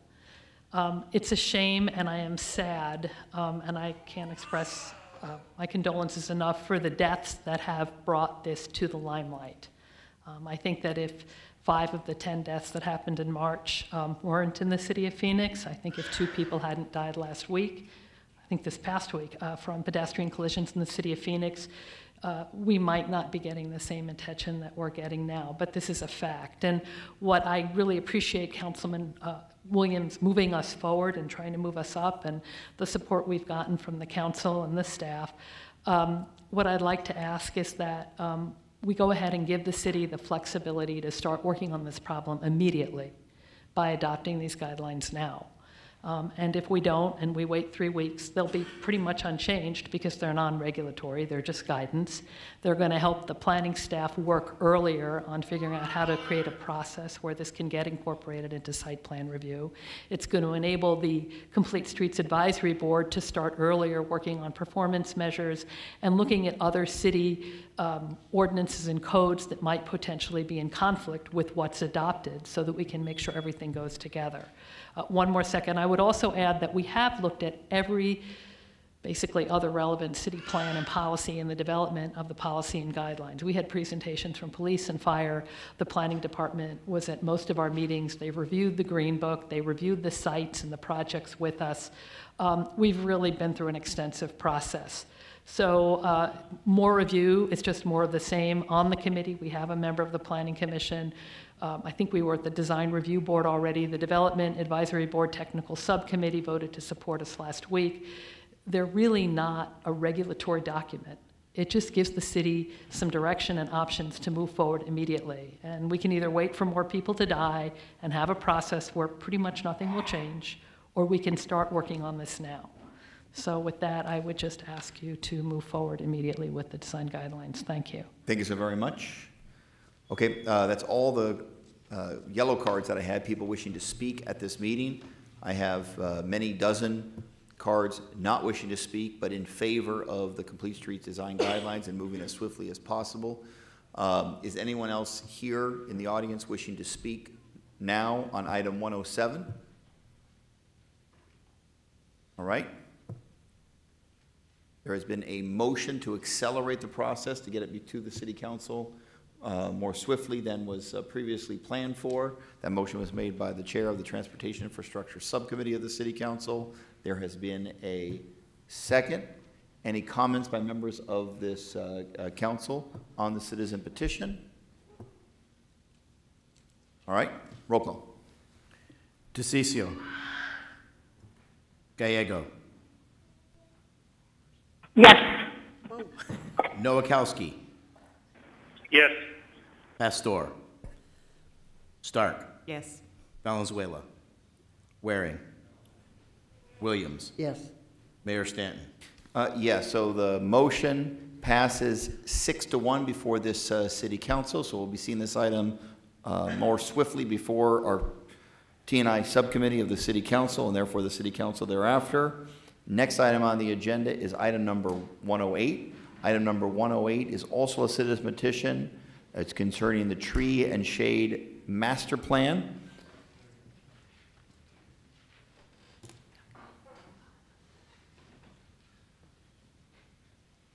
Ms. Karen Peters, who is our deputy city manager, who's been tasked with tree stuff for the city council, all things tree and coverage. Alan Stevenson, our planning and zoning director, is here as well. There are not as many, but still a few cards here to provide testimony on the citizen petition. But like the last item, I first want to turn it over to Ms. Peters. The issue of trees and the tree plan that had been passed by the city council many years ago in 2010 has been the subject matter of discussion, and I wanted you to first talk to us about tree and shade in the city of Phoenix. Provide us some context. Ms. Peters. Thank you, Mayor, members of the council. I'm very pleased to talk about trees and shade in the city of Phoenix and implementation of the Tree and Shade Master Plan. We did have the opportunity yesterday to talk about this item at the Sustainability, Housing, Efficiency, and Neighborhoods Subcommittee. And so what we have tonight is a quick reprise of that presentation to give you an idea of where we have been so that we can talk now about the issues that are presented in the citizens' petition.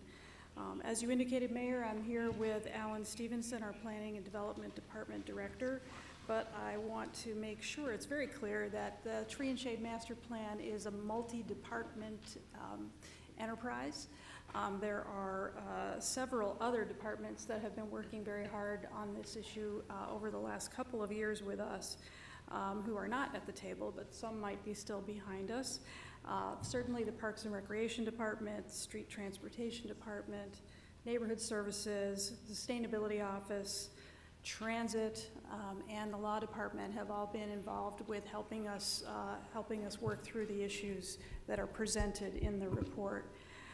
As we make progress regarding the urban heat island in the city and becoming a heat-ready city, we know that trees and shade are essential to our success.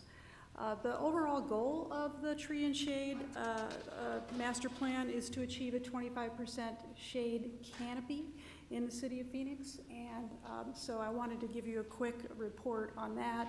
So what you see here is the tree inventory, which you can find at mytreekeeper.com, and there are links to this on the city's Parks and Recreation website. There are 92,000 trees in this inventory that was put together by Parks and Rec staff with many, many volunteer hours supporting it. If you drill down into the inventory, you'll see that every single tree is identified by species, diameter, height, so that folks can understand the true spectrum of the canopy in Phoenix. Our highest priority has been to stop the loss of tree canopy. Since the master plan was adopted, we did have several years without the ability to plant and replace trees that are lost. Hundreds of trees are lost every year due to storm damage, vehicle accidents, and so forth. And for a number of years, even after the master plan was adopted, we were not in a budgetary position to replace them. But with the leadership of the mayor and council, we started this past year aggressively replanting.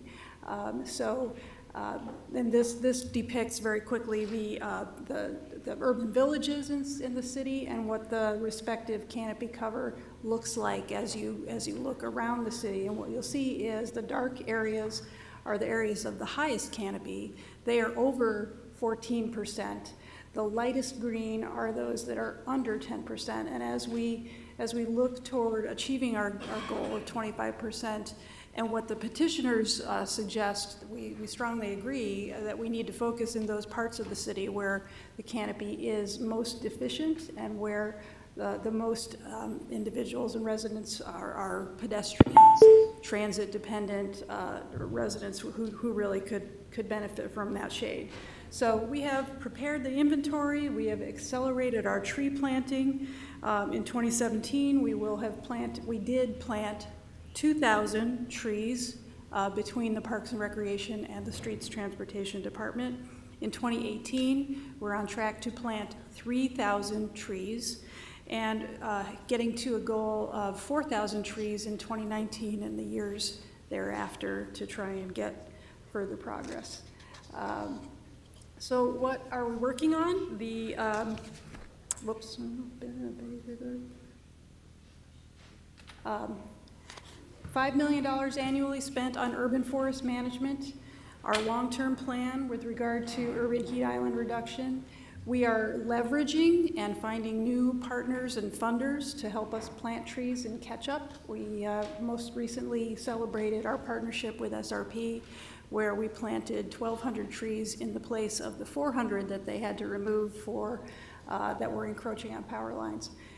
So this is our focus, to increase the canopy, but in addition, we've been talking internally and with stakeholders about ways to beef up our rules, our ordinances regarding trees in the city. And so I'm going to ask Alan to talk briefly about what that work has entailed and how that relates to the petitioner's requests. Thank you, Mayor, members of council. As Ms. Peters elaborated, it has been a cross-departmental effort because trees are widespread throughout the city, and we have lots of different departments work on them. We've had all of them at the table to develop what are these 3 tiers that I'll describe as possible ways that the council can direct staff how they like to pursue this issue. And so the first one is a tier 1, and that would be a text amendment to the zoning ordinance to strengthen our inventory and salvage requirements, as well as our maintenance language. Right now in the zoning ordinance, for example, it says you have to maintain your trees and maintain your landscaping, but over time that has been interpreted to say, well, if that tree falls down, as long as the tree's not causing a blighting impact and you remove the tree, you're okay not to have to replace that tree as long as your landscaping looks neat and tidy. And so we'd be adding language saying, no, if you take a tree out, you're required to put a tree back in there. We'd beef up our permitting process for on-site landscaping so that when we have a new project that comes forward, we would have our inspection group, instead of being one plan and one permit that is looking at landscaping as well as civil issues like their grading and drainage, their driveway aprons, they would have a separate checkoff looking at trees that they would be looking at saying, yes, this meets all those requirements. And going through that, and then also looking at a maintenance plan in terms of looking at a right place and right tree to make sure that it can be maintained in that area over time. Those would be all upfront submittal items that would be adding a little bit of things as they come into the process through the planning and development department. The other part of tier 2 lowers the minimum trim clearance for service vehicles. This was something that the Public Works Department was very involved in. They have a part of the city code that talks about a clearance for vehicles to get through so that trash trucks and other trucks can get through. It currently is at 18 feet. They would lower that to 14 feet. That allows still for the safe movement of vehicles, but then also protects the tree canopy so that we can have additional shade for those trees that are hanging over the street where you want them shading the sidewalk, which is the goal of what we're trying to do with our tree and shade canopy and promoting walkability within our downtown along the light rail. You want that tree canopy a little bit lower. We'd also do additional educational materials, pursue incentives for planting trees, and then, as Ms. Peters talked about, continue to look for partnerships to accelerate tree planting across the city. That is done with all existing staff. Tier 2 would add some additional enforcement capabilities to it. Those enforcement capabilities, and I should note, Tier 1 and Tier 2 both only deal with landscaping that is in landscape tracts adjacent to the streets on those common landscape areas that are part of an HOA subdivision or commercial area, nothing on private property in Tier 1 or Tier 2. It adds additional enforcement items here and then penalties for violation. Just a moment. Vice Mayor has a quick question. Ellen, what about the city of Phoenix? I think we're the biggest violators of cutting down trees or not replacing an irrigation system. This all appears to be on private property. How does it apply to the city? Mayor, Vice Mayor, to the point, one of the reasons why the trial budget added resources this year and added it specifically to the city's addition of trees is to that point exactly. Is that, Yeah, but it can't just be trees. It's got to be the irrigation. It's got to be the water. That's it's got to right. be. And we did get some questions about why would 750 trees cost $450,000 in the budget? And that is exactly why, because we have to fix the irrigation system and provide the maintenance of the trees. It's not just planting a tree, it is maintaining it. And so the budget proposal includes exactly what your point is, which is we got to make sure the irrigation works and have the resources to maintain it. And it's not just planting the tree. And you have to have the manpower to do it, or put it out to bid, one or the other, so that it's not done quarterly or annually or whatever, because that doesn't cut it. That's correct. The work we've been doing is to be all-inclusive in the costing of the tree and shade. All right. Mayor, members of council, real quick, I'll finish up on Tier 3, which is the one that is most in line with the Citizens Tree Committee proposal that was part of the petition that they submitted. That has an entirely excuse me, different focus, and it adds really elements about the health of trees. And so it adds in there but would be permit requirements for individual trees on individual private property. So if someone had a significant tree, they would have to get a city permit before they could even cut down a tree on their individual property. That's not something that staff is looking at all in Tier 1 or Tier 2. It also has requirements for additional city arborists that would have to be needed to ascertain the health of trees throughout the entire city, has landscape character and shade priority areas, some of which the city addresses with our walkable urban code and things we want to do in priority areas, but this would make that be throughout the entire city. The other part of Tier 3 is it does include that additional regulatory framework where you're really going more onto individual private property as opposed to the Tier 2, which is really talking about enforcement just as it relates to those common landscape tracts and HOA areas. And again, Tier 1 is just with existing resources and beefing up what we are already doing today. And with that, we're happy to answer any questions. Thank you very much. My understanding is that this item was on a city council subcommittee.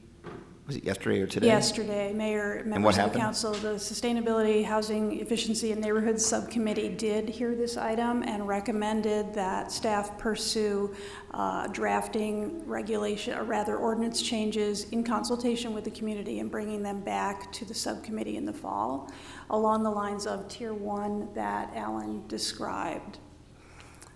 And also, I think part of the motion was that we wanted to involve the Environmental Quality and Sustainability Commission to be a part of the process. Correct, that's right. And the Environmental Quality and Sustainability Commission did discuss this issue at its most recent meeting last Thursday. They're very excited about working on this and engaging on the urban heat island issues generally. So I think it's a very good fit.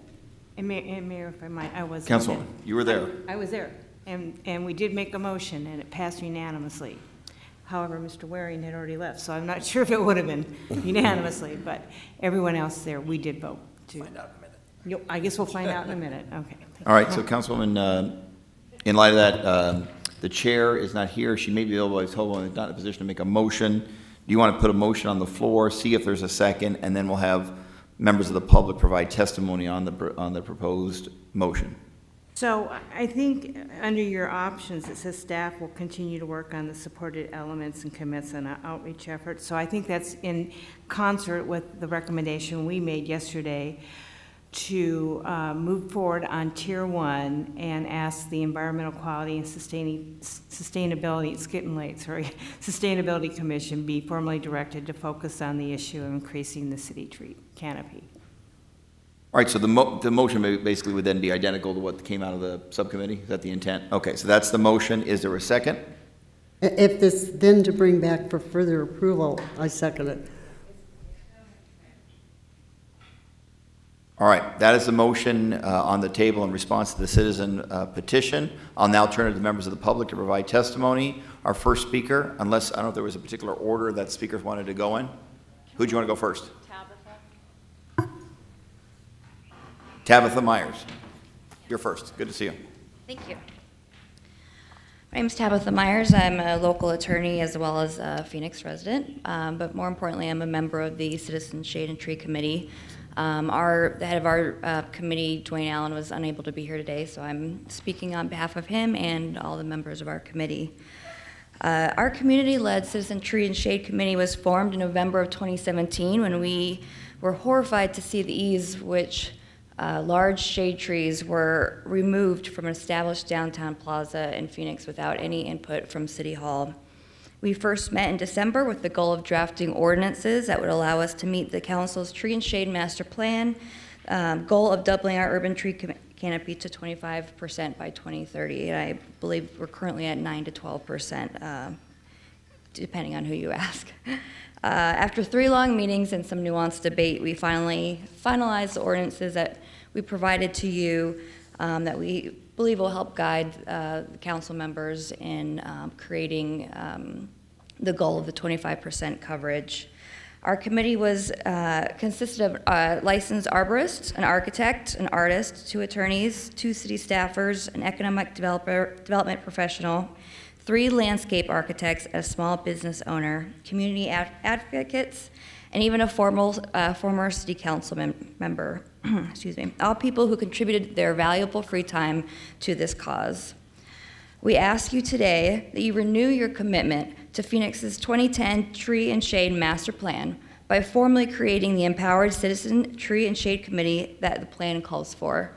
We also ask you that you direct staff to implement our ordinance guidelines to the degree feasible. These actions are 2 of the most vital in the Tree and Shade Master Plan, but 8 years later have still been yet to be done. Today, your leadership can change that, and Phoenix will certainly be better for it. Thank you. Thank you for your testimony. Is there order you want to go in? All right. How about, is Haley still here? Did Haley want to provide testimony? Please come forward. Bob Deal, is Robert Deal still here? Is he able to stick it out? Very quickly. Great to see you. Mayor and members of the council. I was also a part of this Empowered Tree and Shade Committee, and I recently worked with one of the arborists in our whole group and actually got 3 trees for my property that I'm working in the process of planting, and I'm excited to see other neighbors of the whole Phoenix community doing that.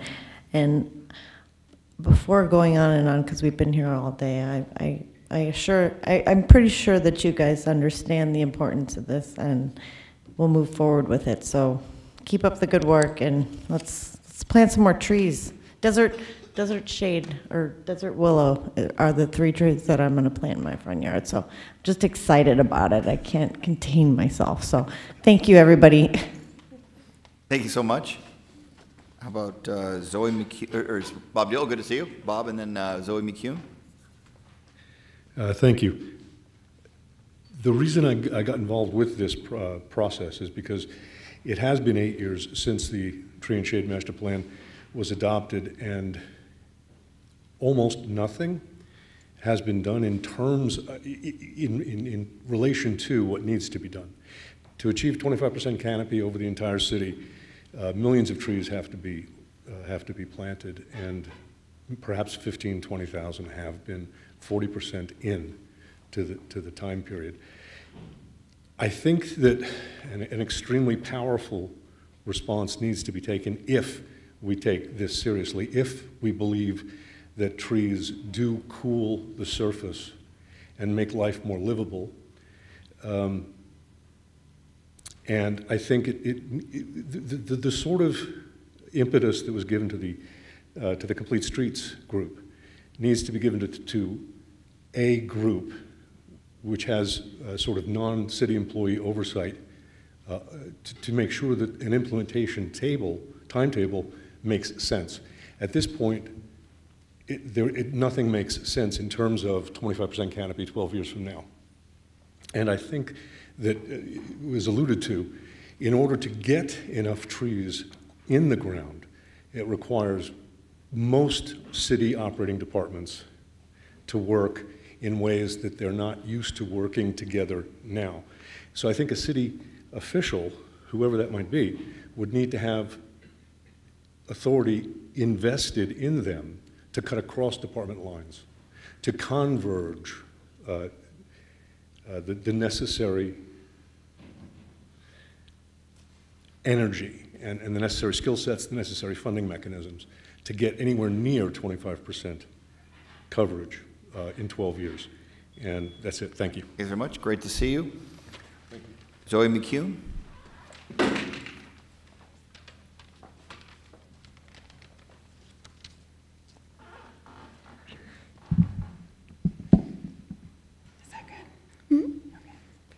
Good afternoon, Mayor and members of the Council. My name is Zoe, and I am 11 years old. In 2017, Phoenix recorded a scorching height of 120 degrees Fahrenheit. Would you like to be walking on the sidewalk in 120-degree weather without any shade? Well, this is why trees are a good solution. Trees provide shade and produce oxygen. Also, trees reduce smog, enhancing a community's organic structure. Trees reduce greenhouse gases in the atmosphere. Trees absorb and block out sound, reducing noise pollution by as much as 40%. I encourage you all to make trees a priority for the city as well as for future generations. Thank you for your time. Thank you for your testimony. That was excellent. And then finally, we have Stacy Champion.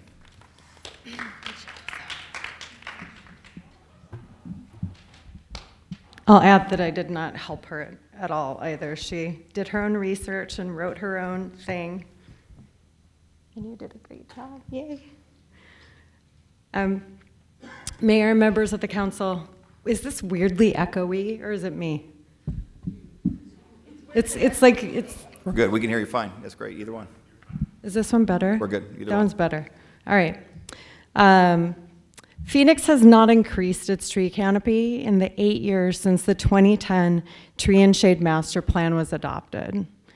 In that time, heat records have been broken yearly, our nighttime temperatures have increased, there are more heat-related deaths every year, and just this week, I'm not sure if you know this or not, Phoenix was listed in the top 10 worst air quality cities in the recent State of Our Air report from the American Lung Association. There were only two out of 10 cities that weren't in California, and Phoenix is one of them. So that's a not to be proud of top 10 list. One of the two asks in our citizen petition is to create a council-approved citizen tree and shade committee. The very first action item in the tree and shade plan that this city adopted states, create a council-approved citizen tree and shade committee to oversee urban forest issues. This is what the city of Phoenix said would happen. In Sustainability Subcommittee yesterday, Councilwomen Gallego and Stark voted to make a trees and shade subcommittee under the EQSC. This is not what your plan called for. And due to the lack of priority given this plan over the past 8 years, and given that our city is in the bullseye of climate change, I view this as trying to put a tiny Band-Aid on a gaping axe wound. This city must start viewing trees as the public health infrastructure that they are, and in doing so, the city needs to follow through on their own plan, and better late than never, create a trees and shade committee to help move this important needle forward immediately. Please support the petition, create its own committee, and thank you for your consideration. Thank you very much. Thank you so much, Ms. Champion, for your testimony and your leadership. Let's see, we have, I'm going to estimate about 24 additional cards, and I believe they are all in favor of the citizen petition. I apologize if I missed it. Please come forward. I didn't put a yellow card in. I did a white card. You changed your mind, went to yellow. No problem. Please come forward and introduce yourself and provide whatever testimony you have for the City Council. Thank you. My name's Nicole Rodriguez. I'm a certified arborist. I did serve on the Trees and Shade Citizens Committee. One of the phenomenal things about that committee is that we actually put it together guidance ordinances within a month period of time, within 3 meetings. And the committee came together within 2 weeks, and it went through the same process as similar to actually applying for other boards and commissions with the city. We made that happen. We think that this could happen with the city staff putting together the Citizens Tree and Shade Committee as an action item that's actually in the Tree and Shade Plan. That's an action item that's in the Tree and Shade Plan that a Tree and Shade Committee be formulated. An issue that I do have with the Environmental Quality and Sustainability Commission is that if you go back through their meeting minutes, they have been presented with updates on the Tree and Shade Plan and like to date report cards on it. And they have made their priorities also, and priorities have not included tree and shade. Those people who serve on that commission have not made tree and shade their priorities within the last year, past 2 years, past 3 years, ever that we've had found in the meeting minutes. So that's a concern. It should not be a subcommittee of that commission. It definitely needs to have people with expert experience with trees and landscape architecture, and then also I think with representing, we need other people to come in to open the dialogue. We need more experience than the people that are actually on that environmental quality, because it doesn't seem to be that's where their experience or interests are at. Lastly, what I like to say about trees, the importance of having trees is not just what you've heard about the health and environmental aspects to it, but trees bring safety to our streets. Trees bring eyes and ears to the streets. We have more people out on the streets when we have, more better, healthier conditions for being out there, whether it's in the evening or the daytimes. And the biggest gauge to how we're not improving is that actually, since the formulation of the Tree and Shade Master Plan, there has not been any improvement in our tree and shade canopy percentage. No improvement whatsoever. And all we're asking is for the dialogue to open. We're all accountable as citizens, staff, and the council members, but I don't think having the commission have a subcommittee is the right move for this. So, thank you. All right, thank you so much for that testimony. Anyone else here in the audience wish to provide testimony for the City Council on item 108, the citizen petition? Going once, going twice. Okay, so we have the motion is on the floor. The motion is in support of the subcommittee led by Councilwoman Kate Gallego. The action that came out of that subcommittee. There was a second on that. Now I'll turn to members of the council if they have any testimony as to the motion that's on the floor or comments on that motion. I'll just add that on the issue of the budget, it's certainly true that our city did lose tree canopy coverage during the time that we were going through the most difficult budget period, as we lost ground on a lot of incredibly important areas here at the City of Phoenix. We are, thank God, in a better budget situation now, and we are under the proposal made by our city manager, based upon the priorities of this council. You see us now putting significantly more resources into improving the tree canopy of the city of Phoenix. I hope as the budget continues to improve, we'll do even more in future years. But we're now in a situation where we will both be able to replace the trees taken down because of accidents and other things mentioned by Ms. Peters, as well as provide the necessary infrastructure and the maintenance costs to keep those trees going, because that'll do anyone any favors if we plant trees, but those trees do not make it over the course of many years and decades. So the trajectory is in a much better situation now, and I'm thankful that this council has made this issue a higher priority. Sounds like there's polite disagreement about which committee should be the one to oversee it. We do trust the Environmental Quality and Sustainability Committee to be the committee that provides important guidance to the City Council on issues of sustainability and climate change and taking leadership on. Obviously, this issue is incredibly important and an incredibly important part of our climate change policy here at the City of Phoenix. So I will support the motion with the belief that that is the correct committee. And if anybody wants to serve on that committee, I hope there's openings, where we've tried to put some really high quality people on there, and we'll continue to do so. Council? Okay, sorry. All right, any other comments by members of this council? Roll call. DeCiccio. Gallego. Nowakowski. Yes. Stark. Yes. Valenzuela. I'm going to vote yes, but I just want to mention for just Please. a moment, I listened to everyone who is speaking, specifically 11-year-old Zoe, and there's a clear frustration, and I'm going to support this. I do want to ask the people who did speak, I'll be reaching out to have a conversation of how we can actually expedite this type of discussion, do some real work, and rather than just have another committee, another conversation. I understand the frustration. I had a chance to speak with Ms. Champion, actually, and so I mean, I think the city could be more responsive. So this is where we're at tonight. I'm going to support it, but I want to get to work right away on this. Waring. Williams. Mayor Stanton. Yes, I think it's 5-1, 6-1? 5-1.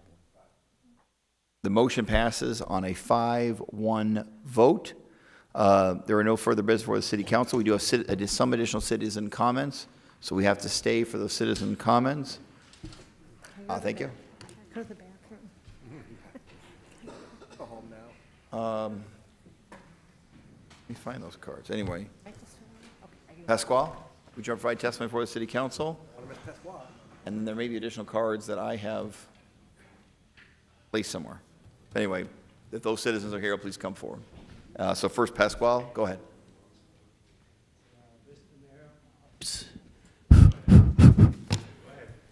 Mr. Mayor and councils, I'm here today for clear up a few things here that have been ignored at the past. Concern is Ricardo Zeleyas. I recall that this council here has approved to rezone that property 1529 East Valletta Street. And on May 10, 2017, there was that issues was talking about what the Ricardo Zeleyas is supposed to do on the properties. Apparently at